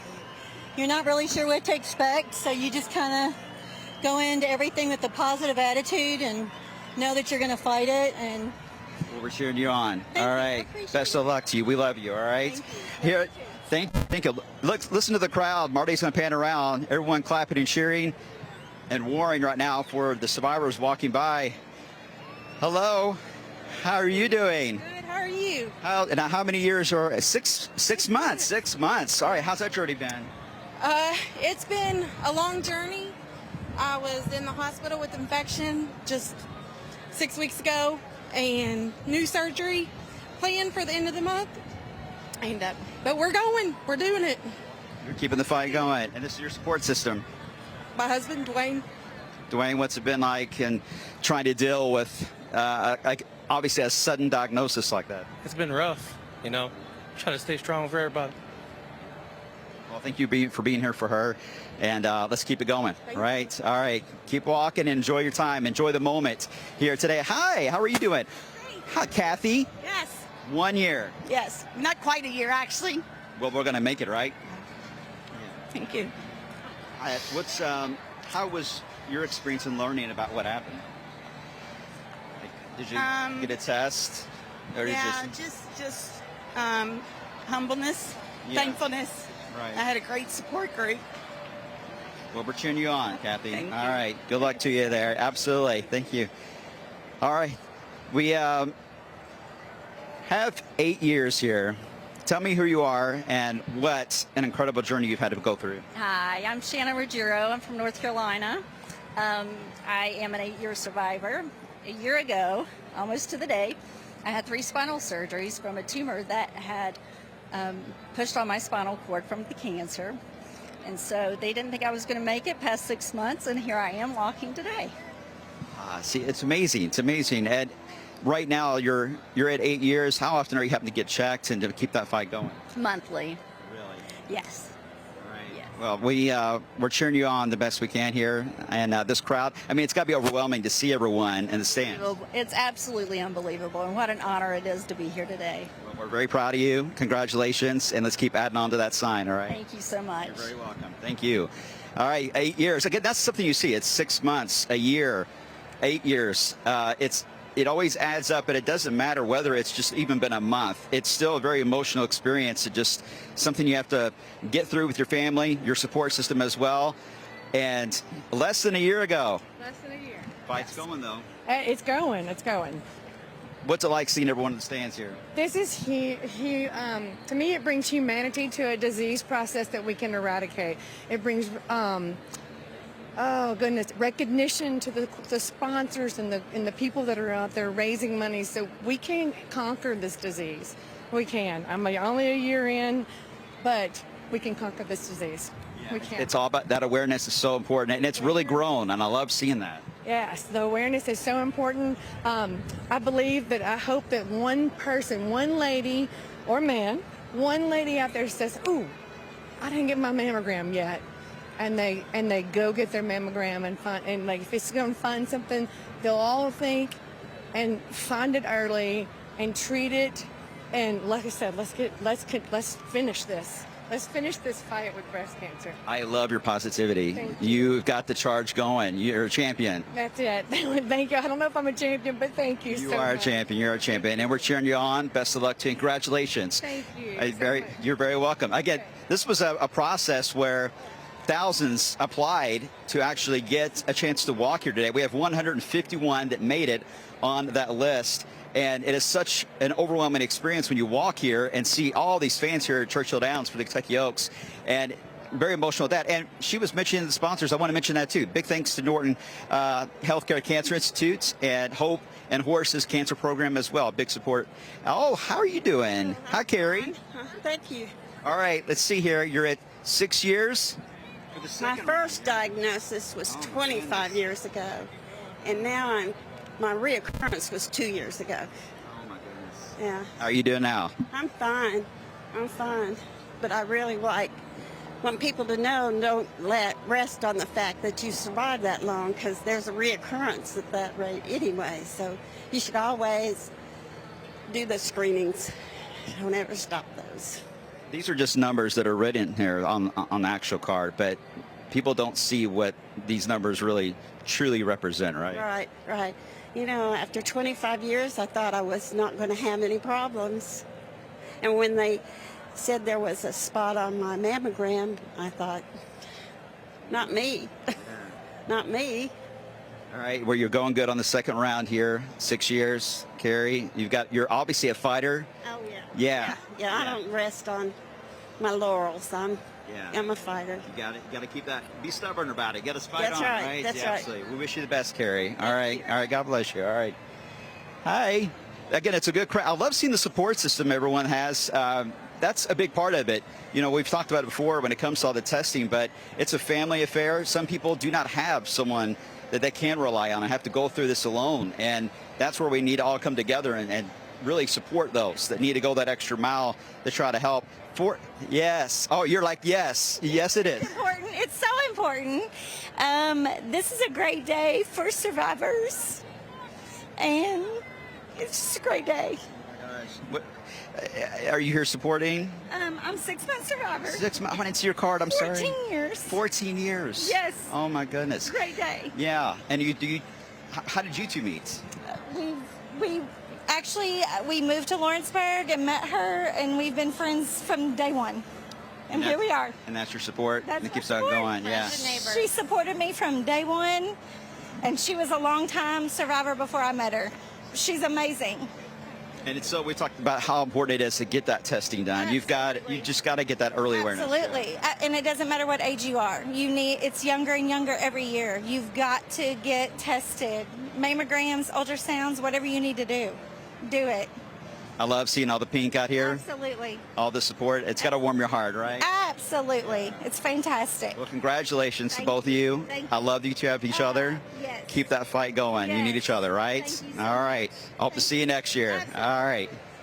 I love to see that too. I mean, you never know who you're going to meet on that journey as you go through a very difficult time like this in that fight. Because I mean, look at this sea of winners here, the survivors that made it here on this list. And there's so many more. I mean, again, there's thousands of people, but this is a chance for these folks to have a chance to get out here and wave their card in excitement. What's your card say? 3 years. 3, magic number 3.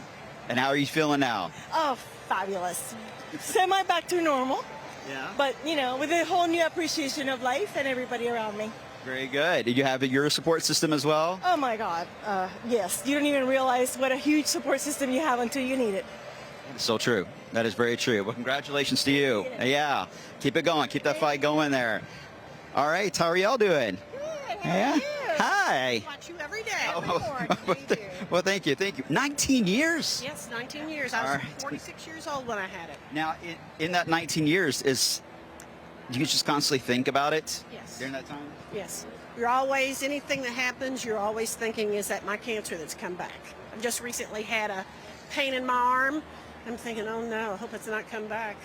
Olivia Newton-John getting it after, 20, 25 years, really scared me. Yeah. So. Absolutely. Well, I mean, the positivity, the fight, that's a big part of it, right? To keep that number going. Right, thank you. I got to feel 19 years you have to be. Well, it's been a process, let me tell you. And now you know it's behind you and that you're probably over it, so it makes you feel a little better. Well, we're cheering you on. I can't wait to see that 20 show up on there. All right. Keep the fight going, ladies. All right. How are you doing? Good. How are you? Good. 3 years. Yes. Stage 4. Yes. Wow. Metastatic breast cancer. I want to say hi to my daughter Lillian and granddaughter Evangeline. Evangeline, hey. How y'all doing? All my family love you. Obviously. So honored to be here today with everybody. And this crowd. All dressed It's amazing. It's beautiful. Sea of pink. Absolutely. Now, stage 4. Boy, that's tough to get to that level. What's that journey been like to get to the point of now into remission? 5 months of chemo, surgeries, radiation every day for 6 weeks, and ongoing medicine every day to keep me from having recurrences.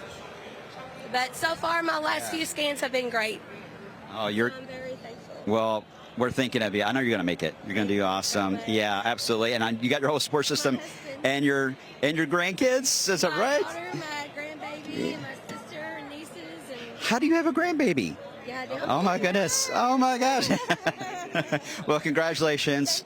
Glad to see you all here and best of luck to you. All right. Thank you so much. I appreciate it. Myra and Brian, there's so many that we can talk to. You can see they're all gathering now in front of the actual board there here at the winner's circle. And again, it's overwhelming when you actually see the numbers and you hear the stories. But you notice, and everyone I talked to, the positivity. It was there. Everyone was focused. They were in their moment. They were on the battlefront to say, this is something I'm not going to lose.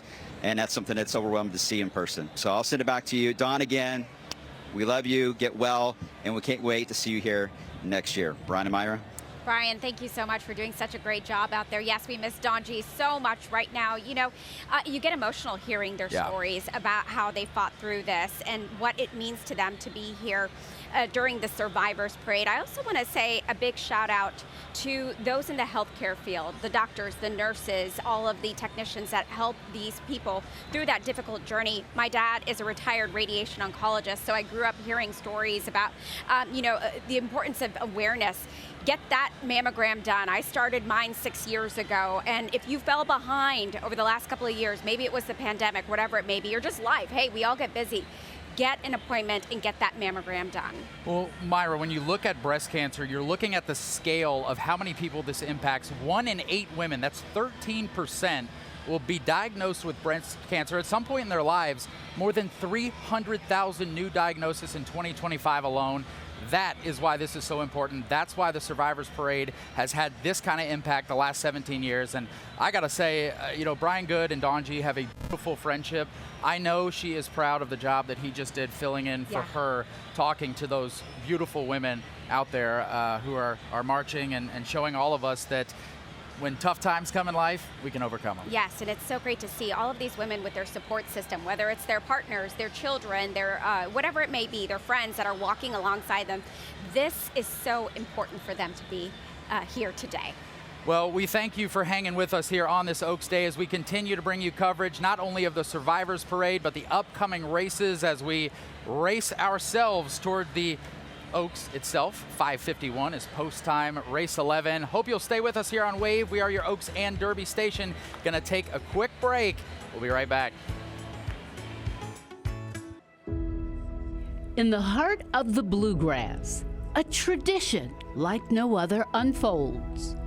Under the shadow of the legendary Twin Spires, history, heritage, and the pursuit of glory all on display. The Kentucky Oaks is a race where heart, courage, and the spirit of competition come together to allow the finest fillies in the world to rival for a moment that will live forever. Only one will wear the iconic garland of lilies. The track is set, the crowd will roar, as all eyes are on Churchill Downs to see which filly will etch its name in racing history. For generations, this race has crowned champions. But the Kentucky Oaks is more than just a competition. It honors the human spirit. Brave cancer survivors whose journey reflects the same tenacity, resilience, and willpower it takes to be a champion. A parade of 150 survivors who march on Churchill Downs' historic track before the running of one of the longest sporting events in history. This is the Kentucky Oaks, where every stride counts, every finish line is a victory, and every survivor proves that hope is the greatest achievement of all. The 151st Kentucky Oaks is a moment where champions both on and off the track cement their legacy in history. It's Oaks Day on Wave News. And what a beautiful Oaks Day we have here in Louisville, Kentucky. Welcome to Wave. I am Myra Ansari along with my co-anchor Brian Schlonsky. So happy to be here with you today on a day where we celebrate women and we celebrate the fillies. Just a gorgeous day, Brian, so far. You know, taking a look at that paddock, wow. I mean, it is breathtaking. You spent some time out there this week at the paddock. Isn't it gorgeous? 5-0 Tuesday, Wednesday, Thurby. I was hanging out in the paddock, among other spots here at Churchill Downs. And I really love when this project came together a couple of years ago, $200 million invested by Churchill Downs. It feels like now that is truly the heartbeat of the track, that there are people who will buy tickets for Derby Day, walk around tickets. You're not going to see the track, you're not going to have a seat, but they're still so involved. You feel the energy there, and you can watch, you can see some of the screens there up on the upper level. The excitement feels pretty much the same as when you're on the rail, maybe dialed back just a tad, but you know, everybody can still get that Oaks and Derby action from in there. You run into so many people, especially for the locals that you know, get to meet people from all over the world. And yeah, I was out here for 3 days. Missed you. I had all these stories for you. So I know. You're finally here. Well, you know, some of my best memories of being here in Louisville, my girlfriends and I, we went to the Infield one year and we just had a blast in the Infield. I mean, that's, you gotta do it. Go crazy one year, because that's where some of the fun is at for sure. And you know, when we talk about fashion this week, you know, you see all this pink here. We've got all the ladies in pink right next to us, actually right by our set, that were those ladies who walked in the Survivors Parade. Hey! And so it's great to see everybody out here with their smiles, and the weather, thankfully, so far has held up pretty good. On that topic, I spent a little time in the Infield last year on Oaks Day. The ponchos had to come out. We had a few downpours during Oaks, made for some great photography sessions for people, reflections in the puddles there. But as we go to our chief meteorologist, Kevin Harned, he has got to look at the forecast, what we can expect for the rest of today. Kevin, what do you think? So far, we've been lucky. Yeah, lucky so far, but that's about to run out. And from the sounds of it, you may live in the Infield. I mean, you're out here all week long, and we'll be out here through the weekend, I'm sure. If he's still here on Sunday, we'll know that's the case. Hey, when you talk about the weather, we do have the severe thunderstorm watch. It covers a good chunk of the viewing area until 9 o'clock tonight. We have a couple of warnings to our south. The good news is the warning that was in place across Breckenridge County has expired and not been reissued. So good news there. Still a line of storms, but not as strong or severe. The one we're watching is down toward Horse Cave. This storm has some very large hail with it, so Horse Cave, be on standby for that. Southern parts of Hart County. I mentioned the storms moving closer to Louisville. Those are near Hardinsburg, Axtell. That's down near Rough River Lake, down toward Nolin Lake. That's going to be pushing to the northeast. It's moving at about 40 miles an hour. If you do the math on that, that should put it here sometime close to 4 o'clock this afternoon. Again, still some thunder, still some lightning, but look, it is weakening just a bit, and that is good news. Now, when you look at the metro area, nothing just yet. When you look at Churchill Downs, nothing just yet. The all-important 8-mile ring is what we'll be keeping an eye on. If we see lightning encroach that ring, then contingency plans start to go into place here at the track. So our Oaks Day forecast, we've got a high rain chance through about 5, 6 o'clock. Then we'll start to taper that down. Once we hit 10, 11 o'clock midnight, rain chances start high for Derby Day, then they'll come back down. So what about the Kentucky Oaks race time? The post time is 5:51. Decent chance for a few showers or a thunderstorm. That temperature should be near 73 degrees. That is the Oaks Day forecast. Let's go back to the Infield with Myra and Brian. So we've got our eyes, our whole team working today to make sure everybody stays safe with all the weather going on. Yeah, you know, Kevin, we actually came out to our set a little bit early because we were fearing that we would get caught up in that rain. So thankfully, so far, so good. All right, we'll see what happens later. We are now out of that race delay window, so we want to take you over to race number 7 now, a replay of that race. Here's the call. They're in the gate, and they're off. An uneventful start for Torpedo Anna, but randomized is going to go right to the front. Randomized to leader, and Darth Vader squeezes through toward the inside. Oh, Torpedo Anna's bounced around, boxed in like a pinball into the first turn. She's back into third. Randomized is loose on the lead, and now Torpedo Anna with clear sailing races up to grab second. Darth Vader down toward the inside, settles into third. Free Like a Girl, fourth and only 2.5 lengths off the lead. Raging Sea settles down fifth. Taxed alongside her sixth, and Literate is the trailer in seventh, 7 lengths off the lead as they head down the backstretch run. 5 furlongs to go. Randomized coasting along up top. Gets an opening quarter, solid 23 and 2/5 seconds. Torpedo Anna stalking in second, purposefully from there, shadowing her past the half-mile pole. Darth Vader down inside and up close third. Free Liquor Girls racing in fourth, Raging Seas in fifth, and then it's Taxed and Literate at the back as they round the far turn. 3 furlongs from the wire. Randomized, nudged along up top, leads down to half a length.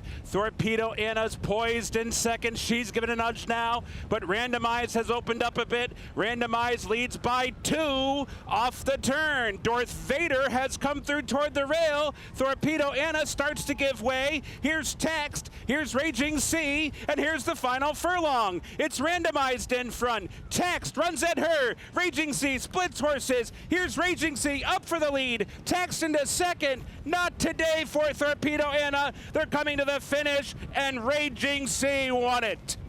Raging Sea from off the pace beats Text and Randomized.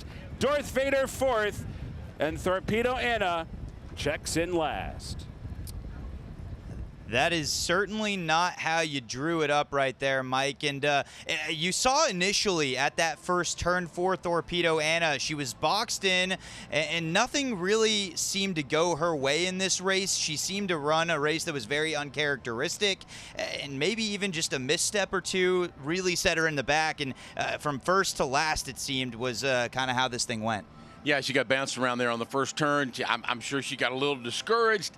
I'm not sure that was enough to cause her defeat today, but Chad Brown, he sent the Randomized out to the lead, maybe put a little pressure on Anna early in the race, and it set up for Chad Brown's other filly, Raging Sea, to come off the pace and get the victory. She lost to Anna last year in their Breeders' Cup race, was second, but Raging Sea turns the table on Torpedo Anna today in the La Troyenne.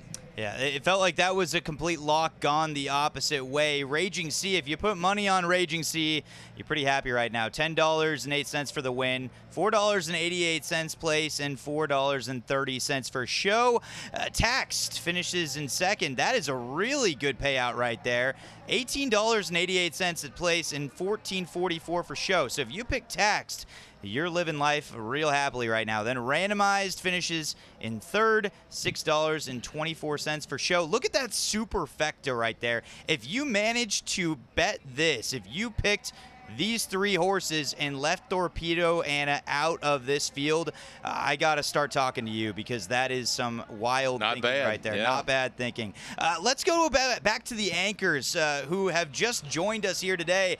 Guys, are you guys starting out hot too, or has this been kind of a weird transition for you thanks to what happened in that most recent race? Yeah, Dusty, we are starting out shocked because we wanted to talk a bit about Torpedo Anna today. A lot of people excited that she was on the Oaks undercard today after, of course, winning the race last year. A lot of people also thinking, is Good Cheer in the Oaks race this year's Torpedo Anna undefeated so far? Well, now you say, well, I don't want to run a last place race today. So not to take anything away from Chad Brown, who also has a horse in the Oaks, Ballerina de Oro. Great race by Chad, but wow, last place by last year's Oaks winner. But that's what is today. It's what makes it so exciting. What Right. you think is going to happen sometimes does not happen at all. So That's why I'm out of money. All right, well, we want to go over to our Sean Bowdy in the winner's circle with Chad Brown. Chad, always exciting to win here at Churchill Downs, especially on Oaks Day. Last Derby, I know we came just a few inches short, it felt like, but to come out here, win on Oaks Day with high promise of your horse later today, how's that feel? Feels great. I mean, she's wintered well, and it was a tough beat in the Breeders' Cup this step. I thought she was lined up to maybe spring an upset, and there was so many scratches in the race, the pace didn't materialize.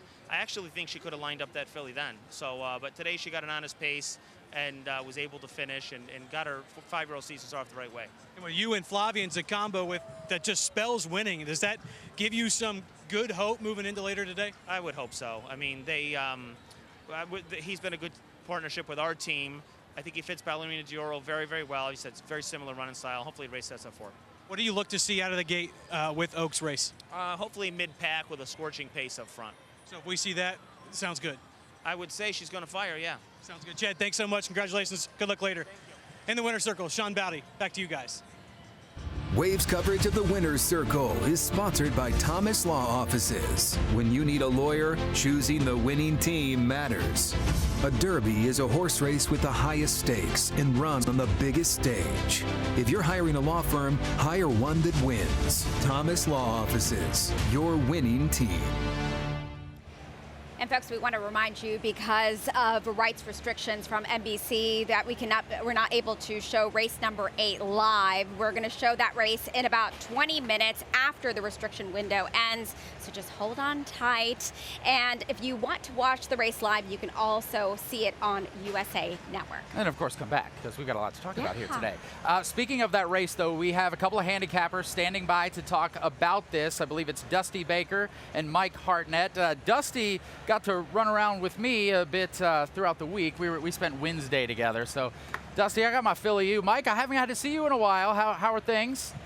Things are going pretty good. We've had a couple of winners today, a couple of second-place finishes, and we're going to look to improve, go to the lead, and just keep on going today. So yeah, we're going for a transition here after what was a shocker in race number 7. As we prepare for race number 8, it is the 68th running of the Modesty. It's a Grade 3 stakes. $400,000 is your purse today, and it includes fillies and mares 4 years old and upward. It's a turf race, 1 mile and an 8. So a bit of length right here for this field. It was a field of 8, but we did have a horse that's scratched at the 4 slot. Pin Up Betty has scratched. So with that in mind, it's a 7-horse field. And Mike, let's start with who will be active in this race. Well, this edition of the Modesty Stakes includes another huge favorite on the card today. She Feels Pretty, number 7. It's probably her race to lose. Did she shine last fall? She grabbed a pair of Grade 1 races. This is her first start of the year. It looks like She Feels Pretty is ready to fire. She's been training very well for her trainer, Cherie DeVoe, and I think the pace may set up for her. You see Waves of Mischief has been scratched as well. Give Me Another is at 3-1. Segesta is at 6-1. The 4 scratch. Take Me to the Beach, 14-1. Birdie Rose at 21-1. She Feels Pretty, the big favorite in here right now at odds of 4-5. And Sanfron Moon, who has a chance today in this race, is at 4-1. I think you could really, I'm going to put She Feels Pretty on top. I think she's going to win, but I think you could box Segesta, the 3, 7, and 8. Yeah, in a box. I could see that working well in this particular situation. And correction here, because the Waves of Mischief, the 1 horse, has scratched as well. So we do have 2 horses that have scratched in this field. It will be a 6-horse field on turf, 1 mile and an 8th. And I'm going right here with you. Mike, I got to say, I'm not a fan necessarily of picking chalk across the board, but She Feels Pretty's numbers are insane as opposed to the rest of the field when you're talking about speed numbers alone. Also, the ability to have length in the race. That's something that's super crucial here, and she's coming off 1.25 miles, and then of course 1 mile and an 1/8, 1 mile and a 1/16. So she's been running lengthy races, and the rest of the field can't necessarily say the same. So that's why you see those odds so heavily in favor of She Feels Pretty. And so of course we will have that race coming up on a delay, but we will be right back. You are watching the Kentucky Oaks here on Wave 3. Join us after the break. Hey folks, we hope you've been enjoying our Oaks coverage here on Wave. I'm Ward Jollis. Did you know Churchill Downs seems to be changing every year, and that trend is expected to continue? This Derby season, the new Starting Gate Pavilion will make its debut, and it offers covered food and drink options, along with a track view that will give you a close-up look at the horses as they race toward the home stretch. When this Derby season ends, Churchill will start the renovation of the Finish Line suites. The project will give the existing 15 suites on the 5th floor a modern look. Churchill Downs also plans to update the trophy room in the suites and add a bar. These areas can fit more than 1,000 guests. Churchill Downs is also renovating the mansion, which was built in 2013. It's located on the 6th floor, and if you are one of the few who are allowed in the exclusive area, you'll be able to enjoy an entire view of the property. Both projects are expected to be finished by next April at a cost between $25 to $30 million. Churchill Downs is delaying its previously announced Sky Terrace and Infield projects, citing construction costs related to tariffs and economic uncertainty. Wave Now Derby coverage is sponsored by the Kentucky Lottery. Did you know the Kentucky Lottery proceeds fund the Work Ready Kentucky Scholarship for training in high-demand fields? For more info, visit workreadykentucky.com. We are back out with you live on this Oaks Day, looking at some of the crowds here at Churchill Downs. Pink is the color of the day, of course, for the stargazer Lily, but also for the breast cancer survivors. Folks taking in some food, taking in some programs, waiting for the next race to start. Of course, Oaks Day, a lot of fun. About 100,000 has been the average last couple of years. We'll see what today's crowd total ends up being. But again, we want to thank you for being with us. Brian Schlonsky alongside Myra Ansari, a couple of fans ourselves. Yes, you know what? Today is my favorite day to be at the track, really. This is where we get to see people that we know, right? That's it's great true. to see We've already folks, seen and you're like, several. hey, how's it going? Great to I know see you. That's always great You're to see. who again? But you know what? I want to give a quick some love because my daughter just started horseback riding lessons, and she rides over at Spring Run Farms in Prospect. Her instructor is Linda Betts, so we have just come to love it over there. She was riding out there this morning, and I'm told that she did really good cantering today. It's well, congratulations, number one. But it shows how horse racing really is in our DNA for folks that live here, and getting to start that young and get into riding and learn to care for the animals. It's got to be pretty neat for you to see. It is. I get emotional sometimes watching her because I'm like, oh my gosh, you're 9 and you're commanding this animal that is like huge, and I'm so proud of you. Got scared once when she got thrown off that horse. I about like freaked out. She's but tough. She's tough. She got right back on. Her teacher is wonderful, Miss Linda. I know you're watching. We love you, and we had such a good time out there at Spring Run Farms. A future horsewoman in our future. Maybe future We'll wait and jockey. see. We'll see. All right. Well, we rode to the track here together. We also brought Ward Jollis with us. I had to smash him in the back seat of my car. I have a 2-door car. I have a car seat in the back, but Ward looks fantastic. He didn't let his non-stretch limo ride to the track affect his outfit, outlook, anything else. Hey, Ward, how are you? Good. You know, I'm still a little bit cramped from earlier, Brian. I was kind of smushed back there, but I'll forgive you for that. I'm hopefully, maybe I'll ride back with somebody else today, right? Well, anyway, you mentioned earlier, Brian, the color of the day is pink. It's Oaks Day, right? Everybody's wearing pink. And right now I'm over in the fan experience, which is just outside of the Paddock area. And let me tell you, there's everything over here, right? There is food. There is drink. All the alcohol you could ever wish for, right? There's a dance floor over there. There's a photo area. And you know what? You can't even see the track from over here, but it doesn't matter. There's a big screen. Everybody's partying over here. And when you get that food in your drink, look at this. Beautiful area over here covered for when this rain starts to come down later today. We've got these picnic tables, lots of people with their, oh my gosh, this is a beautiful hat. How are you doing today? Good, and you? What's your name? Cyan. Cyan. Where are you from? Jersey. Jersey. Okay, what brought you out to the Oaks today? Well, what not? Oh my gosh. I've been here in Derby maybe the last 15 years. 15 years. Wow, so you've been around for a little bit longer than I have been here, right? Okay, well, you look gorgeous today. Thank you for speaking with us. And at this table over here, I have actually spoken to a couple of these women over here. I'm going to actually take a seat. We've got a lovely collection of Oaks fashion today. Look at these pink fascinators, you guys. They're gorgeous.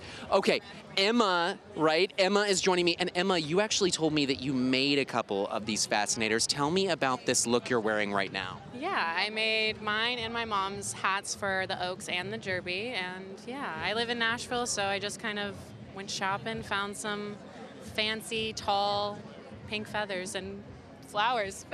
Oh my gosh. Okay, so you made both of these. These are gorgeous. Okay, well, let's move over to Deidre now, because Deidre, you told me you made these hats as well. Tell me about this look. So this one, my friend that is, she's rocking this lovely hat, and I just love the different pink styles, and that's what I created. Wow. All right, you guys. Well, we've got a whole lot of fashion out here. I'm going to keep chatting with people throughout the day here at the Fan Experience. But, hey, this is the place to be if you like to party, all right? You got the food, the alcohol, everything you need to have a good time here at the Kentucky Oaks. But for now, I'm Ward Jollis here reporting outside.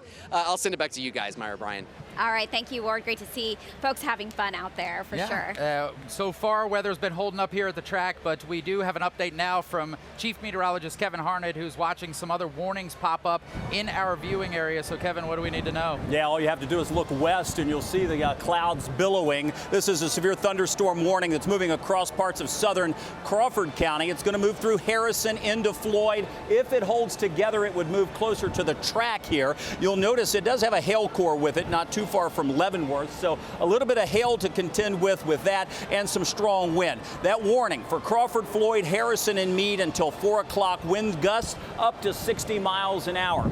Folks in Louisville and here at the track, you've got to be prepared as this storm moves to the east. It will impact Corydon, Crandall, Lanesville, eventually Shively, PRP. We'll have to wait and see if the track will be in the line of this or if it will go just to our north. We've got 2 waves of storms that we're watching. This first one, which will arrive before 4 o'clock, and then the second one. Now, it's all important. We're starting to see a few storms trying to pop in the metro. Of course, here at Churchill Downs is where we're located, and we like that 8-mile ring to pay attention. If lightning gets within that 8-mile radius, then contingency plans will likely be put in place. We do have a pretty high rain chance coming in just before 4, lasting through about 6, and then rain chances come down. Could be bad timing for the Kentucky Oaks. We'll talk more about our Derby forecast coming up just a bit later on. In the meantime, we're tracking these storms for you guys. So much, Kevin. I think a lot of women, we probably pack some extra shoes to be comfortable, number one, but to also weather through whatever's happening with all this rain that's going to be going on, and something to protect our hats and fascinators. Yeah, too. look, I mean, that shot of the clouds there really tells the story of what's to come. So Yeah. we'll be checking back in with Kevin a bunch throughout our shows today. We do want to go over now to an area that we're pretty familiar with. Our old set used to be right along the first turn. It's one of the most beautiful spots here at the track. Now they've got the first turn suites, the club there. That's where Wave News anchor Jose Zozaya has been checking in with fans. First impression, Derby fashion. This is impressive. New friend Les showing us the background behind all this. Les, I know it's a great story to tell, but if you could sum it up as simply as possible for what, the inspiration behind what you're wearing and all the decorations involved. Sure. My daughter is a local famous artist. She goes under Twiggy Originals. And she's been written up, and she's done Gallapalooza horses, and she came up with the idea. She said, "Daddy, you need a derby jacket." And yeah, I'd love a derby jacket. So a couple years ago, she made one in white, twin spires, boat race, balloons, fireworks. It was all there. And then she says, "That one's old. You need a new one." So this is the latest version of. That's a pretty hefty title to wear, too, as you have the Mr. Derby hat on. And not to mention the decorations you have, your love of the pins, and it's all over your hat as well. I've been very blessed to acquire and or buy or trade for every single Derby pin ever, every single Pegasus pin ever made is on the hat. From 73 on, all the gold, all the turn-in golds, everything's up there. And so she does this, I do the hat, and then I make the ties. And which are impressive anyway, too, by the way, so multicolor. Yeah.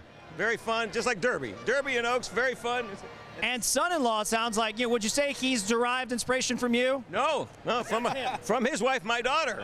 So I made the tie, she did another jacket. How does it feel to have so much art running in the family, man? Well, it's truly an honor. I'm blessed to have a most talented, amazing wife and father-in-law, one of my best friends on the planet. Yeah. All right, Joel, this is impressive. I'm going to tell you for next year, I'm not going to copy you, Les. I'm just going to look for things, and this color for Oaks, I think you might find me next year being something similar. Does that sound good? Check with my daughter. She might be able to come up with something for you. I'm sure it won't cost you more than a couple grand, but a penny is fine. What the heck? It's Derby. Thanks, gentlemen. We'll send it back to you. All right, Jose's spending the station's money already buying a new suit for next year. Speaking of spending money, we talked about that First Turn Club. It was a $90 million project back in 2023. It's 3 stories. It's hard to miss on the south end of the track, that big white brick building, but they've got indoor areas, temperature-controlled fans. So there's a shot of the outside. It's really become one of the most popular areas. Fans look for tickets in that area. And because the weather can be so wacky here, that having that cover, yeah, it's going to come in really handy today and tomorrow. Hey, folks, thanks for staying with us. We're going to take a break, and we're going to continue your coverage of the Kentucky Oaks right after this.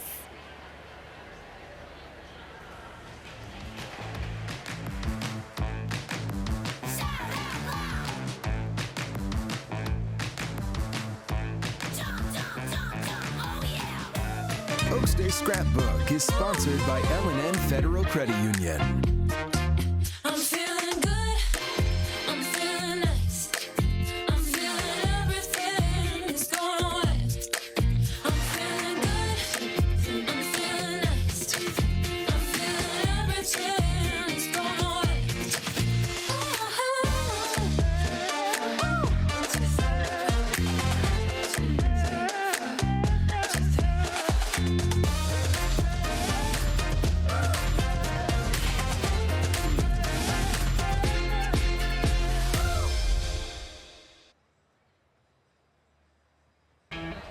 Wave News is back with you live. Our coverage of Oaks and Derby 151 rolling on here today as we show you some of those beauty shots from around Churchill Downs as many of us watch the clouds roll in, hoping some of that rain might miss us here at the track. We still got to wait and see.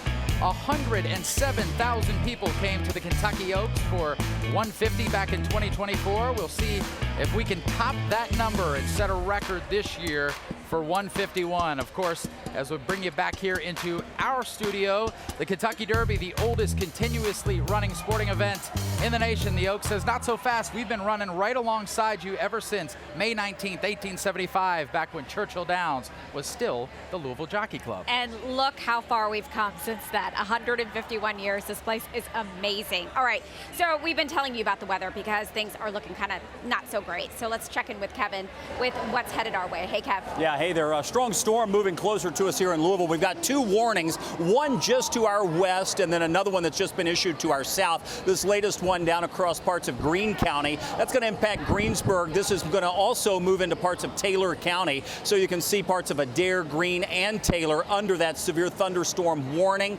And that warning is in place until 4 o'clock Louisville time, 3 o'clock local time, Campbellsville in that. More sort of urgent to us, the storm that's out near and approaching Corydon will be moving into Jefferson County. That's a severe storm as well. Winds up to 60 miles an hour. 4 p.m. on the expiration time. Right now that warning is for Floyd and Harrison. No warning extended past that yet. And in the track of this storm, while the heaviest part or the strongest part may go north of the track, you can see there's more to the south, and that will not miss us. So we are going to see thunderstorms here at the track that contain lightning. They will arrive here by, I'd say, 3:45 to 4 o'clock within the next 10 to 20 minutes. Then we'll see a little bit of a break before another round of storms moves in. So that's the general tracking of these storms. Nothing right now in the Louisville area, nothing at Churchill Downs. The 8-mile radius for the lightning is clear at this point, but I can't promise that as the next half hour unfolds. In fact, lightning will be likely as we go through that 4 or 5 o'clock time frame. Chances start to go down after that. And we'll get into that little bit of a gap, it looks like, hopefully by race time. Guys, that's the latest update. Turn severe on us, but everybody is used to it, at least if they've been coming to the Oaks and Derby for years. It is rainy at least half the time, and sometimes it can be more severe than that. So we'll keep our eyes on the weather situation. We've got our ponchos ready. Yeah, we have them here. There are the clouds, and yeah, Kevin's standing by to keep us posted. Well, I think a lot of folks, you'll see them have something in their hands, a drink here today. Logan Drinking Perone. a poncho. Exactly, drinking a poncho. Logan Perone caught up with the beer vendor. Let's check in with him. All right, guys, so if you're at Oaks, there's a good chance you're taking advantage of the free drinks. And if you are, you might be running into this guy. This is Nick. He works with the companies that are handing out here. So, how's it going? Come to the Kentucky Derby and get your cold beer. Your ice cold beer. You know where you'll find me when I'm off the clock. All right, so Nick, kind of tell me, how many times have you filled this bucket up and had to go back and get some more in? Right now, about 6 times, yes. So it's a pretty good walk. It's hot out here, but we're here to keep the fans thirsty and drinking and keep them hydrated with alcohol right now. They're complimentary, so y'all come down here, guys. Well, and just tell me, you're making the noise, you got the energy, you're carrying this heavy bucket back and forth. How do you keep that up? The money is the motive, baby. That's all I got to say. The money is the motive. I got a family at home. I got bills I got to pay like everyone else does. So we're just out here trying to make money and have fun in the process, guys. If you don't mind me asking, how good has today been for the business? For you it's been specifically? great. It's been great. No complaints. I hope you all have a great time, too, out here. And so when people come tomorrow, just give it to us one more time. Come get your ice cold beer. All right, come down and get it, guys. We'll send it back to you. Thank you, guys. I think he needs to come find me tomorrow. Beer. I was I'm waiting not doing so for great. Logan to try that. I feel like he could actually do it of all of our... There we go. There we go. Wow. I'm not even going to try. That's a massive failure. All right, well, we're looking at some of the fans going through their programs there, getting the bets ready, probably looking ahead to race number 11, 5:51 p.m. As long as there are no delays with the weather, that's when the Oaks is set to run. We've got our handicappers, Mike and Dusty, standing by. They've been going over the horses the last several weeks, making sure that we've got our bets together. And I heard you guys are doing something baseball related. Dusty is one of the biggest baseball fans I know. This guy's a wealth of information. You were spouting off stats to me the other day about, oh, this Dodgers game happened this year, this. I'm like, golly, how does he know all this? I watch too many games, man. That's the easiest way to put it. It's impressive. I'll still find a way to watch them even today. But I will tell you this. We got some baseball cards for you here for 5 horses to watch out for in the Oaks. We previewed 5 horses for you earlier. This first one we will give you is out of the 2 slot. This is a horse that I really like to possibly hit the board. Simply Joking. Simply Joking is trained by one of my favorite trainers out here, Whit Beckman. He's a local guy, Louisville trainer. He also is training Flying Mohawk in the upcoming Kentucky Derby. But one thing that's very intriguing about this is who will be in the saddle. It's Mr. Florent Giroux. So Simply Joking also great speed numbers, trajectory much higher and higher every time he goes out there. Lightly raced for the most part. But Mike, how do you see Simply Joking stacking up in this field? Out of the 2 holes, Simply Joking, speed could be her weapon today. She looks like she's going to go to the lead or near the lead and try to go as far as she can. In the fantasy, she finished second, almost won, less than a length. First race in 70 days, and she only lost by 3 parts of a length. So she may be ready to go today. Well, we will transition to the 4 slot Drexel Hill. Kendrick Haskins joining us here. Kendrick, that is a nice number right there, by the way. 44-1 odds. Is that a potential buy, maybe a long shot that's worth it? It's definitely worth throwing a couple dollars on. I mean, she's raced 7 times. She has two wins in her career, and she's hit the board 5 of those 7 races. So there's a very good chance, you know, throw it across the board, and you might come home with a little bit of money. Another horse trained by Whit Beckman. And Mike, when you look at the figures, I mean, there is some consistency there for Drexel Hill. Do you see also Drexel Hill having a chance to hit the board here? She has a chance to hit the board. I think that may be the most optimistic viewpoint for her today. Transitioning to the 5 slot, we got Quick Kick. There's a chance Quick Kick maybe gets a late, last-second, last-gasp effort here, as it seems Quick Kick's career seems to be a closer going into this one. And so will Quick Kick have a chance to compete with the likes of Good Cheer? Mike, what do you think? She's competed against some good fillies, but she's looking for her first stakes race, and she may be up against it today in the Oaks. This is a popular one right here out of the 6 slot. Ballerina de Oro, trained by Chad Brown. Flavian Pratt will be in the saddle. And, of course, Kendrick Haskins. This is one that I think a lot of people have their eyes on as a sleeper in this race. She has all the makings of being somebody that will get bet down based on the name, Ballerina de Oro. You can see a lot of dancers wanting to put money on her. Plus, Chad Brown is the trainer. Chad Brown is always very successful out here. So she has everything it takes to be bet down on Oaks Day. Well, Micah, another one to round out this field of 5 that we're listing is Anna's Promise out of the 12 slot. 25-1 odds right now. You see those current earnings. The hope is that goes up significantly higher here with Junior Alvarado. Any last thoughts on Anna's Promise? She's a long shot today, but she is coming off her best race, 2nd place finish in the Gulfstream Park Oaks.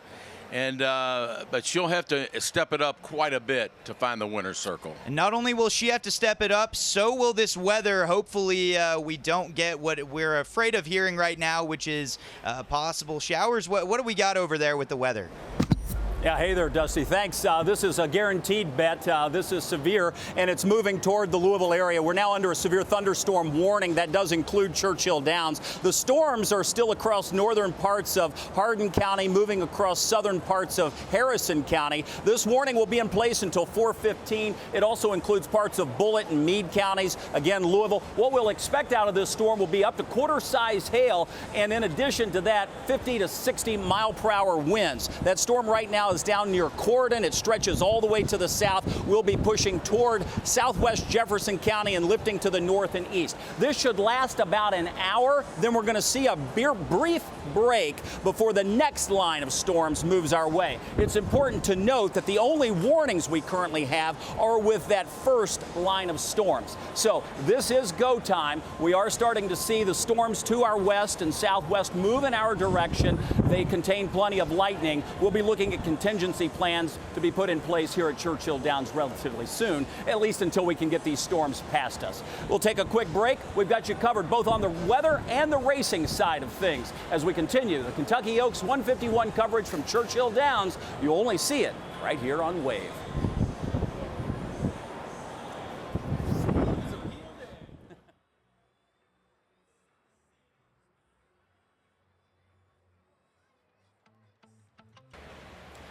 All right, here's a shot of the paddock as we bring you back into Wave's live coverage of the Kentucky Oaks leading up to the race today that, again, we are hoping is not delayed. But we heard from Chief Meteorologist Kevin Harney before the break, and it seems like storms are rolling this way. So we will keep you covered. So far, people are still loving the day. And Myra's got something to show here. Look at us. We were gifted these by our friends next door. Next door, got a lot of wonderful ladies over here. A woman from Horses and Hope brought us this poncho, so thank you to her. They do a lot of breast cancer advocacy here in our community.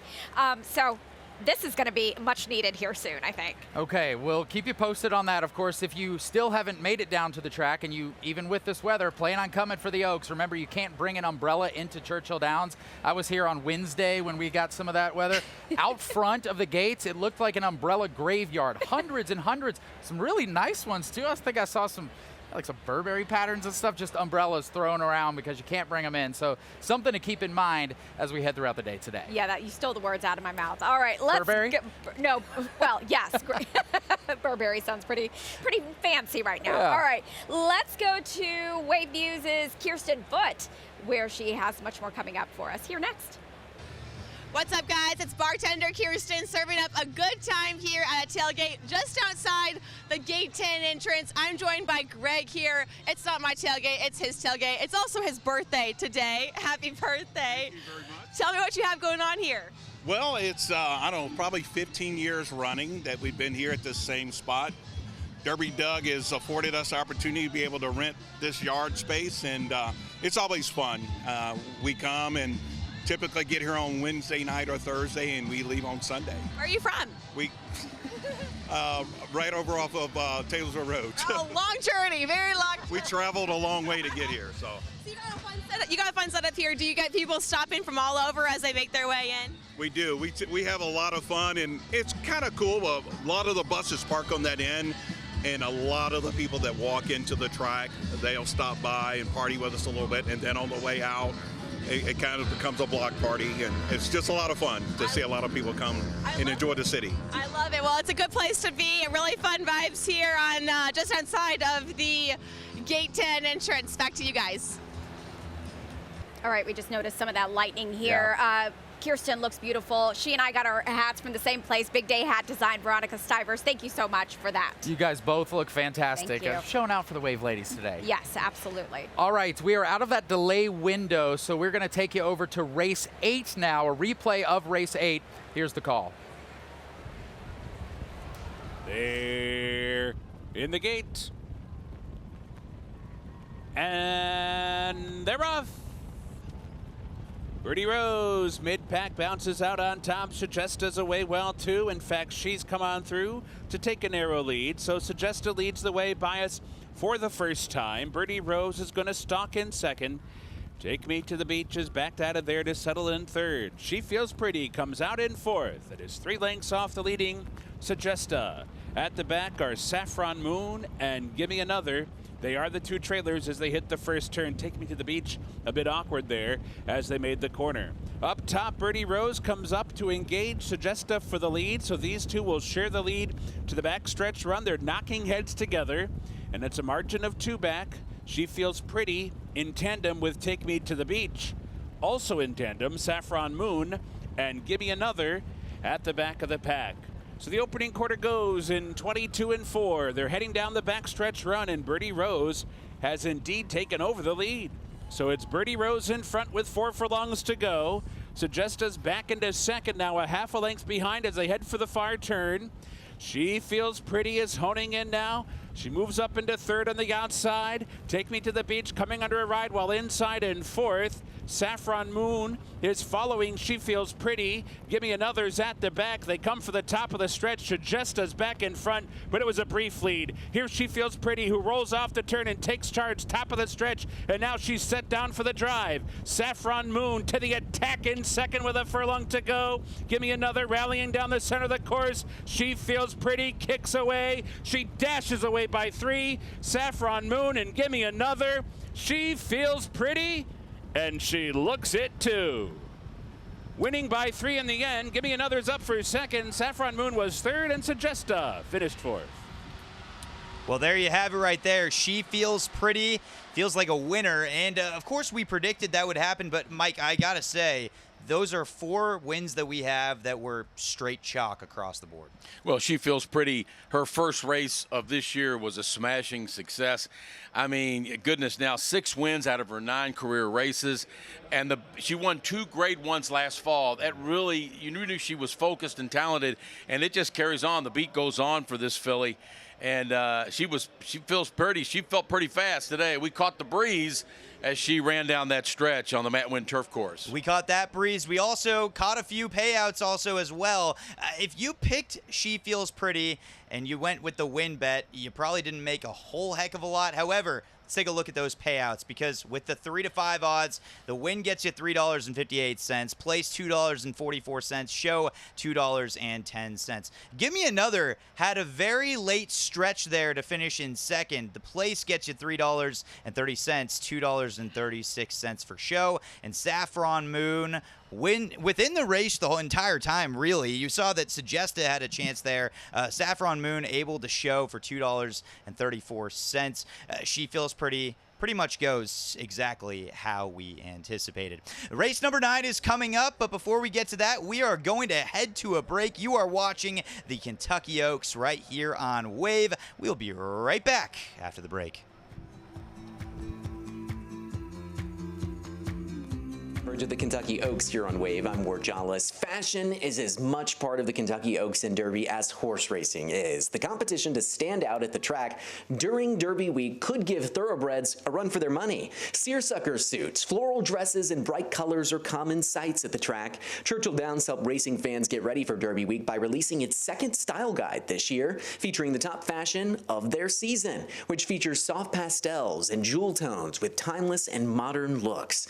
Derby fashion has always celebrated individual expression through striking colors and headpieces. Journalists dating back to 1901 reported the grandstand being filled with women and men both in bright colors. Racing fans in the 1940s who hoped to get their 15 minutes of fame started dressing bigger and brighter to attract the attention of new TV cameras. Celebrating the Derby in style is different for everyone, though. Whether it's off the rack, custom made, or awe-inspiringly unique, fashion experts say the key to your style is confidence. You can check out the looks through the years by visiting the Kentucky Derby Museum and looking at their fashion exhibits. Wave Now Derby coverage is sponsored by the Kentucky Lottery. Did you know that 1 in 5 Kentuckians has received a college scholarship or grant with funds from the Kentucky Lottery? For more information, visit kylottery.com. This area is called the Rooftop Garden, and it's not a cheap place to buy a ticket for, but spaces up here have been worth their weight in gold for the past few minutes as this front's been coming through, because we have a roof over our heads. But as you can see, this is a very open air type of situation. When the rain started coming through, we had rain coming in from this side, wind coming in from over here. We had a great view. I'm going to step over here in front of our camera. We had a great view of the infield here as everyone was running for cover. You can see some people now starting to come back out. Over here to the right, over in the first turn, you see how all the people there have huddled up under the awning that they have in the first turn there. They all went scampering for shelter, waiting for the rain to pass by. Now, while we were up here, we had a very strong gust of wind coming from that side of this open pavilion. Let me show you what people did. They abandoned their tables here, grabbed their seats, some of them taking shelter here behind the bar and around the corner out of the wind. So what we're having right now is everyone in a wait and see period. For a while, people were talking about the horses running by and the thunderstorms going by because we had a great view of those. But now that this front has hit, everyone just waiting for it to get past us so everyone can get back to the racing. That big yellow sign warning us here, everyone please seek shelter and follow directions of venue staff, and that's what people did as soon as that rain started coming in here. And oh, that roof, that is not a hard roof, that's more like a soft covering over this area here. When the rain started coming in, there was a roar from the rain hitting that roof. But as you can see right now, everyone trying to make the best of the situation, waiting for the rain to pass and for the racing to begin. I'll send it back to you. Now, if you have time. All right.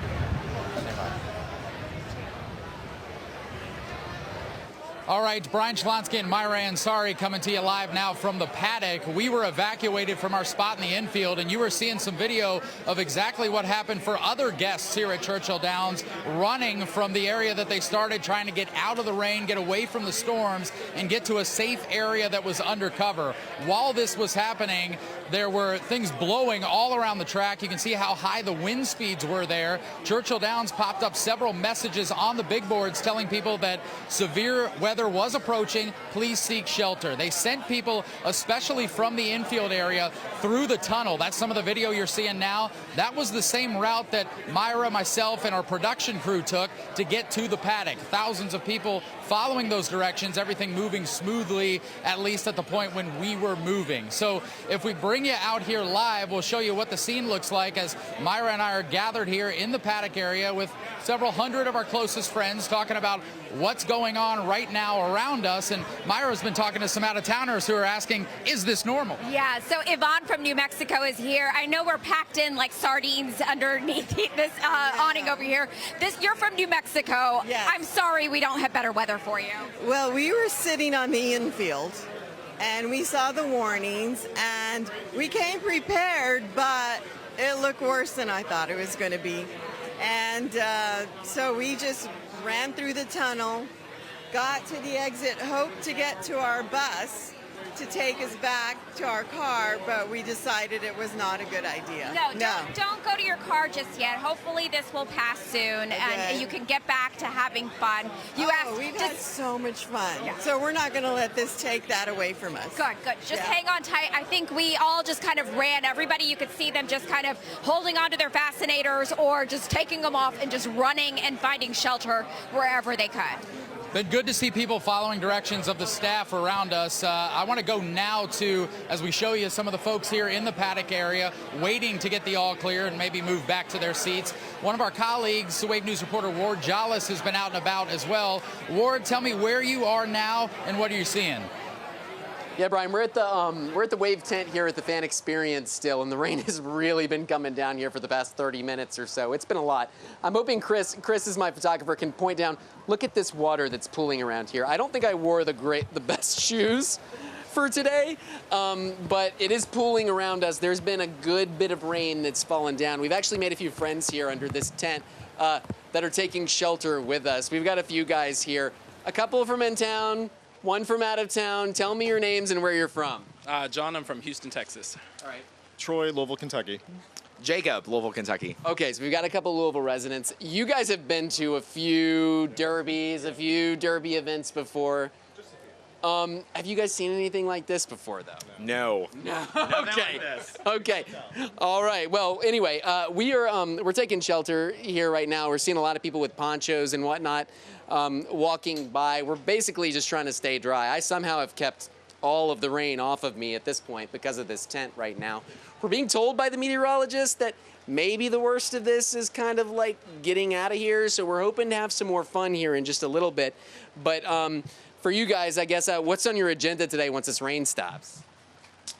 Well, we're going to get some food. We're going to get some bourbon. Have a great time. Enjoy some racing. enjoy some racing. I love these glasses, by the way. Where did you get this outfit from? This is perfect for Oaks. Believe it or not, I actually got it on Amazon. Amazon, you guys. You can get everything on Amazon, right? All right, well, anyway, we're staying dry down here at the Fan Experience. We're going to keep talking to people, and hopefully once this rain stops, we'll start having some more fun. But until now, I'm Ward Jollis. I'll send it back to you guys. All right, thank you, Ward. Brian and Myra back with you now in the Paddock area. Again, one of the areas that has filled with people, as most of the people in the infield, either outside in the grass or in those temporary structures, have been evacuated out of those areas to take cover. Myra has done, 18 derbies in your life. What is this experience? Where does it rank? And have you done this before? Well, I've, of course, been through weather before at Oaks and Derby, but it's just kind of interesting to see everybody running. I think before, we've had derbies and Oaks where it's been raining and cold, so at least it's not freezing outside, right? So that's a good thing. But I think everybody's trying to help each other, get into shelter, taking care of one another, so that's really good to see. I think one of the major concerns that people have were the lightning strikes. When we were seeing those, that was kind of the indication, of course, hearing from Kevin and the meteorologist, that it was probably time that everybody needed to move and take this thing seriously. Absolutely, because we were in a metal structure right next to where a lot of the women in the Survivors Parade were at. So everyone in that area, as you mentioned, Brian, we all had to get out for safety reasons. All right, speaking of Kevin, we want to go over to him now for an update on where conditions sit now. And Kevin, of course, everybody here at the track wondering when they might, if possible, be able to return to their seats. Yeah, and I think that time is now. The skies are lightening up. We've obviously started putting our places back online. We're pretty high over here on this first turn club, so we had to shut down because of the lightning and take shelter a little bit closer and a little bit lower for so many folks that were up here. You're going to notice we still have part of Jefferson County under the severe thunderstorm warning, but no longer including Churchill Downs. The strongest of this storm, both in intensity of rain and the lightning, continues to move to the east. That will continue to track in that direction. The winds here in Louisville right now, out of the west, wind gust as high as 49 miles an hour. So that was pretty impressive. We're tracking the storms.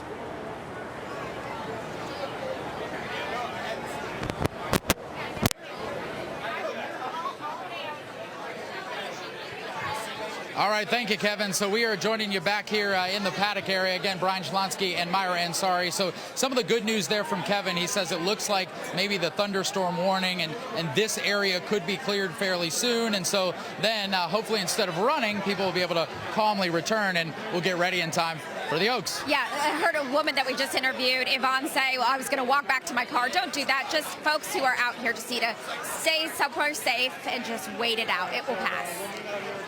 All right, we're going to have much more coverage here from Oaks Day, including the weather, the Phillies themselves, the fans. Stay with us here on Wave News. We are your Oaks and Derby station. Of course, your weather updates coming your way as well.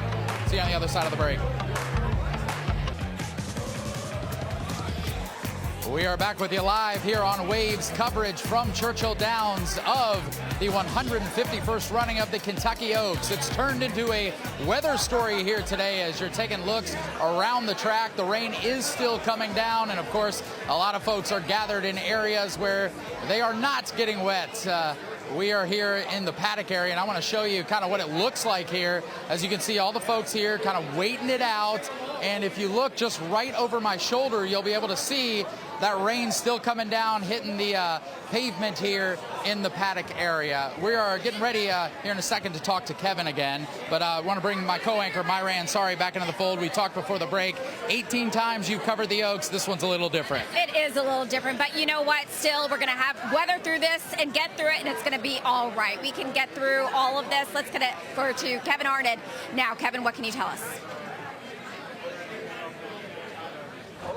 Forecast, the rain chance comes way down. We've got another probably 15-20 minutes of this rain, and boy, we were on it. In fact, we were advising Churchill Downs and a number of other folks here saying, hey, that 4 o'clock time frame looks rough. That's when it hit. The warning continues down the line. This is now for Henry, Oldham, and Shelby counties, and that's until 5:15. When we look at Churchill Downs, we're starting to see just that rain lighten up. The skies are easing as well. The whole lightning threat continuing to move to the east, and it's that 8-mile mile radius that we look at for that lightning in terms of the crowds here at Churchill Downs. So while that warning continues to move off to the east and away from the area, so does the lightning. The rain going to linger just a little bit longer, and then the good news, we sort of become gapped, and that should be a good timing for the Kentucky Oaks before the next area of rain. The next one is much lighter and much weaker, but that rain will move in probably within the next 2.5 hours as it pushes our way. So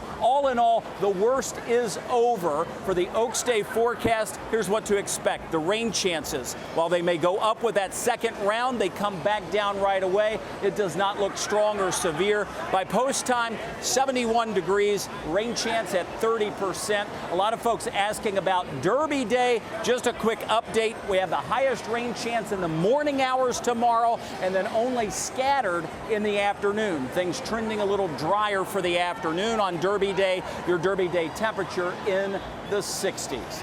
That is the forecast from the Wave Storm Tracking Team. Guys, are you dry or are you wet?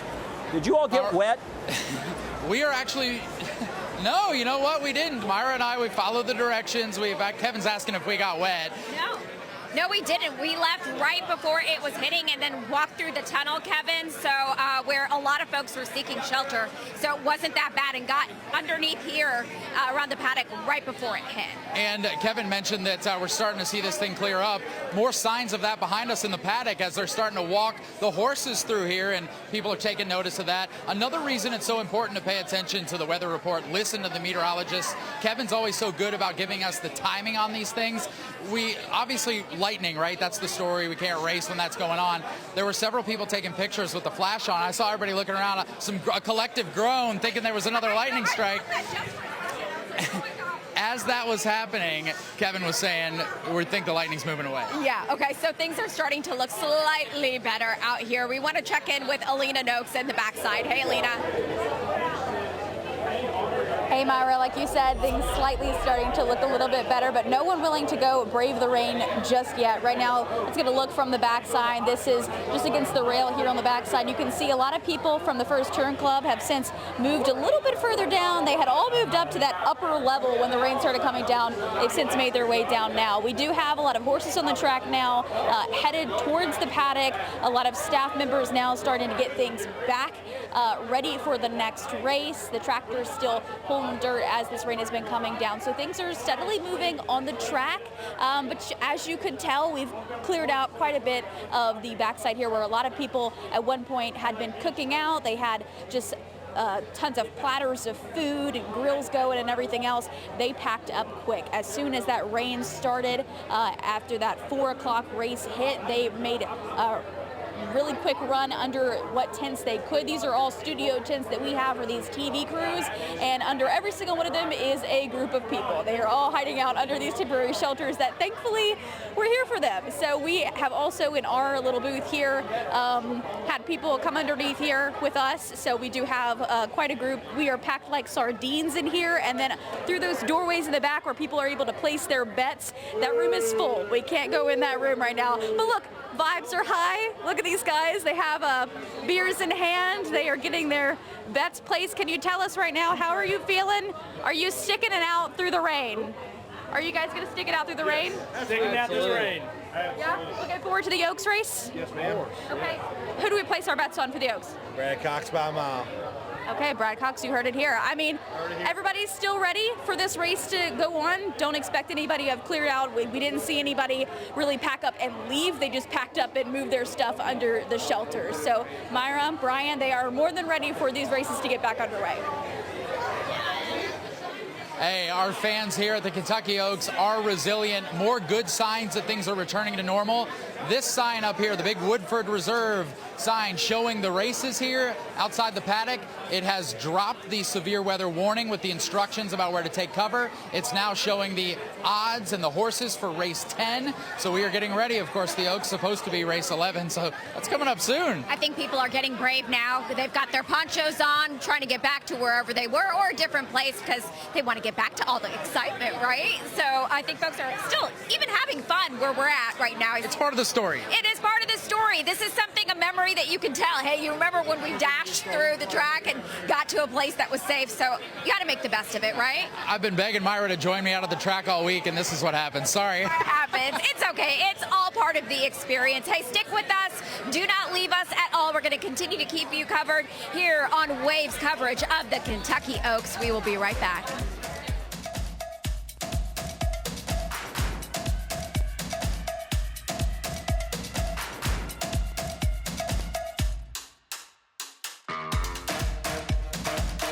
Oaks and got enough points to make it to Churchill Downs today. Opening as a significant long shot at 30-1 odds, Anna's Promise has gained some attention from the fans in the crowd here at Churchill Downs. Those odds are now 25-1 odds. Live odds on Anna's Promise going from 30-1 to 25-1 odds. To the 13, Bless the Broken. Big price today on this filly for trainer Will Walden. John Velasquez rides. This filly took the Bourbonette at Turfway, and like a couple of them, she's going to have to get a whole lot faster against this bunch of fillies. The people love Bless the Broken, opening at 30-1 odds. Bless the Broken now going at 16-1 odds. Ultimately, we have 16-1 odds on Bless the Broken, going from 30-1 to 16-1. Quite the differential as we head into the race. Capping off the field, Quiet Side, who could contend today. She comes in with a lot of momentum. She won the Honeybee and Fantasy Stakes, both at Oaklawn Park. Just a little bit of improvement puts her right there at the finish line today. Jose Ortiz rides for trainer John Ortiz. It's no secret that Quiet Side's name also represents the horse as a whole. A sneaky pick here. Opening at 8-1 odds. Currently, you can get Quiet Side at 7-1 odds. And of course, there has been a horse that has scratched in this race. That is 5G out of the 8 slot. 5G has scratched from this race. So we have a 13-horse field. And ultimately, when you look at this, Mike, does that really impact this? We talked about it, not particularly on paper. I don't know if it's going to have that big of a factor with 5G missing today. She was going to be a part of the pace scenario, and you know, Lacara wants to be up there. And I'd mentioned earlier, Lacara maybe will not have as much pressure on her because 5G, she's out of the gate and she's gone, and that's the way Lacara wants to run today too. So we'll see if it improves Lacara's chances. We talked about obviously these odds and everything that goes into this race ahead of time when the weather wasn't so poor. We're looking at a sloppy track now. Does that have any impact whatsoever on what Good Cheer could possibly provide to the buyer today? You had mentioned earlier that Good Cheer has one race under her belt in which she did deal with the slop. Oh, did she ever? Back in September here at Churchill Downs, she ran on a sloppy track, and she won by 17 lengths in a secretariat-like finish here under the Twin Spires. Well, we're having our call to post as we speak, and we are preparing for the big race of the day, the key race of the day, the Kentucky Oaks, $1.5 million on the line. On the track for the 150. Track looks pretty decent, if I must say so. Not horrible. They did a great job considering and how Ergo is pouring down rain. So the horses taking their positions. They're doing their post parade as we speak. 13-horse field, as we mentioned. And Mike, I do want to take one look because of how many people have talked about Good Cheer. I just want to ask one more time for the people out there: is Good Cheer the safest buy? Is that the smartest buy today? Well, most of the fans think so. She's at 8-5, and she's been the favorite all along. I see no reason for me to get off of her today. No. Well, we will find out shortly. This race will be delayed. Of course, we'll have more coming up from here at Churchill Downs. The Kentucky Oaks is coming up next. We'll be right back here on Wave 3.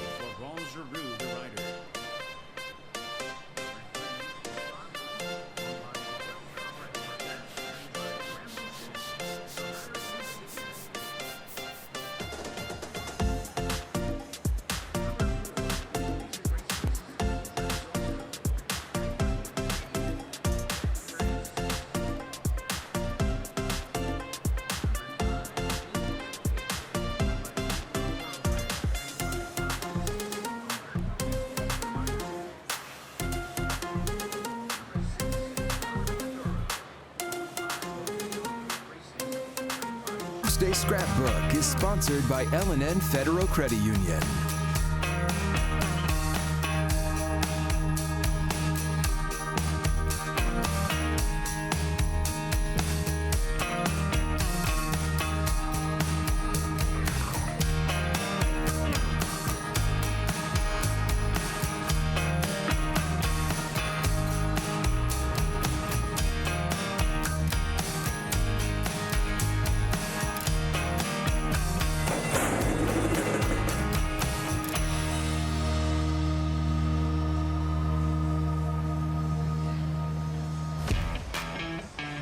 Oh, the sights, the sounds, the smells of Churchill Downs, unlike any place you will find in the history of sports. This place, rich tradition, and the Kentucky Oaks, 151 years. We're about to run the 151st race in the history of this great race and facility. Mike Hartnett, we're watching the horses jogging out there, prepping for the big race. 13 horse field. $1.5 million on the line. And I think the big thing to point out right now, because we talked about our picks, everybody is picking Good Cheer. The odds right now, Mike, 3-2 odds that Good Cheer wins this race. Thoughts on that as we approach 2 minutes until the main event? Did we drive my odds down with all the chatter about Good Cheer? Maybe we did. No, it looks, you see the horses, these fillies look relaxed, they look comfortable. The storm has passed, and we're going to see a storm as that field swings out of the far turn to the top of the stretch, and we'll see what unfolds. One of these ladies is going to be the Queen of Louisville tonight after the winner gets those Lilies. Beautiful Lilies that were stitched together last night at the Kroger in Middletown. They're making their way, and they will eventually be crowned with those Lilies and everything that goes with that. And so really excited to see what happens here as we are just 2 minutes until race time.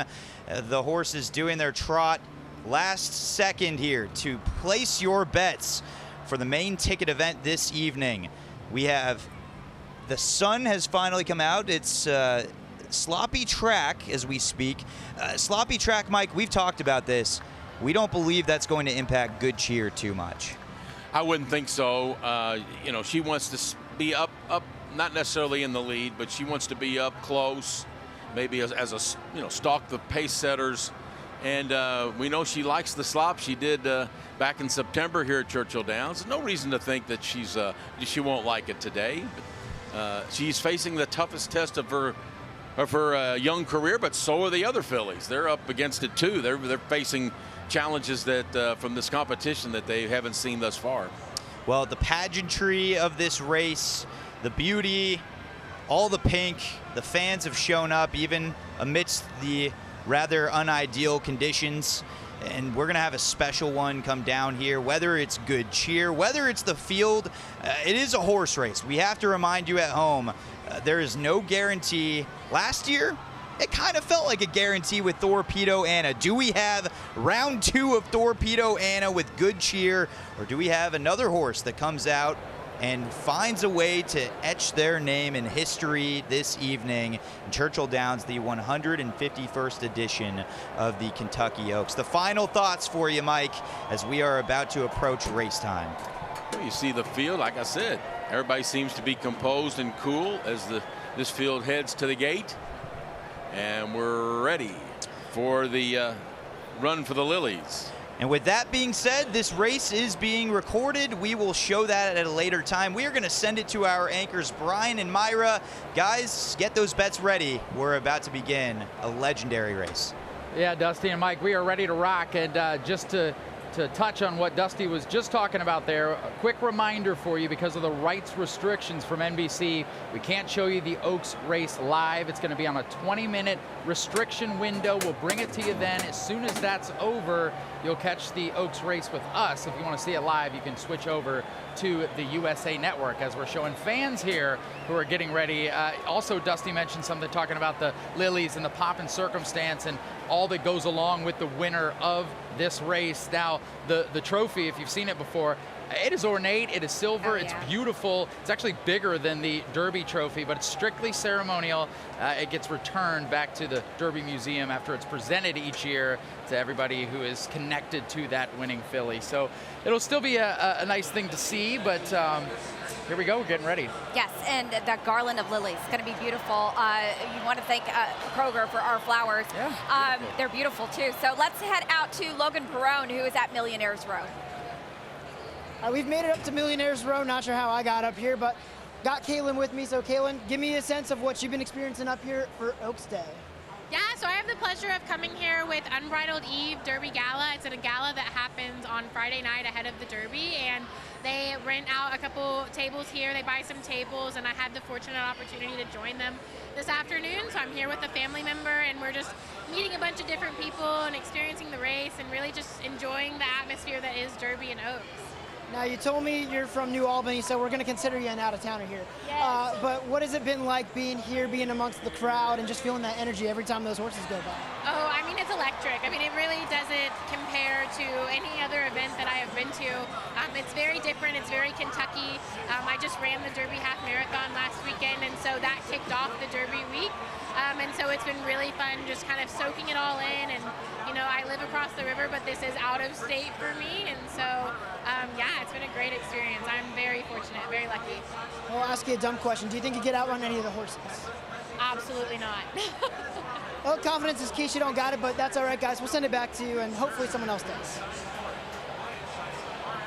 Well, Logan found his way to Millionaires Row. He said, how did I get up here? Yeah, that's a nice place to be, isn't it? Not a question you want to ask when you make it to Millionaires Row. You just own it and live it. We're not going to see him again the rest of this weekend. Just cruise through as if you belong there, right? Like, just fake it until you can make it. That's how it's done. All right, you're looking at some of the beauty shots of this beautiful crowd here who is settling in as the 151st running of the Kentucky Oaks taking place as we speak. More live coverage to come from the track after this.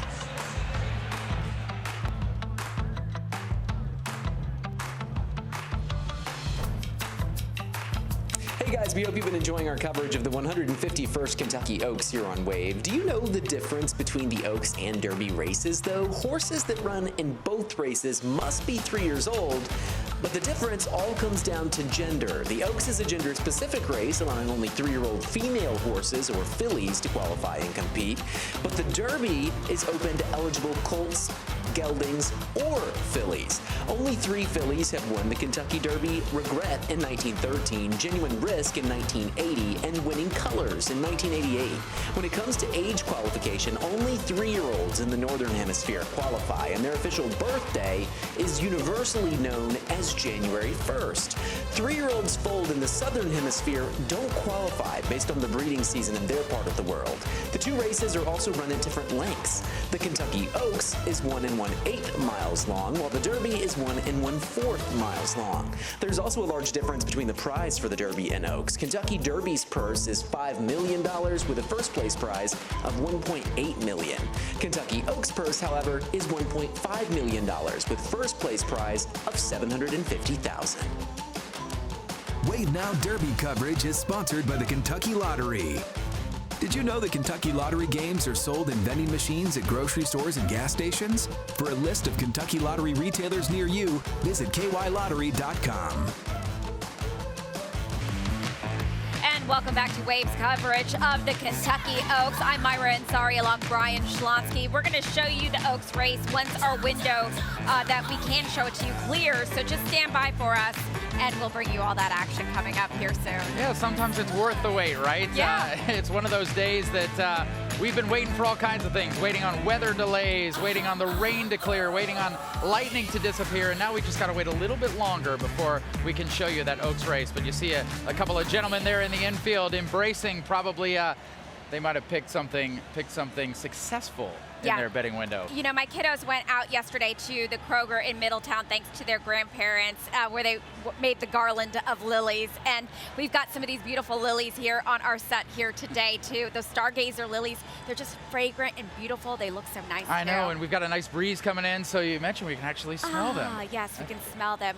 You know, what an adventurous day that we've had here today. It started off just nice and quiet. We were admiring how beautiful it was. And then we're, you know, just going through the day, and then all of a a sudden it's like, oh my goodness, what's about to hit us? And you can see a big crowd behind us still stuck around, managed to fight through it all. Somebody else who's been fighting through these elements, as he always does, Chief Meteorologist Kevin Harnig, keeping us posted every step of the way. So, Kevin, you were doing that with your little TV set over there. I mean, I imagine you had about 1 million gadgets to work through all that, but thanks for keeping us posted. Well, a Kept us million dry. gadgets and a really good team. You know, Ryan's back at the station, Carson's there, and the rest of us are out here. We've not only been working to deliver the information on TV, but to the folks here at the track and to NBC as well. So it's been a busy day. We've got the sloppy track you just saw, 68 degrees. Temperatures have come up. We did pick up about 1/4 of an inch of rain, and that wind, when it came in with that storm, was close to 50 miles per hour. So it did cause some problems. The good news is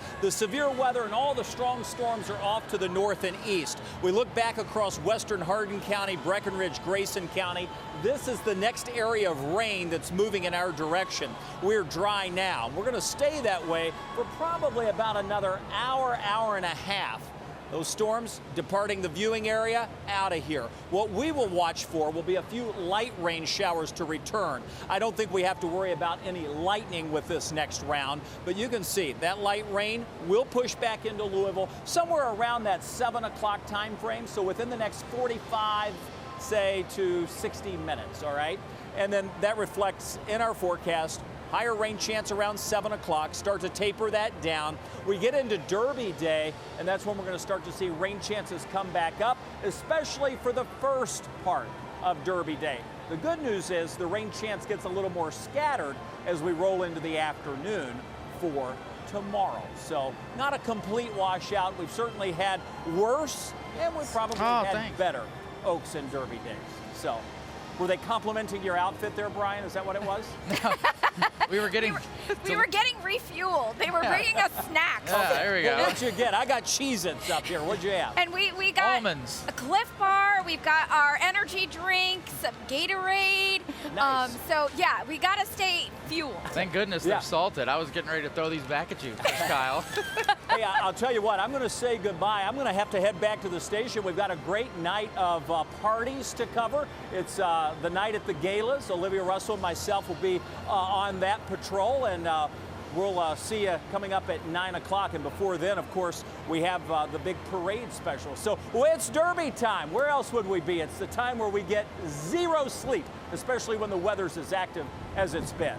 We'll be up with Kevin watching. Yes, we will. And you know what? That's what makes this all exciting, right? We work so hard to bring you this coverage by Kevin, and then we get here, and it feels so good to finally, all this work and this effort that we put in to be here with you all. Kevin will pop on the tuxedo, sit next to Olivia. They'll be bringing you all the celebrities, the glitz and glam, as this is Louisville's official party night as well, and we've got that coverage for you again from 9 to 11. All right, speaking of hard work, it's always done year-round here at the track. There's always big new construction projects. This year was the $80 to $90 million that pavilion area. There's a new courtyard. They replaced all these seats with the new style that's a lot more comfortable. Fans really looking forward to booking in that section. Yeah, you know, if you came to the track a couple years ago, if you come here now, you're gonna be like, wow, new place. so different. Everything is different. And you know, when you do something for 151 years, right, you can't stay stale. You gotta freshen it up, put in all that money, and make it even better and bigger. Think about how much this place has expanded. So we want to go out to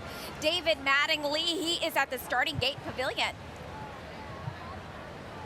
Myra, just as soon as the Oaks is over, we typically see a rush of people heading for the exits. We saw that happening just a few minutes ago. A lot of people coming down this portal right here. But look at all the empty seats already.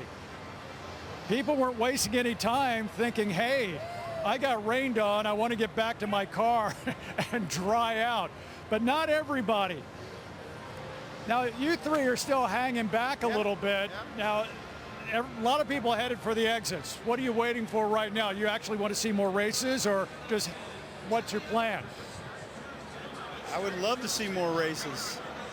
There's a couple more races going, so yeah, for sure. Have you been a winner today? Yes, all day. Yeah, really? So you don't want to leave at all? No. I've had a great time and been winning. So.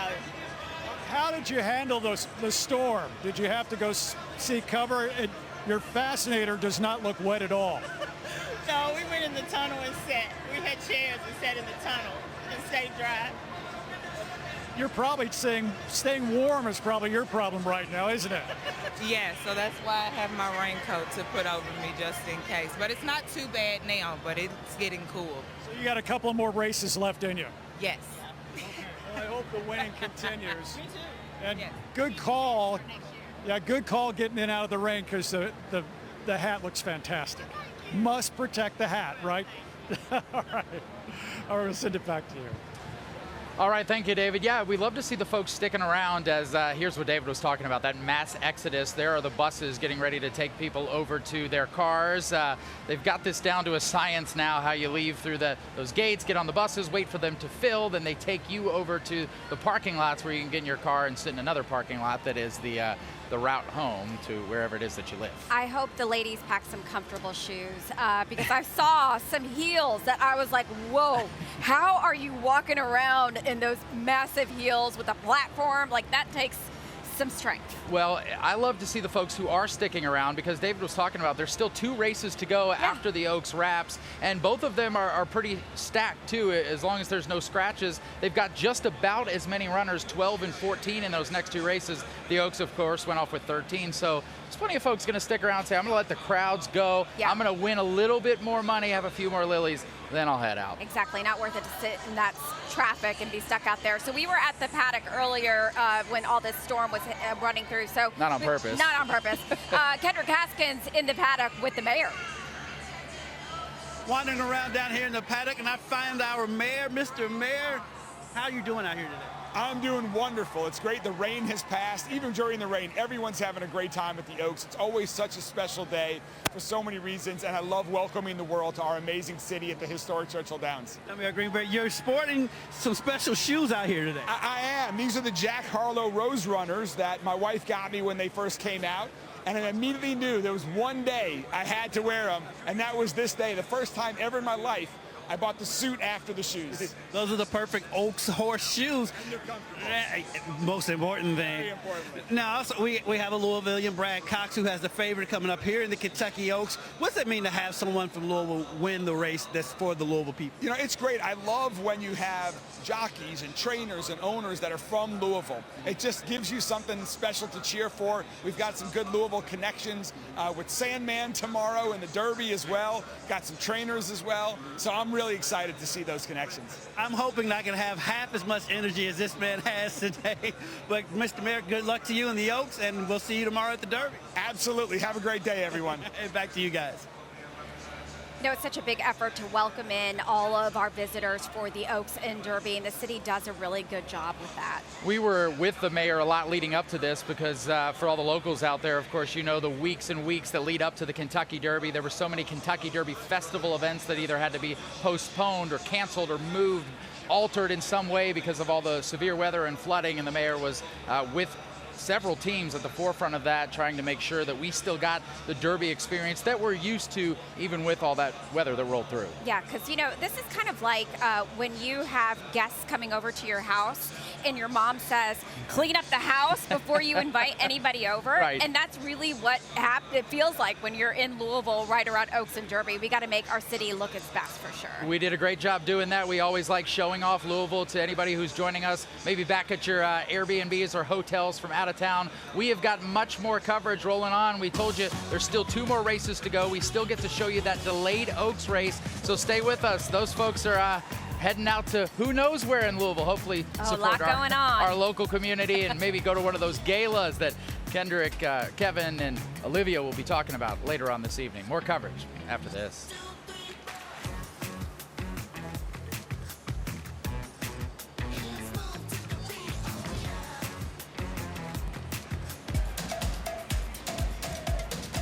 And welcome back to Waves coverage of the Kentucky Oaks. Things are starting to thin out just a little bit there at the paddock, but we have the Oaks race that we have for folks to show them now. Yeah, 2 races still to go on the card here at Churchill Downs. The actual Oaks race was race number 11. We are now out of that delay window, so it is time. 13 fillies running 1 mile and an eighth. Who will claim the Garland of Lilies, the coveted Garland of Lilies this year? Oaks 151. Here's the call. They're in the gates, and they're off in the Kentucky Oaks. And it was a good start, too. Tenma racing for the lead, and Lucara sent hard out of there.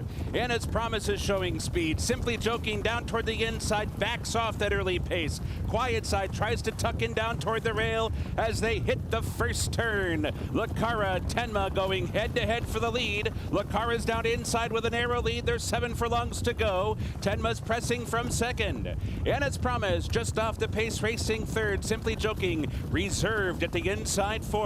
Quiet Side on the far outside is fifth. Fondly is down inside sixth. Early on in between seventh. Good Cheer is right at mid-pack. She's eighth. 3 wide. 5 lengths off the lead down the backstretch run. Bless the Brook running along at ninth. Ballerina Doro's in some traffic. Racing 10th. Quick Kick. Farther, closer to the pace today, down toward the inside, running third to last. Then it's Take Charge Milady. Drexel Hill's at the back. Drexel Hill's 10 lengths off the lead after a half mile and a solid 46 and 3/5 seconds. They're on the far turn. Lucara's the leader. Tenma's pressing hard. Tenma's just a neck behind with 3 furlongs to go.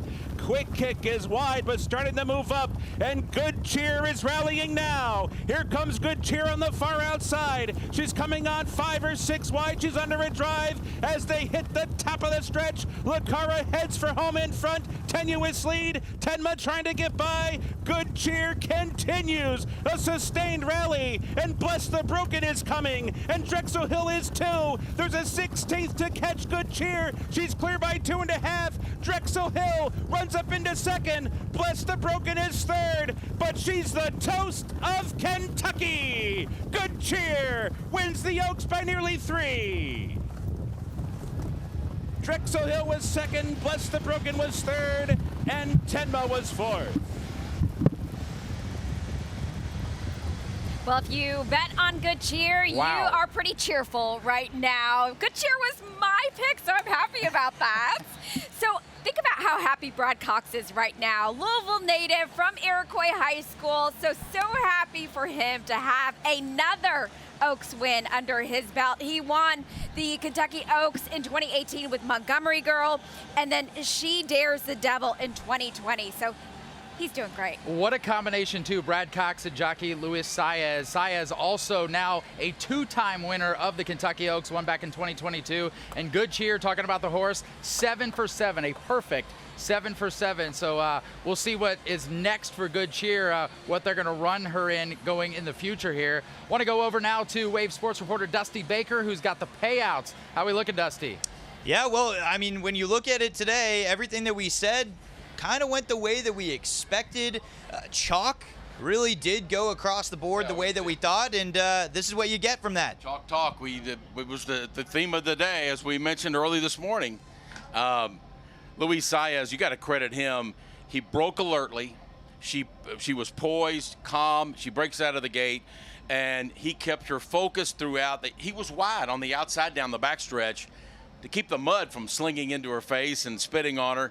And then they hit the stretch. It looked like for a second that maybe Drexel Hill was going to jump up there and make it really tight. But Saez kept her focused, and they get the Lilies. That breakaway speed gets Good Cheer the victory. Let's see what that money for those that bet on Good Cheer got for you here. So Good Cheer with 6 to 5 odds gets you $4.78 for the victory. $3.62 for place and $3.02 show. Drexel Hill, those were 32 to 1 odds heading into the race. That was a sneaky pick. We had talked about that leading up to this race, that Drexel Hill could be a nice purchase there, and that paid off. If you had Drexel Hill win place show, you get place at $21.02. Show $11.76. That's what you get for taking a long shot. And then Bless the Broken, also a good buy right here. $7.48 for show. That is how you wrap it up beautifully for the Kentucky Oaks. Of course, we still have 2 more races to go here, but the main event today ends the way that we expected it. What a thrill for Whit Beckman.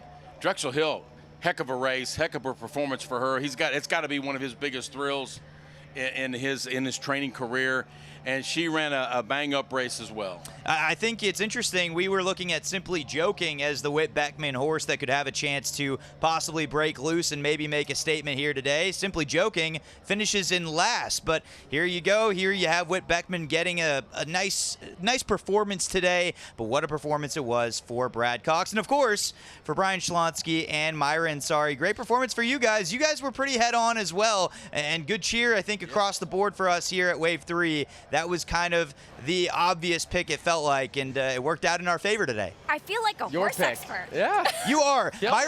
Myra is a sports expert in general, I have learned. Oh, yes. Over the course of time working with Myra. Derby picks to just align with you. Exactly. Just follow my lead, Brian. That's what I tell you all the time. You know, every time I don't do that, every time you go against somebody who's the favorite, people talk about betting against Tom Brady when he was winning all those Super Bowls. This is why folks were so cautious to not bet on good cheer. Okay, fine, the payout's only $4.78, but we're talking 6 for 6 coming in, won all of those races by either 2.5 lengths to 17 for a total of 42.5 lengths in those previous 6 races. So basically untouchable coming in. Okay, all right. We'll see what we end up You had a picking good with. pick. I did. It was interesting, too, to get to hear them talk a bit about Drexel Hill, named actually after a Philly suburb where co-owner and ex-NBA player Ed Stefanski was born, now as an executive with the Pistons. So a lot of people, we were thinking that horse was going to get bet down because anybody who's an NBA fan or a Detroit fan, a Pistons fan, maybe they say, oh, that's my easy pick. I don't have to do any research, but decent payout for them. All right. Okay, so it is not September. It is May. Right. And we are going to groove tonight with Kendrick Haskins. That was nice. With a little Earth, Wind, and Fire in the paddock. That was nice. Thank you. Back here in the paddock, and I'm here with R&B royalty, Philip Bailey from Earth, Wind, and Fire, and his beautiful wife, Valerie. Welcome to the Kentucky Oaks and Derby. Hey, thank you. And we're experiencing it on a whole different level this time. We've been years ago, but this time we got a chance to go into the inner sanctum, so it's like very, very special. Is this your first time into the paddock area and all that? Yes, it is. What's the experience been like? Just kind of overwhelming, you know, trying to take pictures so I can go back and really rehearse and experience it all over again. Can we expect a Kentucky Derby song from Earth, Wind, and Fire in the future? I don't know. Valerie, what's this been like for you? And we come around and everybody sees him and you got on a beautiful dress, all the clothes out here. Once in a lifetime thing, definitely, and just memories we're making, and we're thankful for our friends. So Billy's helped us out, and we're happy to be here. Has it lived up to whatever you thought it would be? Beyond. Absolutely, absolutely. We're excited about tomorrow as well, and but there's so much. You know, it's an overwhelming experience. It is. You have a Derby pick? I don't because I'm being schooled as we go. But everybody in television has money on journalism. Okay, all right, okay. All right, Philip Bailey and his lovely wife Valerie down here in the paddock. Back to you guys. All right, thank you, Kendrick. Yeah, of course, the Star is going to be out tonight. All those galas getting kicked off this evening. I live over in the St. Matthews area, so I sometimes cut through the Highlands, cut through the park to get home. And it was about a week ago past the Barnstable Brown House, and you can see all the tents out there ready to go. And so Kendrick's starting early with I signed him up on accident earlier and said he was working the gala specials with Kevin and Olivia. So I guess he heard me. I've covered Barnstable Brown for many years, and I just love how people in the neighborhood and just from everywhere, folks come out. They try to get a glimpse of all of the celebrities that come out. So it's always exciting to see that. One of the best parts, too, of having so many people from out of town come into that area of Louisville, we talked about this on one of the shows earlier this week, that it's 2025. This is the 100-year anniversary of The Great Gatsby, which, of course, has so many Louisville ties. The Seelbach Hotel, Daisy Buchanan's house, somewhere in the Highlands area, it's rumored. So a lot of people coming to town saying, okay, I get to experience that Great Gatsby feel along with all the Derby vibes. All right, speaking of experiences, we want to go out to Ward Jollis, who's in the fan experience.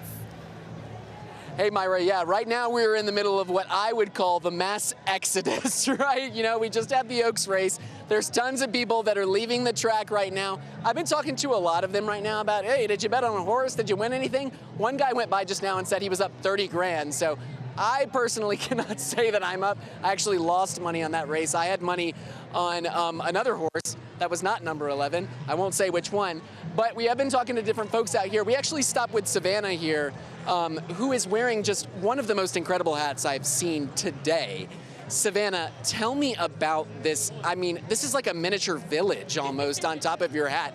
Tell me a little bit about, where this came from, what inspired this look. Yeah, so this is my granny, Jenny Keene's hat. This would have been her 55th Derby, but she passed in February from cancer. So I'm wearing it in her honor. We walked in the parade earlier. She's a Louisville native, so she's everything Derby, everything Louisville, and I'm very happy to wear it for her today. Wow, what an inspiring story. And this is your granny right here on your sash as well. All of her hats. These are all of her hats. She made a hat every year. Like I said, it was going to be her 55th, so imagine how many cool, crazy hats she had. Wow, what an inspiring story that is. Well, your granny looks fantastic. Did you bet on any horses today? I know we just saw the Oaks. Did you bet on any horses? Did you win anything? I wish I could say I won, but I didn't win. I did bet some, but I didn't win any. All right, well, we're in the same boat here. We're both out of a few bucks. Well, Savannah, thank you so much for talking to us, and we appreciate you for sharing your story about your granny as well. What a hat, you guys, right? That has been the story of today. These beautiful, beautiful fascinators along with the pink. We've heard a lot of stories like that. We'll be back out here tomorrow to hear some more of those stories here for the Kentucky Derby. But for now, I'm Ward Jollis. I'll send it back to you guys. Yeah, here's the thing about the fan experience. It gets really rowdy tomorrow. I'm glad to see it's kind of tame there now because we're Ward's ride home, and so we got to protect you at all costs. We cannot let you get lost. When we get back to the station, everybody's like, where's Ward? Yeah, we Ward, lost him in the fan experience. You're meeting us at the car in case you didn't know. Yeah. So letting you know right now. Sign. What a day it's been. It's been so much fun. And we've got more to come. 2 more races still as we are going to send you off to a quick commercial break. More coverage here from Churchill Downs in the 151st running of the Kentucky Oaks, leading into tomorrow, Derby Day 2025 on Wave, your Derby station.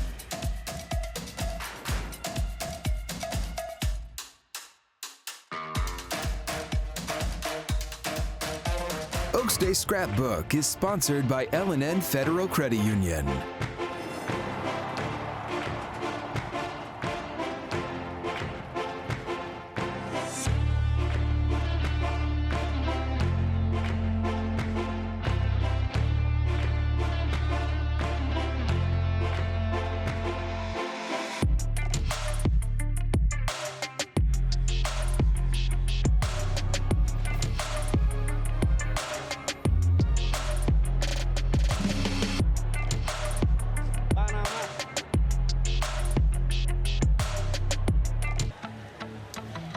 We have battled through the rain. We have battled through lightning delays. We have battled through all of it here on Oaks Day in Kentucky. A lot of fans said, I'm not battling the traffic. I am hanging out a little bit longer to the bitter end here. And why not? If you're right there along the rail, some wonderful seats there to watch the last 2 races of the day after the favorite took home the Garland of Lilies in the 151st running of the Kentucky Oaks. Good cheer from trainer Brad Cox.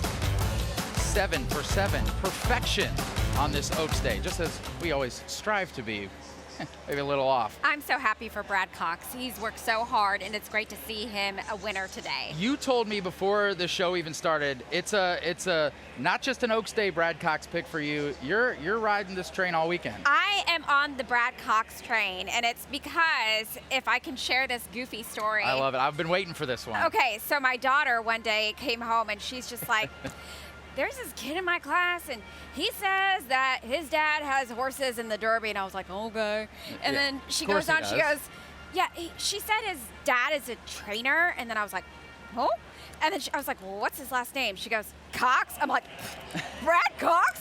You know Brad Cox's kid? And she goes, I don't see what the big deal is. I told him my mom goes to the Derby every year for free. And I was like, oh, no, honey.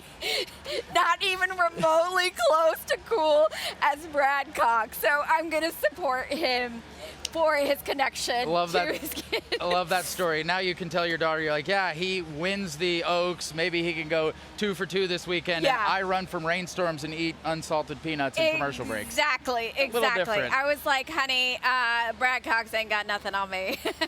What are you looking forward to most? As I know we still got some time here on this Oaks Day, but we're all excited for Derby tomorrow. Last year was Derby 150. It was a major outpouring from the community to build that up. The year before that, 2023, 50 years from Secretariat. And so we look for different storylines this year for 151. Maybe it's back to all about the locals? Absolutely. Well, let's go over to Natalia Martinez. Did you know Natalia made her own fascinator?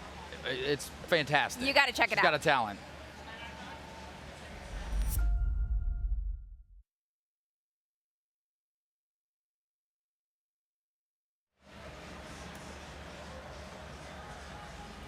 I think Where's Waldo was in there, but we couldn't hear what was happening.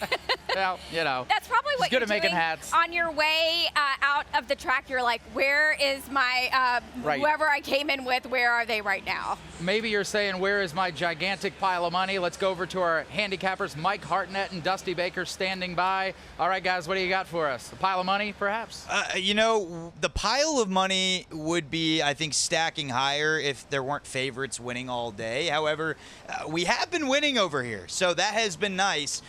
Maybe a couple long shots will hit tomorrow that we can also hit as well, but maybe we have a chance right here, Mike. We have the 12th race of the day. This one is 1 mile long, the Secret Oath, presented by Sunbelt Rentals, and so it is an allowance optional claiming $80,000. We do have several scratches for you.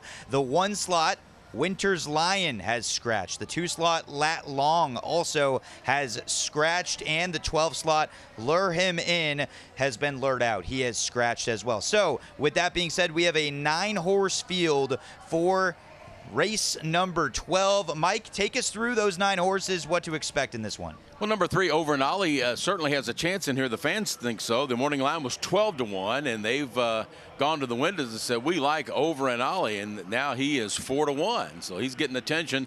Number 4, Yellow Brick, Mike Maker and Juan Hernandez teaming up with somewhat of a long shot here at 17-1. Number 5 is Moonlight. Jose Ortiz has had a pretty good day today. Moonlight's made some steady progress the last few months, and so he may be in contention today. Number 6, Into Pleasure, Luis Saez aboard. For trainer Brian Lynch, Into Pleasure is improving. Fans think so. I would think it's 6-1 as we get ready to go to the gate. Number 7 is a familiar name. You know about him. It's Brazilians. Yeah, he's back. He is back. Kentucky Derby horse, by the way. Last year, he had a chance at one point in time down the stretch. You heard his name called, and then obviously fell in the back of the pack as Mystic Dan snuck on the inside. Yeah, he ran a pretty good Derby to finish 6th, went on to run 10th in the Belmont Stakes, and he's been on the shelf all the way up until today for trainer Bill Mott. John Velasquez riding Resilience, who is getting some backing today as well. And we got number 8 is Deer District. The 9 is Echo Again. And the 10, I like the 10 in this race. Not This Boy. One reason he really likes the slop. Last summer at Ellis Park, he went 7 furlongs in the slop, and he won by 7 lengths. Before that, almost a year ago, in the slop, ran a respectable 2nd. That was at Churchill Downs right here. So Not This Boy, I'm just giving him a slight edge because he's got experience in the slop. And although we say slop, the track does, Dusty, look in pretty good shape. It definitely does. I mean, you got to credit Churchill Downs for the response. They do a fabulous job. What a wonderful job they've done. I mean, the conditions were not very pretty about 2 hours ago, and as you see right there, a nice shot from our crew right there. They have done a wonderful job, and of course taking extra precautions to make sure this is a safe track for the horses. And we have one more as well on the list here at number 11 with King Russell. King Russell, Flavian Pratt aboard.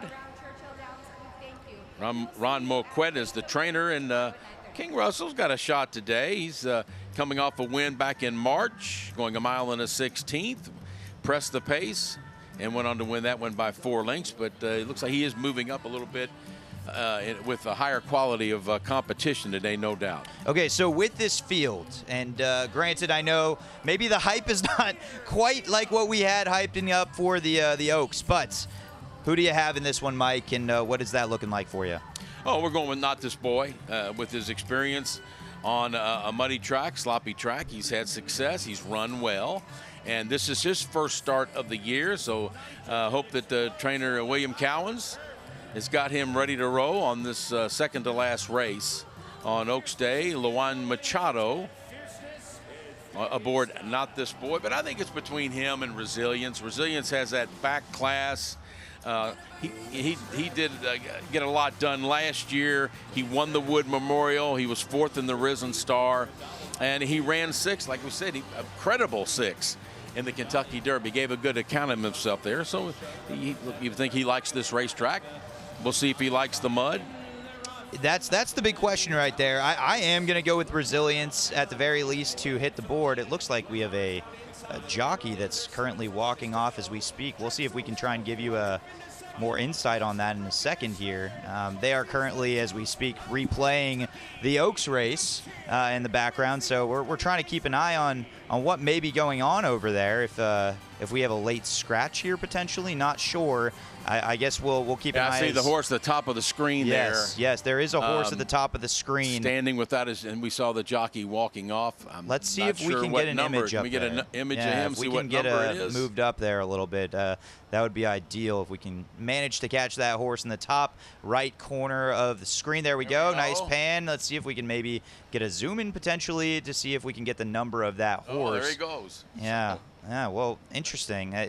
Last second drama here as we're preparing for the race. This race, of course, was delayed. All races delayed after the storm that came through here. But yeah, very interesting. You just saw, if you missed it, a jockey was seen walking along the rail.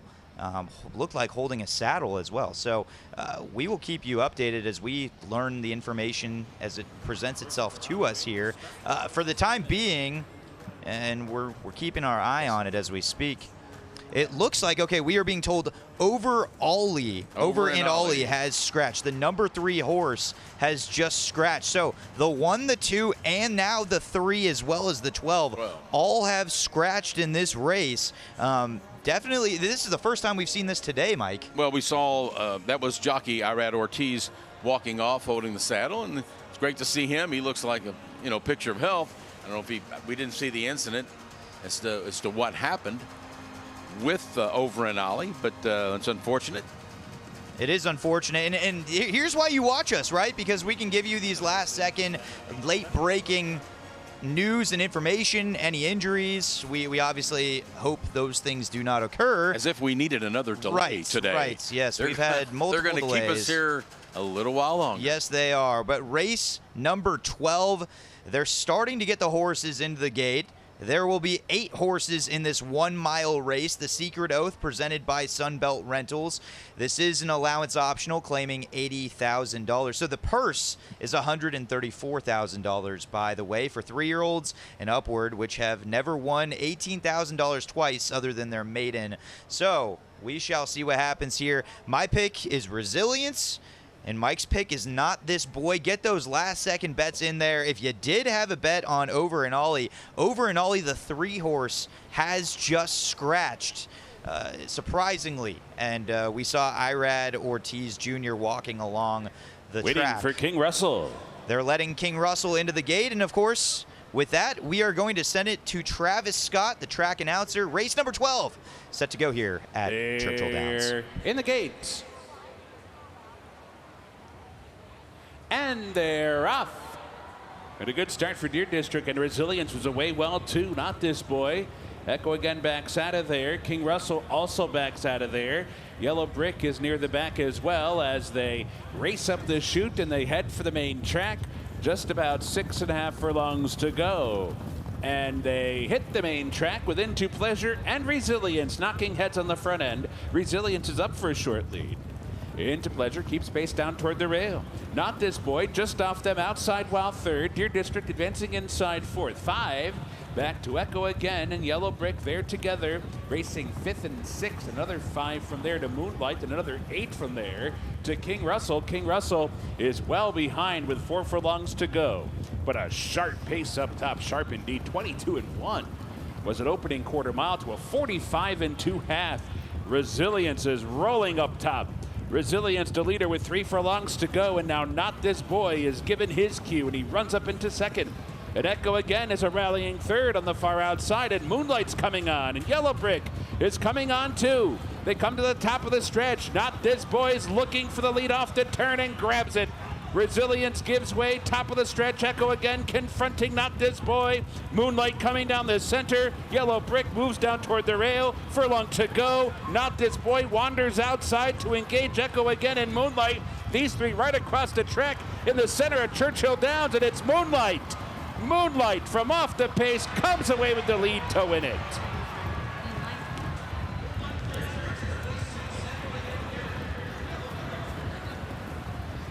The action is not over here at Churchill Downs. You just saw a live race here. 12. Moonlight, the 5-horse, takes it. Jose Ortiz, the jockey there. Trainer Chris Block getting the victory here. One more race to go. There is the stats there on Moonlight. Of course, we'll work to get you the payouts here in just a bit. What a beautiful horse. I love the color. People are looking forward to betting those gray horses. Gray horses. And there's several opportunities tomorrow. Tomorrow, which yeah. I know is a lot of fun, which hasn't been done in a couple decades. Yeah. All right, we're going to take a quick break. Stay with Wave. We're continuing coverage of Kentucky Oaks. We will be right back.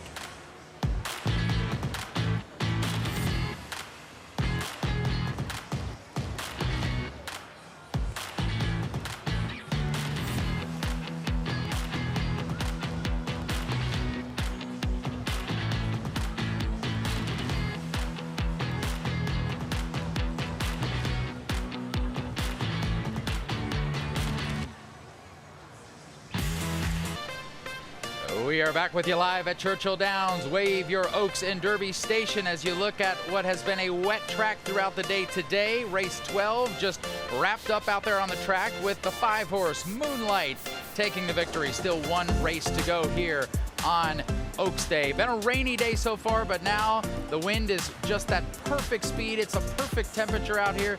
Very relaxing for the folks who've decided to see this day through to the bitter end, that last race before heading out to Louisville's night on the town. All the stars will be out at all the galas there. I was trying to look on my phone to see some of the events tonight. Every single place in town seems to have something going on. Some places stay open a little later tonight.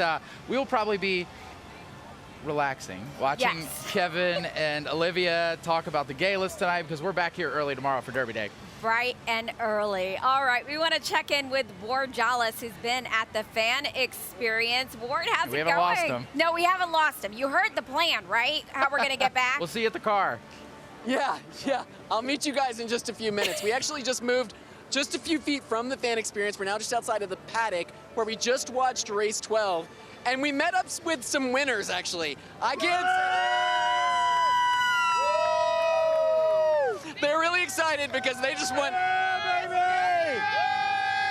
We're having a great time, you guys. They just won a lot of money. Actually, Mike, show me your bets right now. He just bet like $100 on Moonlight, right? Oh my gosh, look at that. $100 to win. Mike is going home a happy man today. We've also got Maddie and we've got Annabelle as well. So how much, you guys just won some money too? Yes, we bet $5 on Moonlight to win. That's my kind of bet. That's my kind of bet. And you? I bet 10 on Moonlight. 10 on Moonlight. We've got a bunch of winners out here, you guys.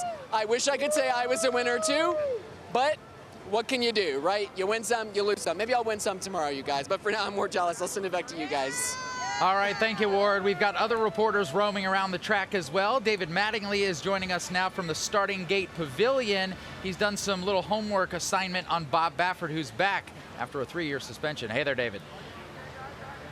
Hey, this is one of the big stories we're going to be following tomorrow, Bob Baffert's return to the Kentucky Derby.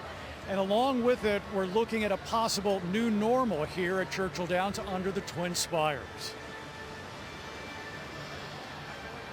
To Derby, it looks like nothing has changed. Just ask Bob Baffert. Coming into the stable gate, everybody was nice to me, welcomed me back, and so it's like I never left. After a 3-year suspension, Baffert is again a high-profile figure on the backside. He has 2 horses with a chance to win the most prestigious race in the world. And he still has difficulty explaining how a therapeutic ointment cost him the Derby crown. You know, nobody thought for some reason the ointment, you know, in hindsight, I wish I would have left it there, but we didn't know it came with a horse, and so it's just, and the sensitivity of the testing now is so, nobody would have ever thought, but we missed it. Baffert dropped his legal fight and paved the way for his own return in a social media post July of last year. He stated plainly, "I accept responsibility for Medina Spirit's positive test," adding, "I have paid a very steep price with a 3-year suspension and disqualification." With that statement, I had a question for two of horse racing's leading journalists, Paddock Report Editor-in-Chief Natalie Voss and Thoroughbred Daily News reporter Bill Finley. What was that price that he paid? There's going to be a lot of people who consider this a blip, who consider this a therapeutic overage that was accidental. And there's going to be people that say this was the biggest stage and the biggest mistake. And I'm no lawyer, but I don't know of anyone who thought he could ever win any of these cases. And I can't even begin to imagine how much money he spent on legal fees. Baffert returns to the Derby still a highly sought-after trainer by top-dollar owners. The impact of his suspension on public opinion about him and the sport at large, however, remains to be seen. One thing is clear. With Baffert, Churchill Downs has drawn a very distinct line in the sand for anyone racing on its track. This is their prized possession as a racing company. This is the thing that brings in all the money. Obviously, they're very proud of the race, and they sent him a lesson because he messed with the integrity of the Kentucky Derby. As far as are things different, there's still going to be intense veterinary scrutiny. There's going to be intense post-race testing. None of that has changed in the wake of this. And a lot of people following this saga say that Baffert's story really doesn't have an ending yet. So everyone watching, wondering, what happens if he wins? What will that do to restore his reputation? Back to you. We'll have to wait and see. I know it's going to be tough for people not to bet on his horse tomorrow. Citizen Bull, his lone remainder Derby horse in the race after Rodriguez scratched yesterday late about 5:30 on Derby. So coming out of the one hole, it's maybe not the best spot, but hard to bet against Bob, especially having several years to maybe sit back and watch, learn something different. Not that he needs to learn anything, but maybe he picked up something along the way that we'll get to hear about if Citizen Bull comes through. Well, he started off with 3 horses intended to be in the Derby and now down to 1, so we shall see. I feel like every time we get close to the end of the day, we hear Sweet Caroline playing here at the track. And the 200 people maybe left. Everybody's got to head it out, go into whatever comes next here tonight. All right, we're going to take a break and be right back with more coverage of the Kentucky Oaks.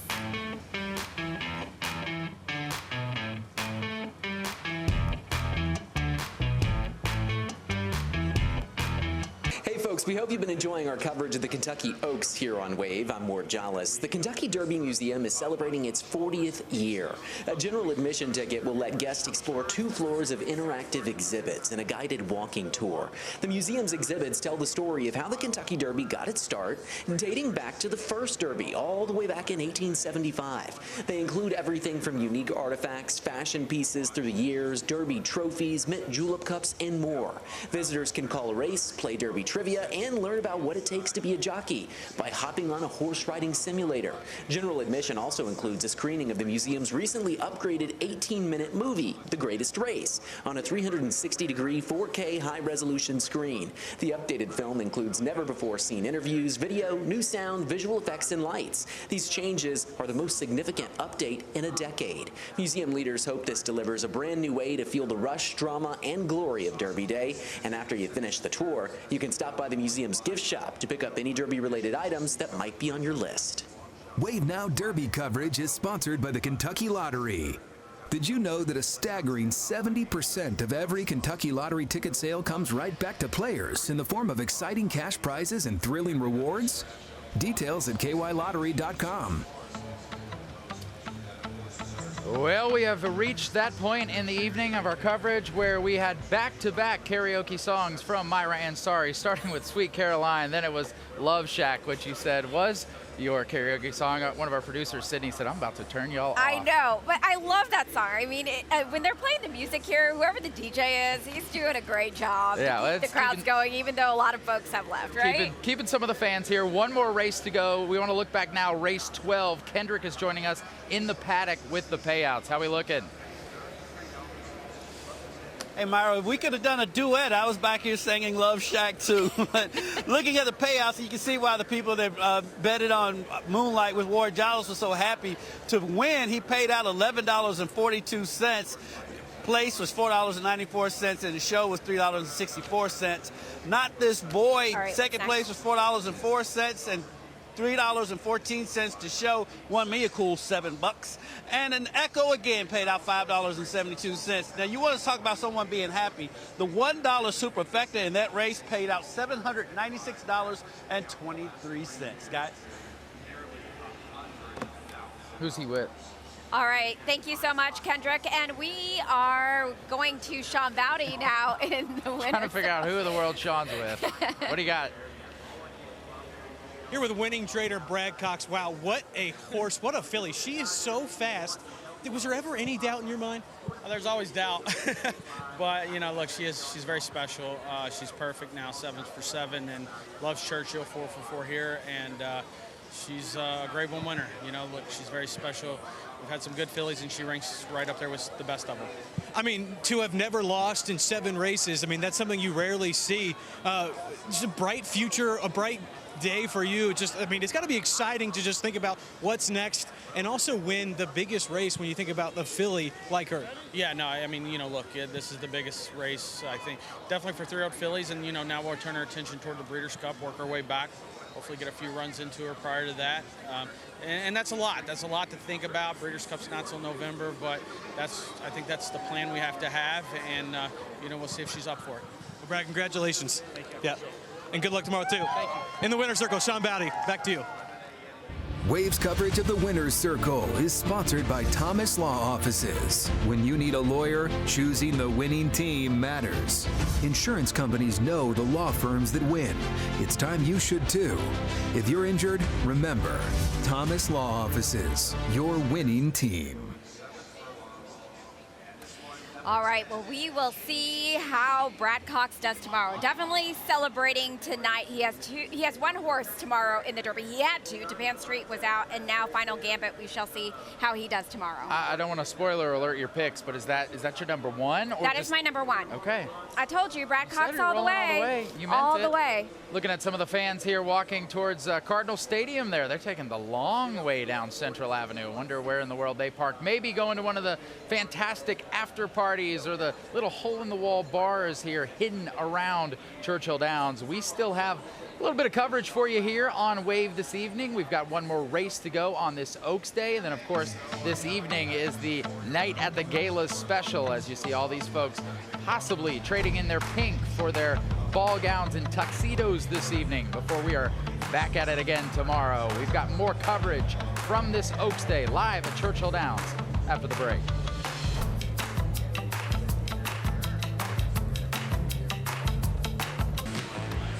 We are back out here live at Churchill Downs. As you see the ponies out on the track there, we just heard the call to the post in the commercial break for race 13. The approximate post time when we started the day was 7:02. Right now it's 7:12. They're getting ready as a lot of other folks get ready to pack up and head home. So even with the weather not too far behind as we close out the day, she says, I think she's trying to figure it out. Mom, you need some help. How do I pack this back in? All right, we want to go to the Winner's Circle with Sean Bowdy. Here with winning trainer Chris Block. What a win. Following up one of the biggest races of the season, but to come and win on the day like today, on Oaks Day, it's got to be special. Very special. I've never won a race on Oaks Days. I've run here a few times, so this is pretty special to win. The horse came in the race in great shape. Jose Ortiz, you can't ask for a better rider than that. He knew exactly where the sweet spot on the track was after the rain, and that all worked out well. How important is that, having someone who's been on the track today, just being able to handle that in a way that maybe only someone like him can? Well, he's a professional, one of the best in the world, and so you turn it over to him, and you just hope that the horse shows up for him. So I had all the confidence in the paddock. He gives you that sense of confidence when he's talking to you in the paddock. I just tell him good luck, try to find the best spot, give him the clean trip, and that the horse should show up. Well, again, congratulations, and hopeful for many more Oaks and Derby Day wins in the future. Much. Appreciate you talking to us. In the winner's circle, Sean Bowdy, back to you guys. Waves coverage of the Winner's Circle is sponsored by Thomas Law Offices. When you need a lawyer, choosing the winning team matters. A derby is a horse race with the highest stakes and runs on the biggest stage. If you're hiring a law firm, hire one that wins. Thomas Law Offices, your winning team. Pretty cool to hear trainer Chris Block tell Sean that he's never won on Oaks Day before, and now, of course, exciting to get that win with Moonlight in race number 12 as you're taking a live look at the iconic twin spires here, all lit up in pink on this Oaks Day. We are getting ready, about 5 minutes to post for race number 13, and if I'm looking at a horse, I want to go to the one horse, Dashin' Diva, because Lonnie Briley is the trainer, and Myra and I have got our eyes on him tomorrow, appearing in his first Kentucky Derby after years and years. So why not get a win on Oaks Day to set you up for success tomorrow? I'm also rooting for him. I just love his story. He's just hardworking, has been wanting to be in this spotlight for so long, and he finally made it. So we're kind of teasing ahead to tomorrow. We've got some Lonnie Briley picks. We've got some Brad Cox picks. We want to go out now. I believe we have Mr. Dusty Baker and Mike Hartnett, who are handicapping this race for us. First of all, guys, even before we transition to race number 13, the final race of the day, I do want to go off the Lonnie Briley point, by the way. We've talked a lot about the Derby horses coming up for tomorrow. I'm a firm believer in Cole Battle. I think Cole Battle is a massive sleeper, a great buy as well. And you mentioned it, the story between Lonnie Briley and the horse as a whole, it's one that you can easily root for. Do you see Cole Battle hitting the board? Because I think that is a very likely possibility here. I think that 3-year-old is capable of win, place, or show tomorrow. You know, this colt came out of nowhere, Dusty. Back in the winter, he surfaced. Looked like he had some talent. He kept winning and winning. And who knows? He is certainly, you know, belongs in this field. And with Grande being out, that was a live shot. He was kind of a wise guy, long shot all week. And, you know, now I think some of the money is going to switch over to the Cole Battle tomorrow. We'll see.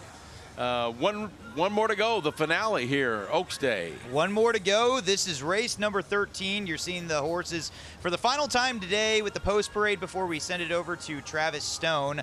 We will go through this order. We do have one scratch out of this group. It's the 3-slot Ivory and Ebony. But outside of that, we do have a 13-horse race here. It is a 7-furlong race. It's a maiden race, by the way, with the purse set at $120,000. It's the Rachel Alexandra presented by Imperial Dade. So with that being said, they had kind of set you up right there. They teed you up with Dashin' Diva, who opened up with 15-1 odds. You see 30-1 odds right there, Mike. Yeah, long shot here today, Dusty, and she's making her debut, so we don't really know for sure how she's going to react to the slop. I'm sure that other fillies in this race have a lot of experience.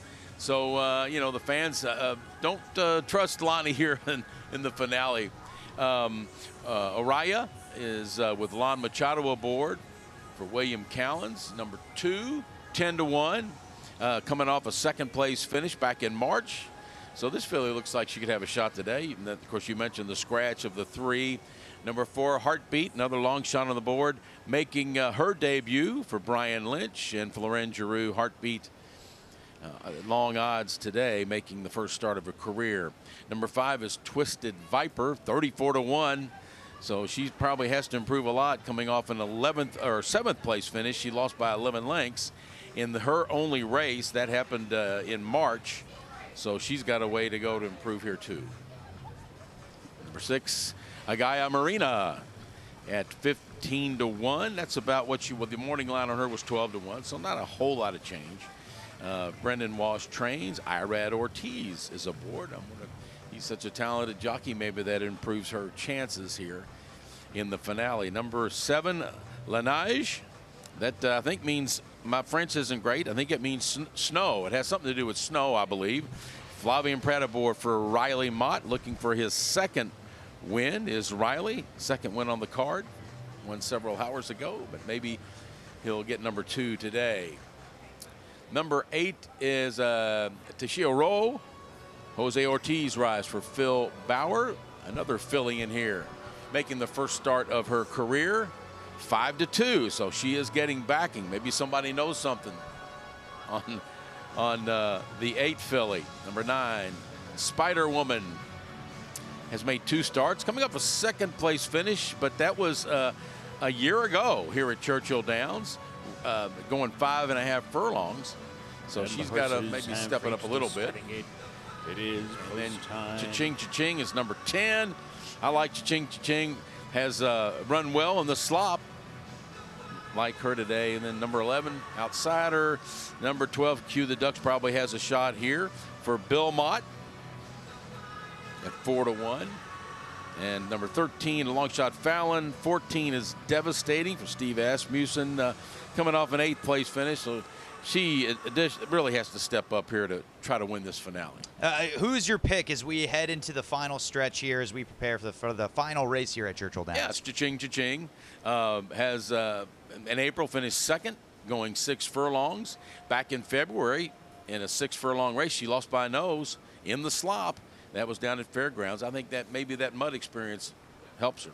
I will follow that as well. Cha-Ching Cha-Ching. Although I will say for names, Expecto Patronum, trying to fend off the Dementors here. We go to the final race. Let's send it over to Travis Stone, track announcer.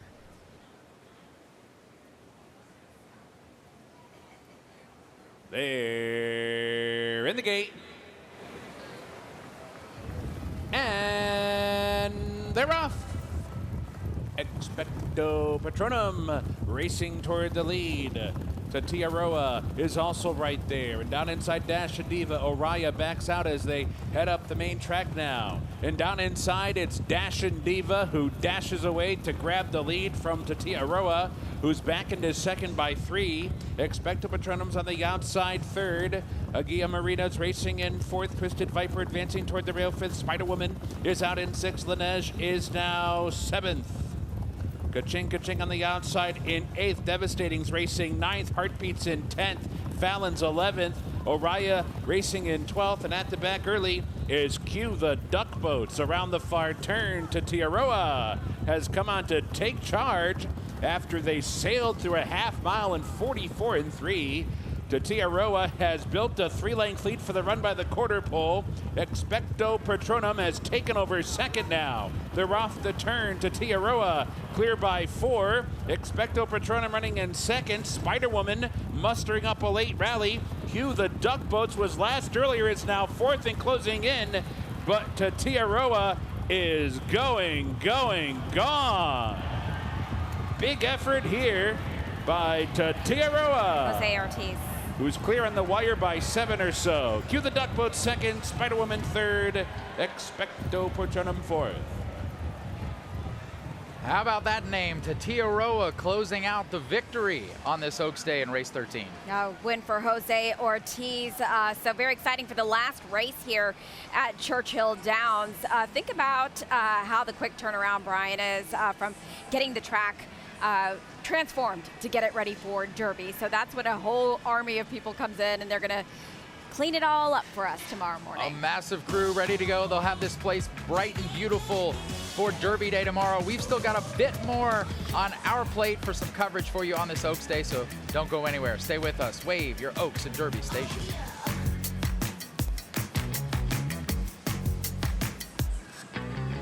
Oaks Day Scrapbook is sponsored by L&N Federal Credit Union.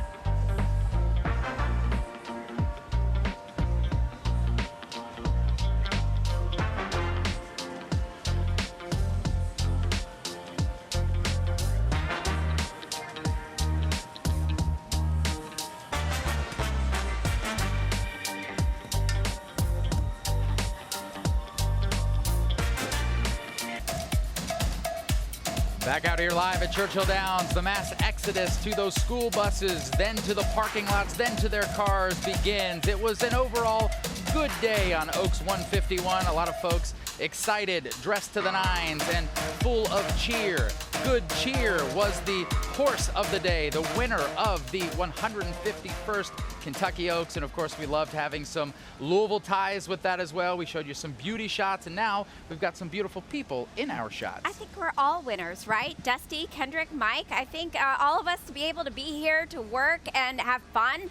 We are so lucky. Did you guys stay dry? Yeah, we stayed dry. Kendrick, I don't know how that looked for you out there. He looks happy. Actually, I did stay dry. We were in a stall, and the race that ran right before the storm came, Brad Cox was watching that on a phone in the same stall that we were standing in. So yeah, we stayed dry. So it was a fun time out here. You got to watch your step in those stalls. Yeah, you do. We love hearing those stories. Some times to know. I had to change 5 a.m. shoes. sunrise tomorrow, 8 a.m. we're back, 9 p.m. tonight. It's all about the Gala Special.